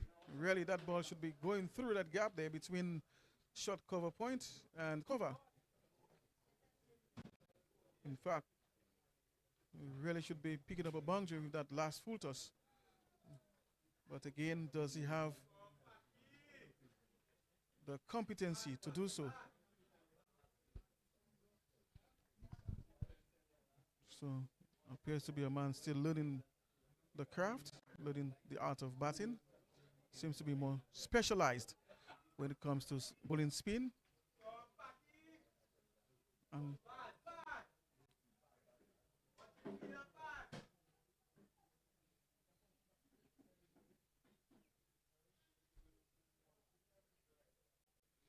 Spin, driving, not really making proper contact. And of course, that brings us to the end of the over. 69 it is for the loss of 5. So the game just boiling down towards the end here. Grenada not being in a very good situation right now, having lost 5 wickets already. Having to chase 181 set by St. Vincent and the Grenadines. Only losing 6 wickets to do so. So Grenada is under immense pressure, tremendous pressure right now. And it doesn't seem likely that they will get to that target. And because the batters that are at the crease now do not appear to have the competency, so to speak. They don't appear to be competent enough to get to that target. They really look like genuine tail enders, I can tell you. Just looking to survive more than anything else. In the air for a short moment, but in the gap. So, and we'll get 2.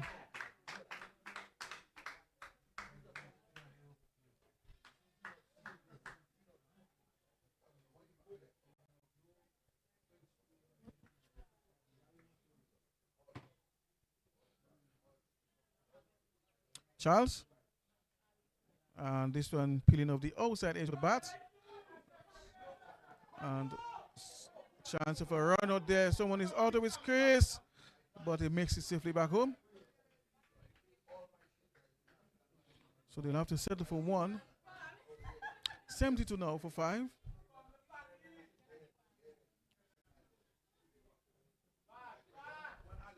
Bishop is only on 1 of 13 deliveries.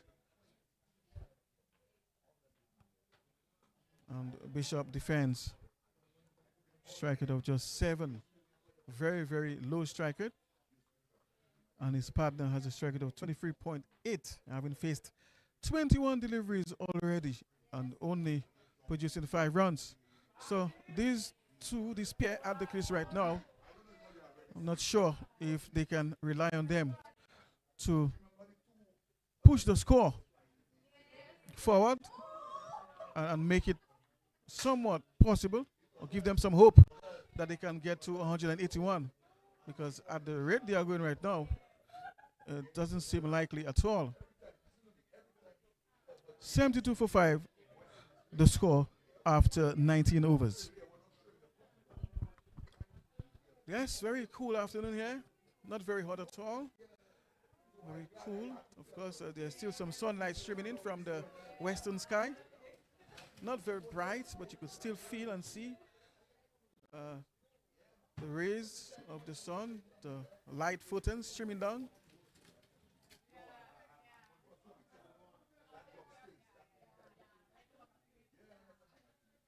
Joseph, the off spinner. The inside edge. I don't think the batter knew very much about that one, but they will take that. Deflection towards fine leg.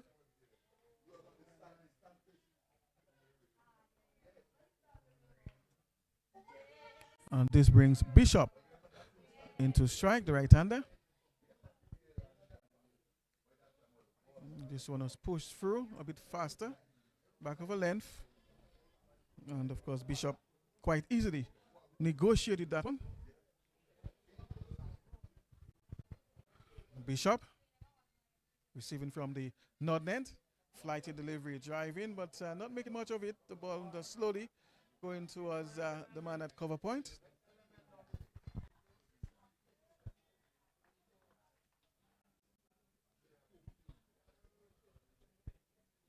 Joseph, back of a length and guiding this one there behind the bat, just showing some finesse, but can't beat the fielder coming from the pointish area, having to cover some grounds to his left, moving towards the gully. Joseph, and again, this time dabbing this one, they pass for slip, and of course, they are attempting the second. Will they get it? The throw is already in, and yes, they've made it safely home.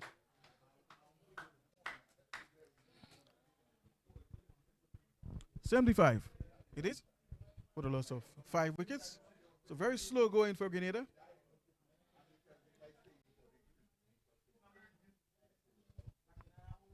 And it appears just a matter of time before they lose this match. Just a matter of time. Seems to be dying a very natural death, as you would say. Very slow going, and the batters only seem to be surviving at the moment.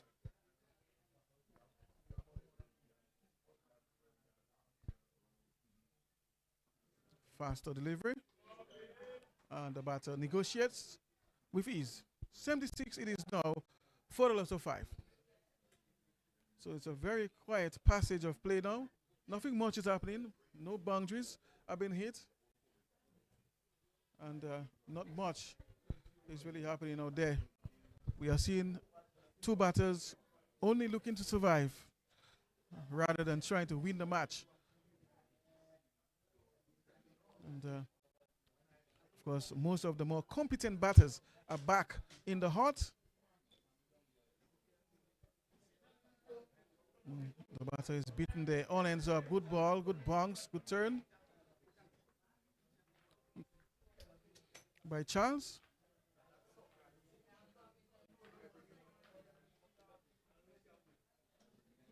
Charles again looking to sweep this time, but not making contact.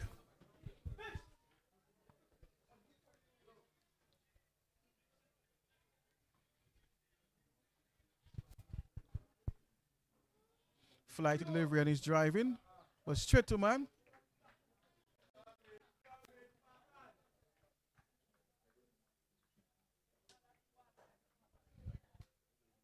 Mitchell is the man on strike. Shot is down the leg side. And the batters will attempt the quick single and they will get it.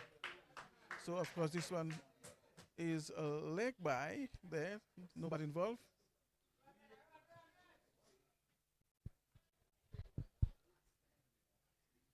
And of course the right-hander will take strike now as a result of that extra that was taken. So the right-hander Bishop is brought into strike by that single, with that single. And Joseph, of course, meantime, will continue looking for additional wickets. Back of the hand, outside the half stump. Bishop can't make contact. Seems as if he needs a much larger bat. Bishop driving, not making proper contact. The two end of the bat. And it's the end of the over. 77 now for the loss of 5.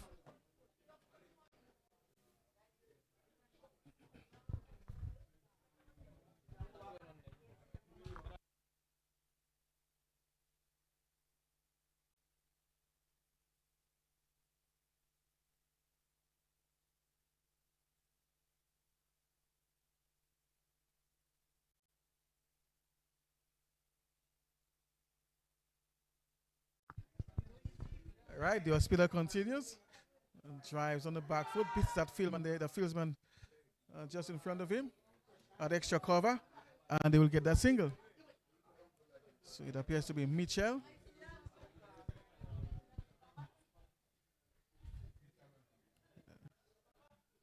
Of course, this brings the right-hander into strike.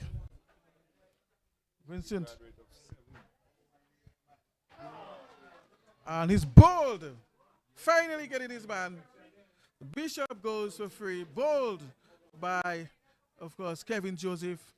And Grenada losing another scalp here. Now it's 78 for the loss of 8.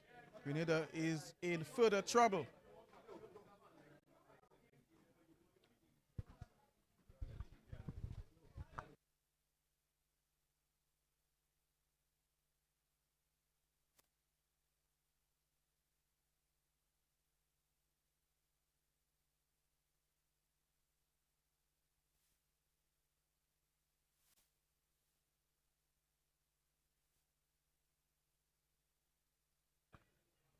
So 6 wickets down for Grenada now, 78 for the loss of 6. And the new batter is Edwards. Jeremy Edwards, that's the new batter. Left-hander. And the first, Kevin Joseph will continue his work of picking up his first wicket. And we'll look to clean up the innings here. Short, and the batter is on the back foot. Just losing his length there somewhat, and needs to perhaps just flight a little more and land the ball in the good areas. A bit too short as well.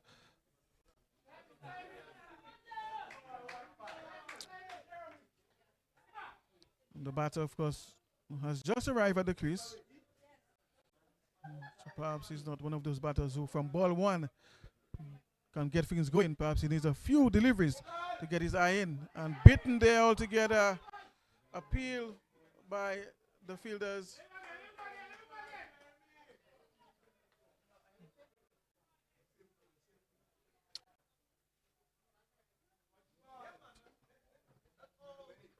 But Joseph almost getting another wicket there. Edwards looks vulnerable at the moment.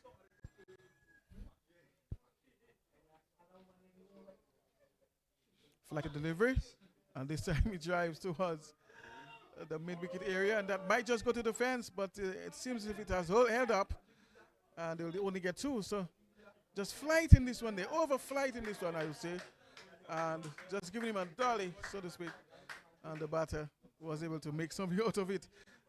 But I saw what the bowler was trying to do, perhaps give him something very easy and hope that he would out himself. 80 for 6 the score.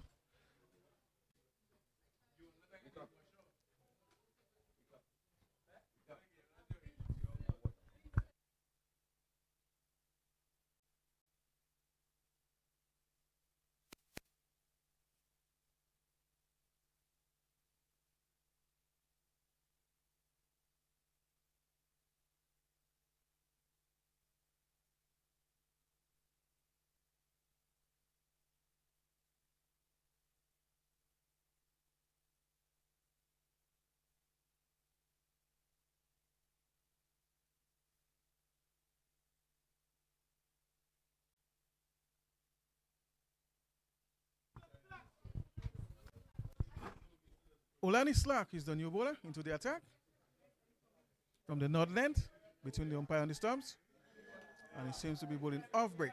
Of course, misfielded by the bowler himself, and that allows for a single. So Olani Slack has slacked off there in the fielding. And this time he'll be bowling, of course, to Jeremy Edwards.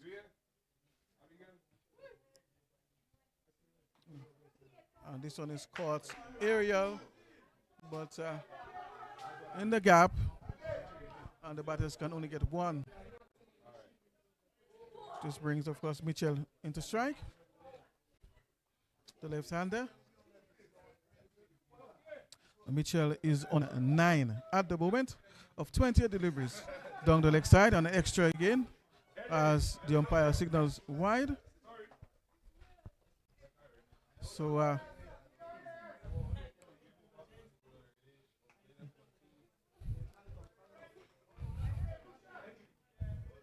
Olani Slack really needs to tighten up things a bit now. Good length ball outside the off stump, and the batter has nothing to do with it as it goes past. So Olani Slack just looking for his first wicket here, first appearance so far, and looking to wrap up the innings of Grenada. Of course, Mitchell is offering some resistance. Has been there for some 31 deliveries now. So he's not playing the shots, which is what is required.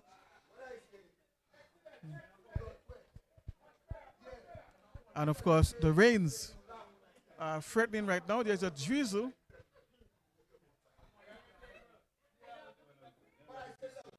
And after 23 is now 84 for the loss of 6. All right, so 84 for the loss of 6. And there's a drizzle right now. But the umpires have not called for the covers yet. But there's certainly a little in the air. Driving hard through the offside. And it's 4. So I'm playing a very good shot there, the left-hander. Driving elegantly through the offside. But they need plenty more of those, of course, if they have to get up to 181.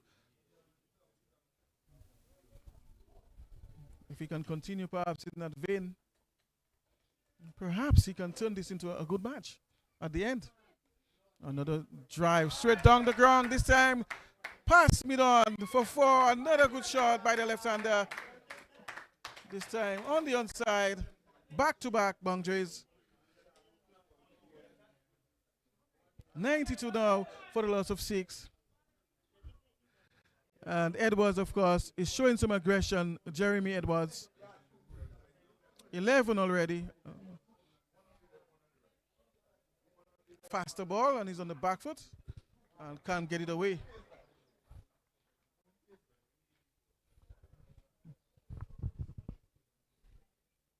So Edwards, of course, just showing some aggression and looking to push the score. And rightfully so. Short and wide outside the off stump.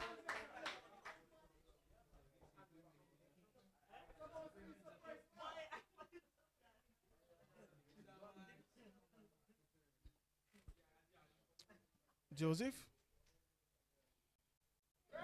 Good length ball, and of course the batter plays defensively.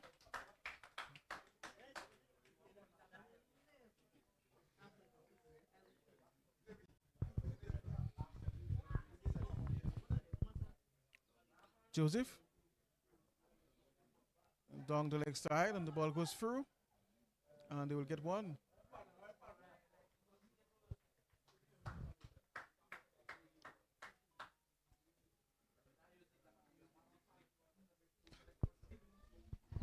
We just saw a couple of good shots there by Edwards. Mitchell is on strike now, full toss, and he's driving down the ground. But there's a man down there in the deep at wideish long on, and will only get one.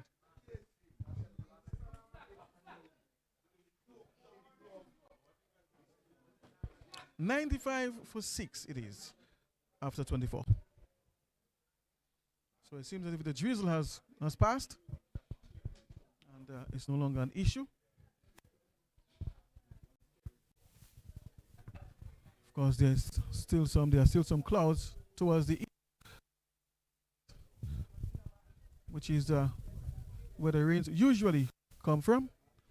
But at the moment, that area seems to be clear as far as rain.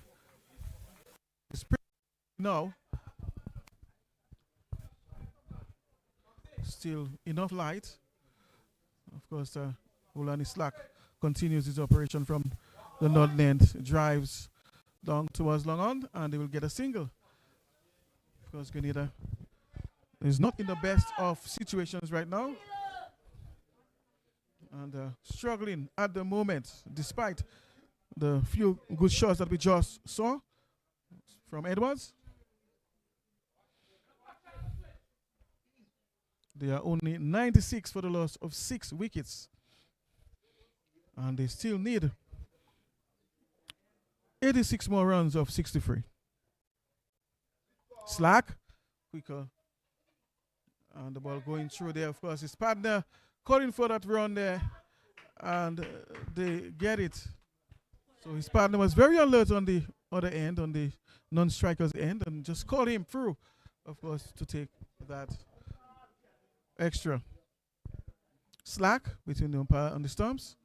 Good length ball, and the batter is just pushing defensively, and they can't score.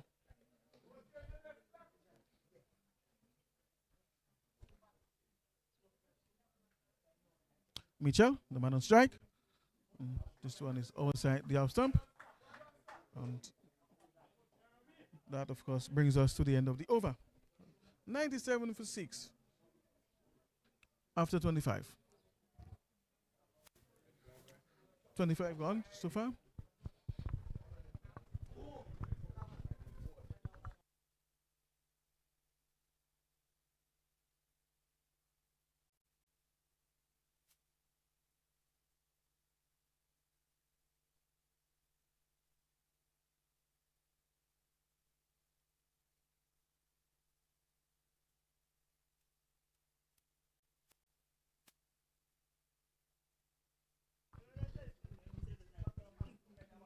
Of spin outside the off stump. Of course, Edwards is the man on strike. He's on 11 of 12.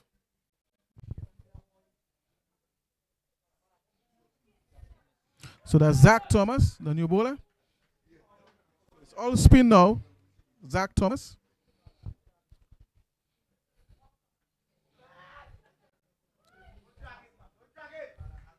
And of course, Edwards looking to drive, dragging this one from outside the off stump towards the onside, but can't beat the fielder in front of him. This one is outside the off stump and can't connect.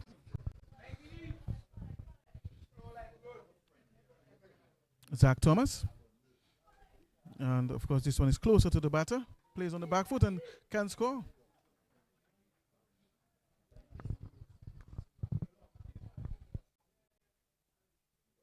Mitchell on the back foot edge. Ball just going past for slip. Well, attempts to stop it. And of course, someone is hit with that ball there. And hopefully, it's nothing too grave. Of course, a throw there by one of the fielders to the non-striker's end. And one of the fielders, of course, was struck with that ball. Heflin White is running towards the player now on the field, of course, to assess the situation and provide some medical attention.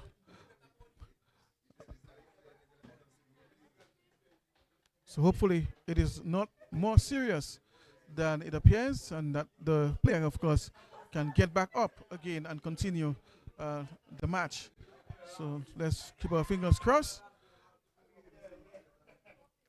as of course the player down is being attended to at the moment. Of course, we'll take a short break and we'll be right back.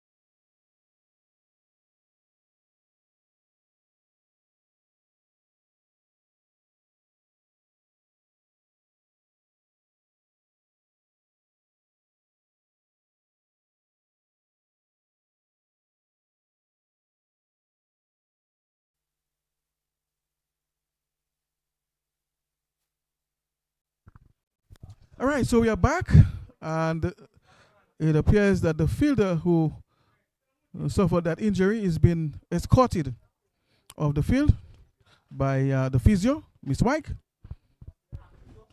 Of course. So that's the latest here at the Benjamin Park. Meantime, Alani Zach, or Slack rather, will continue. In the air, chance of a catch, and out caught in the deep at long off, attempting the drive. And going down the throat, of course, the man posted there just inside the boundary. Grenada losing another wicket. It's now 98 for the loss of 7. And Grenada is in further difficulty. So, of course, victory is getting closer and closer for St. Vincent and the Grenadines. So, having lost 7 wickets already, Grenada. St. Vincent, of course, is already looking to take this game home. They only need 3 more wickets for victory. Meantime, Grenada will need 84 more runs of 53 more deliveries. So 84 of 53. So that's the equation. 3 wickets in hand. But the pendulum has already swung in favor of St. Vincent and the Grenadines, of course, in this situation.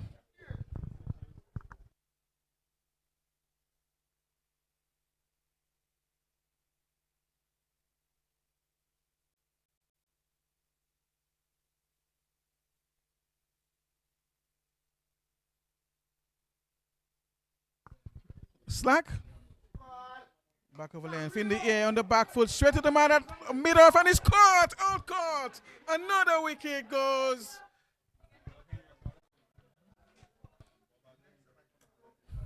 Slack, of course, getting his man down there. Was that a free?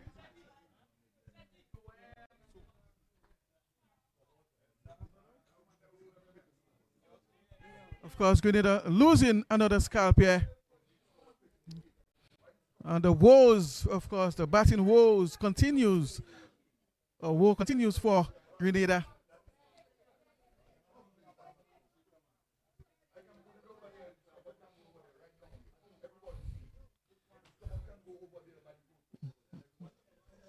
So Charles is the man.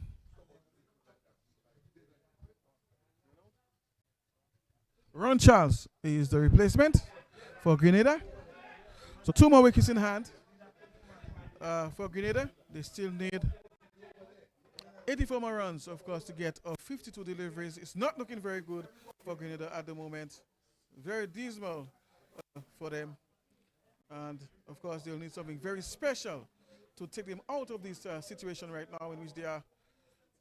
But the writing already is on the wall in favor of St. Vincent and the Grenadines.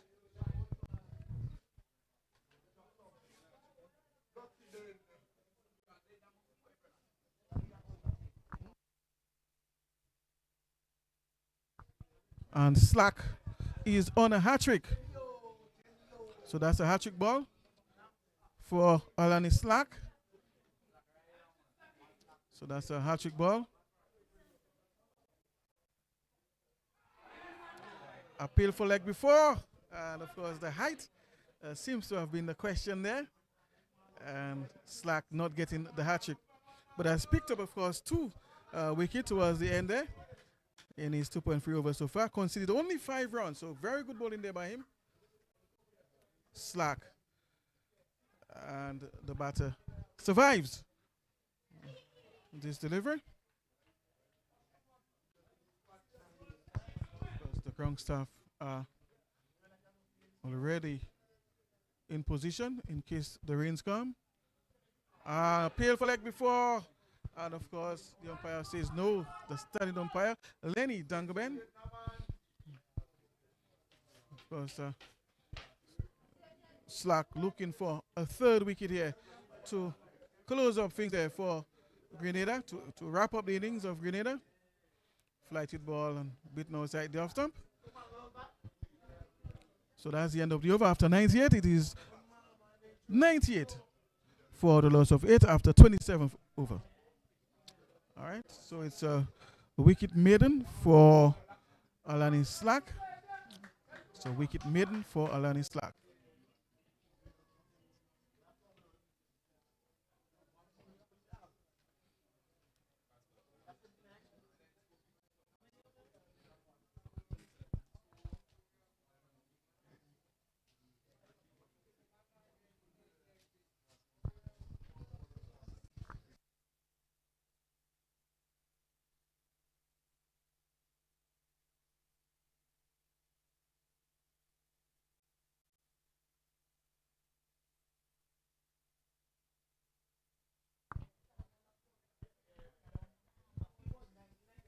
Casado Henry is back into the attack.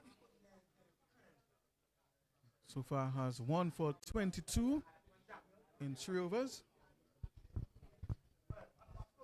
Slower delivery outside the off stump. But this one is wide, and of course there goes the signal of the umpire, Alex McLaw, the standing umpire currently. Because Casado Henry is bowling from the highway end, that is the southern end of the ground, looking to increase his tally of wickets. Casado Henry, short ball, and this one going over the head of the batter. So that was a genuine bounce. The ball delayed a little bit of the bounce, but it is a bouncer. Of course, the umpire indicating this to the bowler on his way back to his mark. Grenada It seems to be is dying a slow death here at the Benjamin Park against St. Vincent and the Grenadines. Henry in the air. And the ball will go down towards third man. That wasn't his intention originally. He was looking to play this one towards the onside. And the ball going the other way on towards the other side.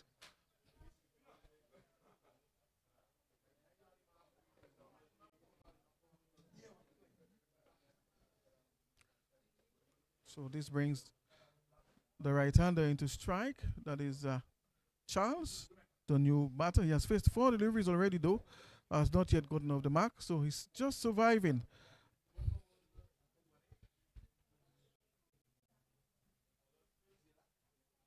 Casado Henry from over the wicket.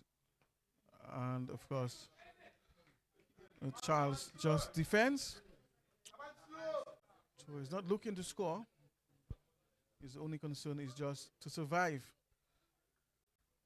Of course, 100 is up now for Grenada.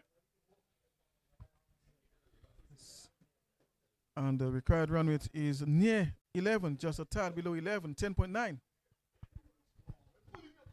Casado Henry. In the air. Who's going to take the catch? And it's trapped. He puts this one down. Unbelievable. The ball was in the air for a very long time. And the fielder wasn't able to negotiate that. So, of course, a catch going down there by St. Vincent and the Grenadines.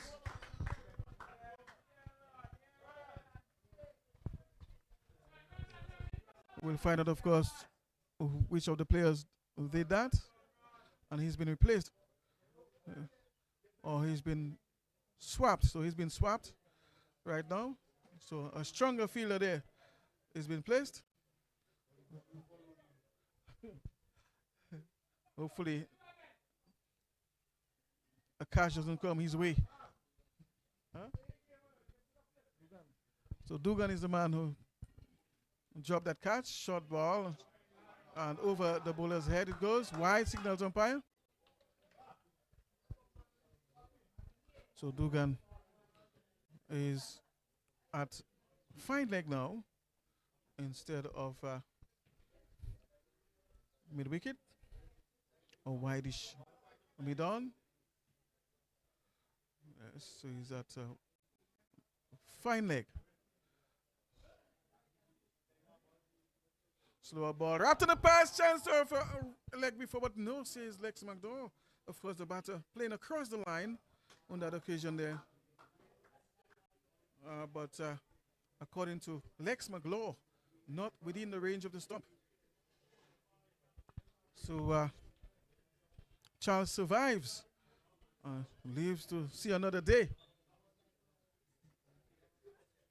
Casado Henry looking for his second wicket. 103 for 8 the score. Shortish, looking to pull, and of course the ball hitting him on the body. But he seems to be okay. End of the over. 103 it is for the loss of 8.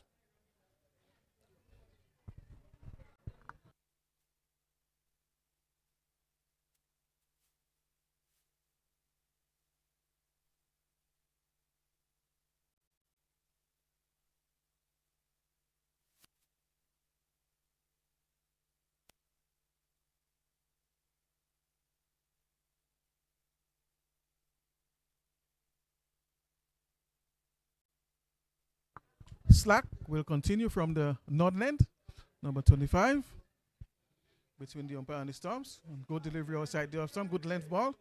That's drifting away from the left-hander. Of course, they're just looking to wrap up the innings there of Grenada. 2 more wickets to get for victory. Of course, Grenada chasing 181, but that is very unlikely at the moment. Meantime, St. Vincent and the Grenadines need 2 wickets for victory. They still need, at this stage, 78 runs of 40 deliveries. So only 40 more deliveries left, and they need another 78 runs for victory. but that seems very unlikely at the moment, especially given the batters that are there, the level of competency by the batters there currently at the crease. And of course, they'll take a single on this drive down the ground towards the offside. Long off, of course, having to move in towards the just outside the 30-yard circle. So this brings the left-hander now on strike. Ulani Slack has picked up 2 wickets already. Back of a length. The batter punches down the ground towards long off. And they will get 1.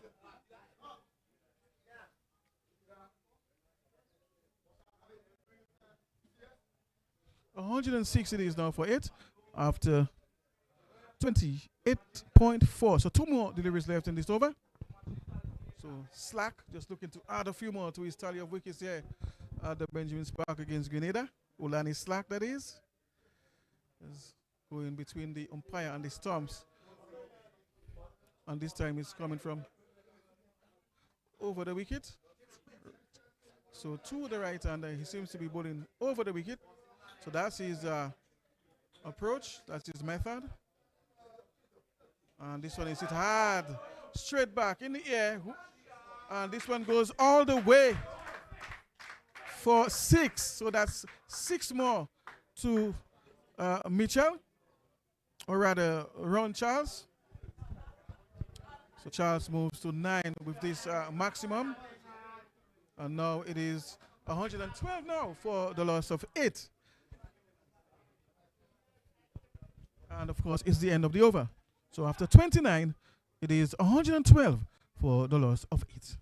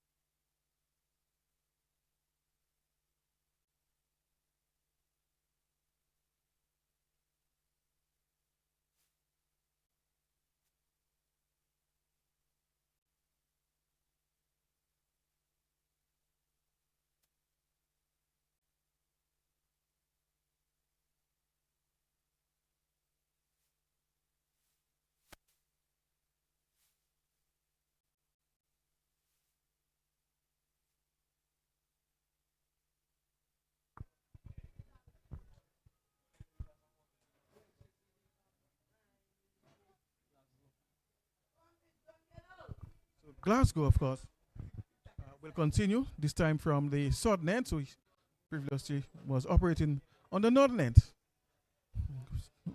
Has 1 wicket so far in his 4 overs that he bowled. And this time he's coming in from the southern end of the ground, the highway end.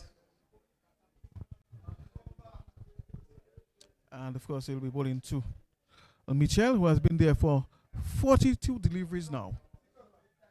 In the air, and the ball going back over the head of the bowler. So he pushed it just hard enough to elude, of course, the bowler, who after delivery had a momentum coming down the track, and there was no way that he was able to take that cotton ball opportunity. So, well, Mitchell survives, and twisted knee, and Grenada is now at 113 for the loss of 8. Because Charles now is on strike, he's on 9. And Glasgow will continue his operations.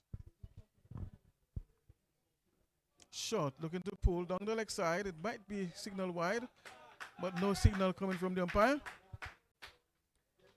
So that ball must have passed close to the stumps, perhaps high enough, but close to the stumps. Inside that marking, that so the batter perhaps moving across his wicket. Shot in the air, chance of a catch. Will he take it? And it's almost dropped. The ball bounced it in his hands there, took it, but with difficulty. And the ninth wicket is down for Grenada. 113 now for 9. And of course, Glasgow getting his second wicket. And victory is closer now for St. Vincent and the Grenadines as a result of this last scalp that they picked up of Grenada. 119 for 9. 113 rather for 9.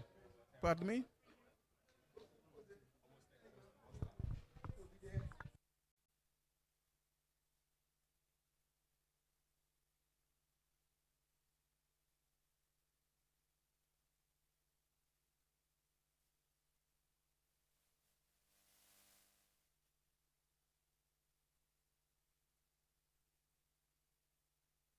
So run chance is the man who was dismissed.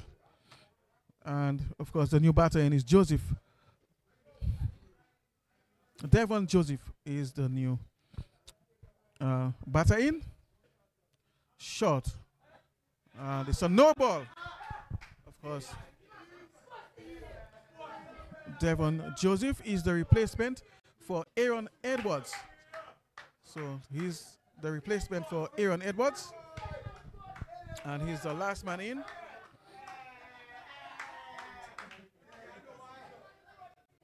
Aaron Edwards wasn't able to play this match for Grenada and was replaced, of course, with the man on strike now. Glasgow. Outside the off stump, and of course, the ball going through the keeper, and he'll get that extra. Of course, he's been cheered there by his teammates from the dressing room. That's Joseph. Despite the losing situation, still giving support. And that's the spirit, of course, of team. And that's very good team spirit. 115 for 9, the score. Just one more wicket required for victory by St. Vincent and the Grenadines. Glasgow. And of course the batter making contact. Ball going towards the onside and they can't score. Mitchell, he's on 15 of 44 deliveries. So Mitchell has had a long knock so far, despite the troubles, of course, of Grenada in terms of the batting. Mitchell has been there. Glasgow. Over the wicket and he's driving straight down the ground. And of course, he gets one more to his score. He moves to 16.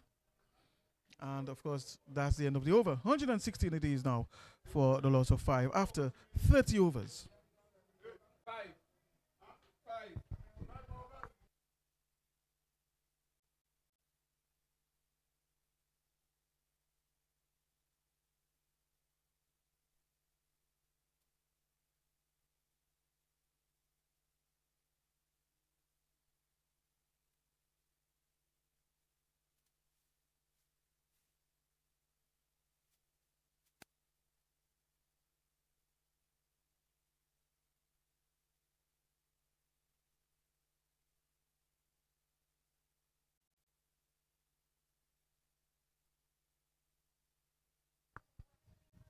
Casado Henry, of course, this time coming from the northern end. So just switching ends this time. And he will be delivering to Mitchell, who has been there for some time now. He's on 16, faced 45 deliveries already. So Henry, of course, will look to just pick up perhaps one more wicket. Slower ball and he's driving, but will find the man at long on. Just dragging this one slightly from outside the off stump, just outside the off stick. And this brings, of course, his partner, Joseph, into strike.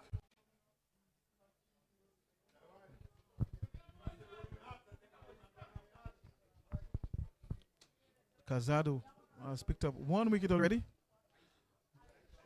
And he's into his 5th over in search of another. Looking to wrap up Grenada's innings. And he's coming in from the northern end over the wicket. And this time just beating the batter. All ends up outside the stump. He doesn't know much about that one. And sometimes tailenders can be the hardest to dismiss based on their style of batting.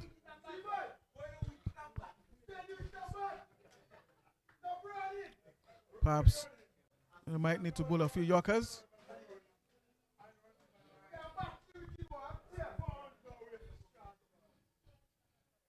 And again, missing outside the off stump.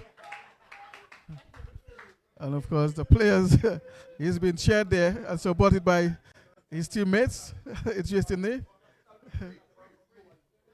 So he has a lot of support there in the stands by his teammates. You could hear their voices just below me. So he's been encouraged, of course. He's not alone. And this time the ball going through, but through outside the leg stump. So the ball just going through him there.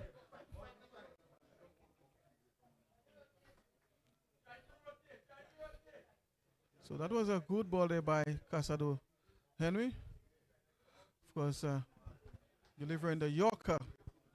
Just trying to finally get rid of Joseph to wrap up the innings. And rightfully so. Another Yorker. But Joseph is equal to the task. Offering a little bit of resistance there. Joseph. So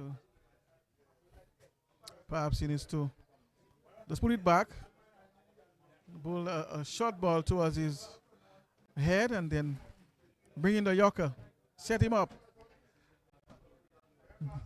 But he only has 1 more delivery left. So slower ball. And oh my goodness, I really thought that ball had taken the stumps out. So it's the end of the over. And after 31, it is 170 now for the loss of 9.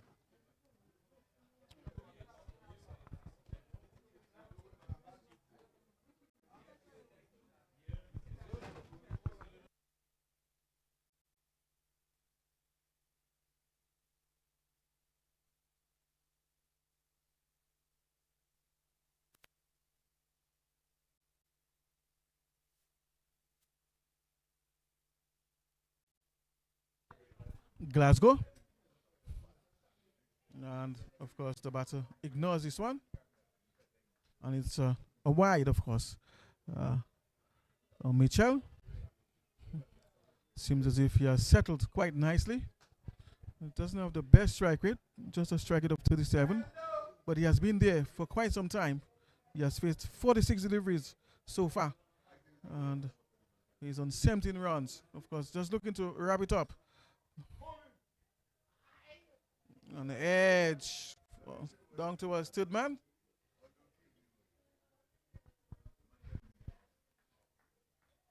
So he moves to 18. Of course, this brings Joseph into strike. The one who has, of course, the fans, his teammates from the stands, of course, giving him a lot of support here. Vocal support, verbal support. Sure, that must be very encouraging to him, to make him believe. Shortish outside the off stump. And can't make contact. So perhaps he needs to get closer to Joseph. Try to be more efficient with his energy and with his deliveries. And especially bowling to tail enders like Joseph. You're better off bowling at them, at the stumps. It doesn't look like the most competent batter, but if you're not careful, he can frustrate you.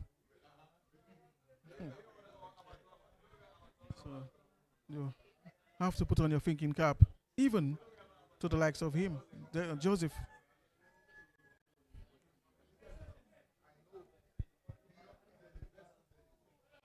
And Glasgow, of course, has to abort his run there on this occasion.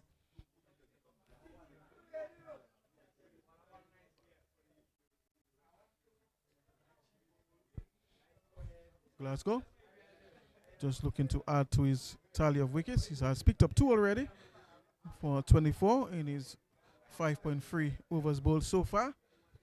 I'm sure just looking to wrap up the innings there at the Benjamin's Park. And Joseph is bitten outside of stump.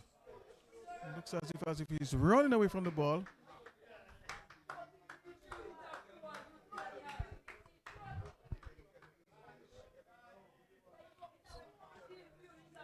So Joseph seems to be evading the ball while trying to play it at the same time.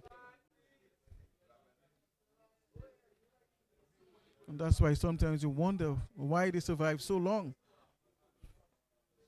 And this time he's driving, ball peeling off the edge and going down towards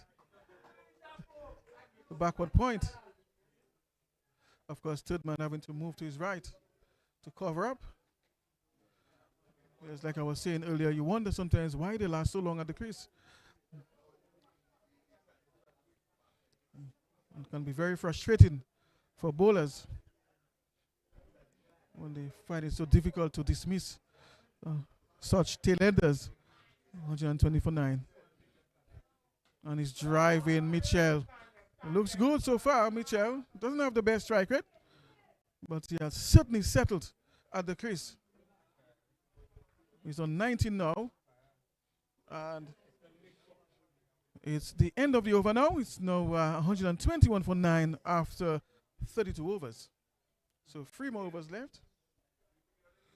And of course, still 61 to get of 18 deliveries. So that's a very tall ask. That's a very big mountain to climb, of course, given that they only have 1 more wicket left. Not the most competent batters right now at the crease. So of course, it's just easy sailing now for St. Vincent and the Grenadines. Casado, Henry now. And of course, looking to caught, not making contact. The ball going past the outside edge and into the gloves of the man standing behind the stumps.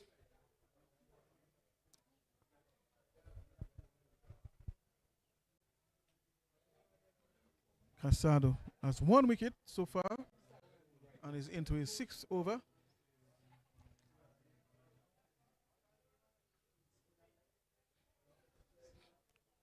Henry driving, makes contact, going down, straight to the man, out in the deep, at a long off, and that's it.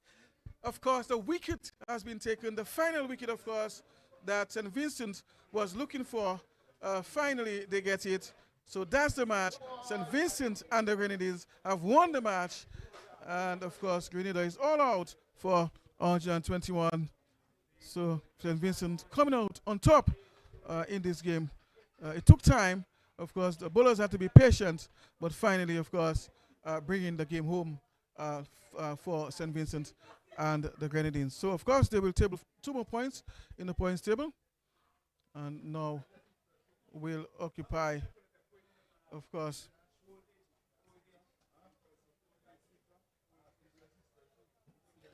the 3rd position. So, of course, later we'll get you the more precise statistics with regards to this. But I can tell you that they are now in a 3rd position on 4 points. And Grenada, of course, will take their place at the bottom of the table. Of course, the players are just expressing some sportsmanship now as they go past each other. Yes, indeed. So the game was still played despite earlier conditions that were unfavorable as a result of rains. Meantime, the match down there in the south was abandoned, so a lot of rain, of course, came down.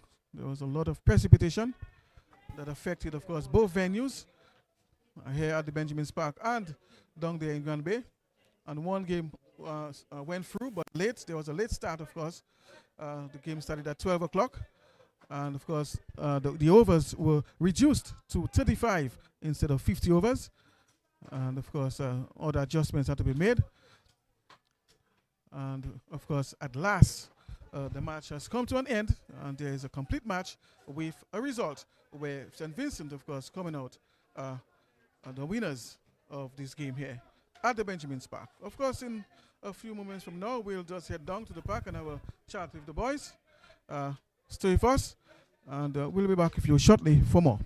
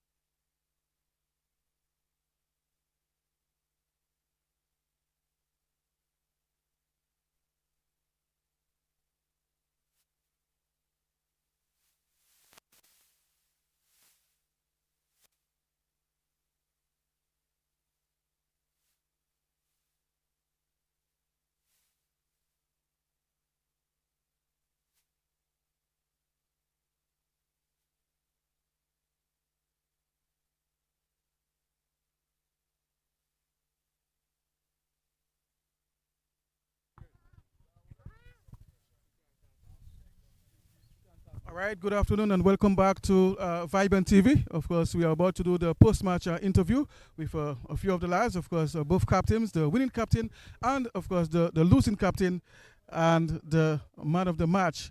So we have here with us Carvon Bartholomew, of course, the losing captain. Well, Bartholomew, things have not gone too well for you in the tournament. No, man. I feel like our bowlers ain't bowling too good. Our batting always clicking in the right time, but today our batting didn't click. So I want to say hard luck today, man, and we can come again tomorrow. Yes, you had a very good start with the bat. When you came in, of course, things were not going too quickly, but you put your foot on the gas. I think you opened the batting with your partner. You lost your partner early. But then at a certain time, you started, putting your foot on the gas, and your strike rate had gone up, and it was unfortunate. You played a very good shot through the gully, that is, and then you got caught there. How did you feel? I was feeling disappointed because that was a bad ball. So in the end of the day, that ball also go, but good, well bowled to the bowler. All right, so there you have it, the losing captain of Grenada. Of course, we're going to have a chat with the winning captain, of course. The winning captain, yes, come. So we're going to have a chat with Jordan Charles, the winning captain. Jordan Charles, your team came out on top today. Talk to us. Well, I think, first of all, that was the plan, right? To win the game, right? And try to finish second in the tournament. And we did so. Yes, of course, St. Vincent and the Grenadines won this encounter against Grenada. You were occupying, I think,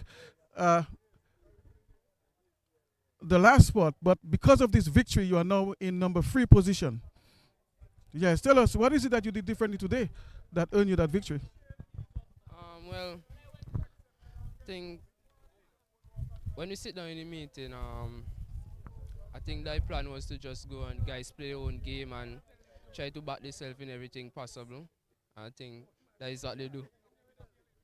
All right, so that's the winning captain, of course, Jordan Charles. And I want to congratulate you, of course, in this victory. And I wish you the best if you have any more games to play tomorrow. All right, so all the best and cheers. All right, so there you heard it from the winning captain.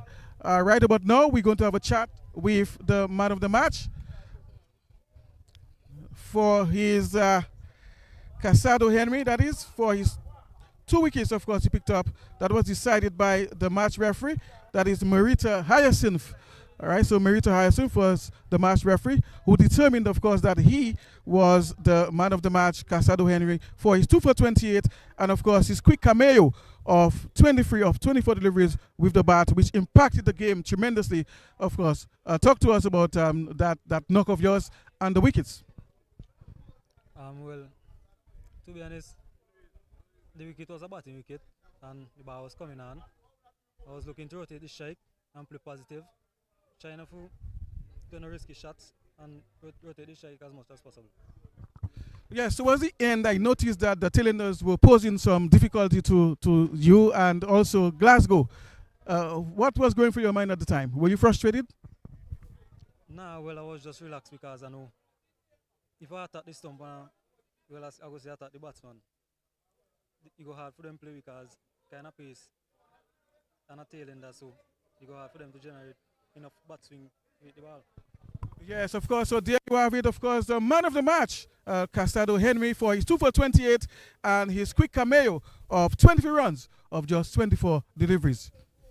Cheers. That's the end of today's proceedings. Of course, there are more games tomorrow, Saturday. Hopefully, the weather can be much better. Of course, there were rains earlier today and last evening, which, of course, makes play almost impossible here at the Benjamin's Park. We heard that the match was abandoned in the south at Grand Bay, but hopefully tomorrow the weather can be much better and we can get, of course, some good matches both here and at Geneva Playing Field. Of course, until then, of course, on behalf of this year, the technical team, the rest of the stakeholders, the sponsors, Super 6, and everyone else involved, we want to say bye and we wish you the best for the evening. Cheers.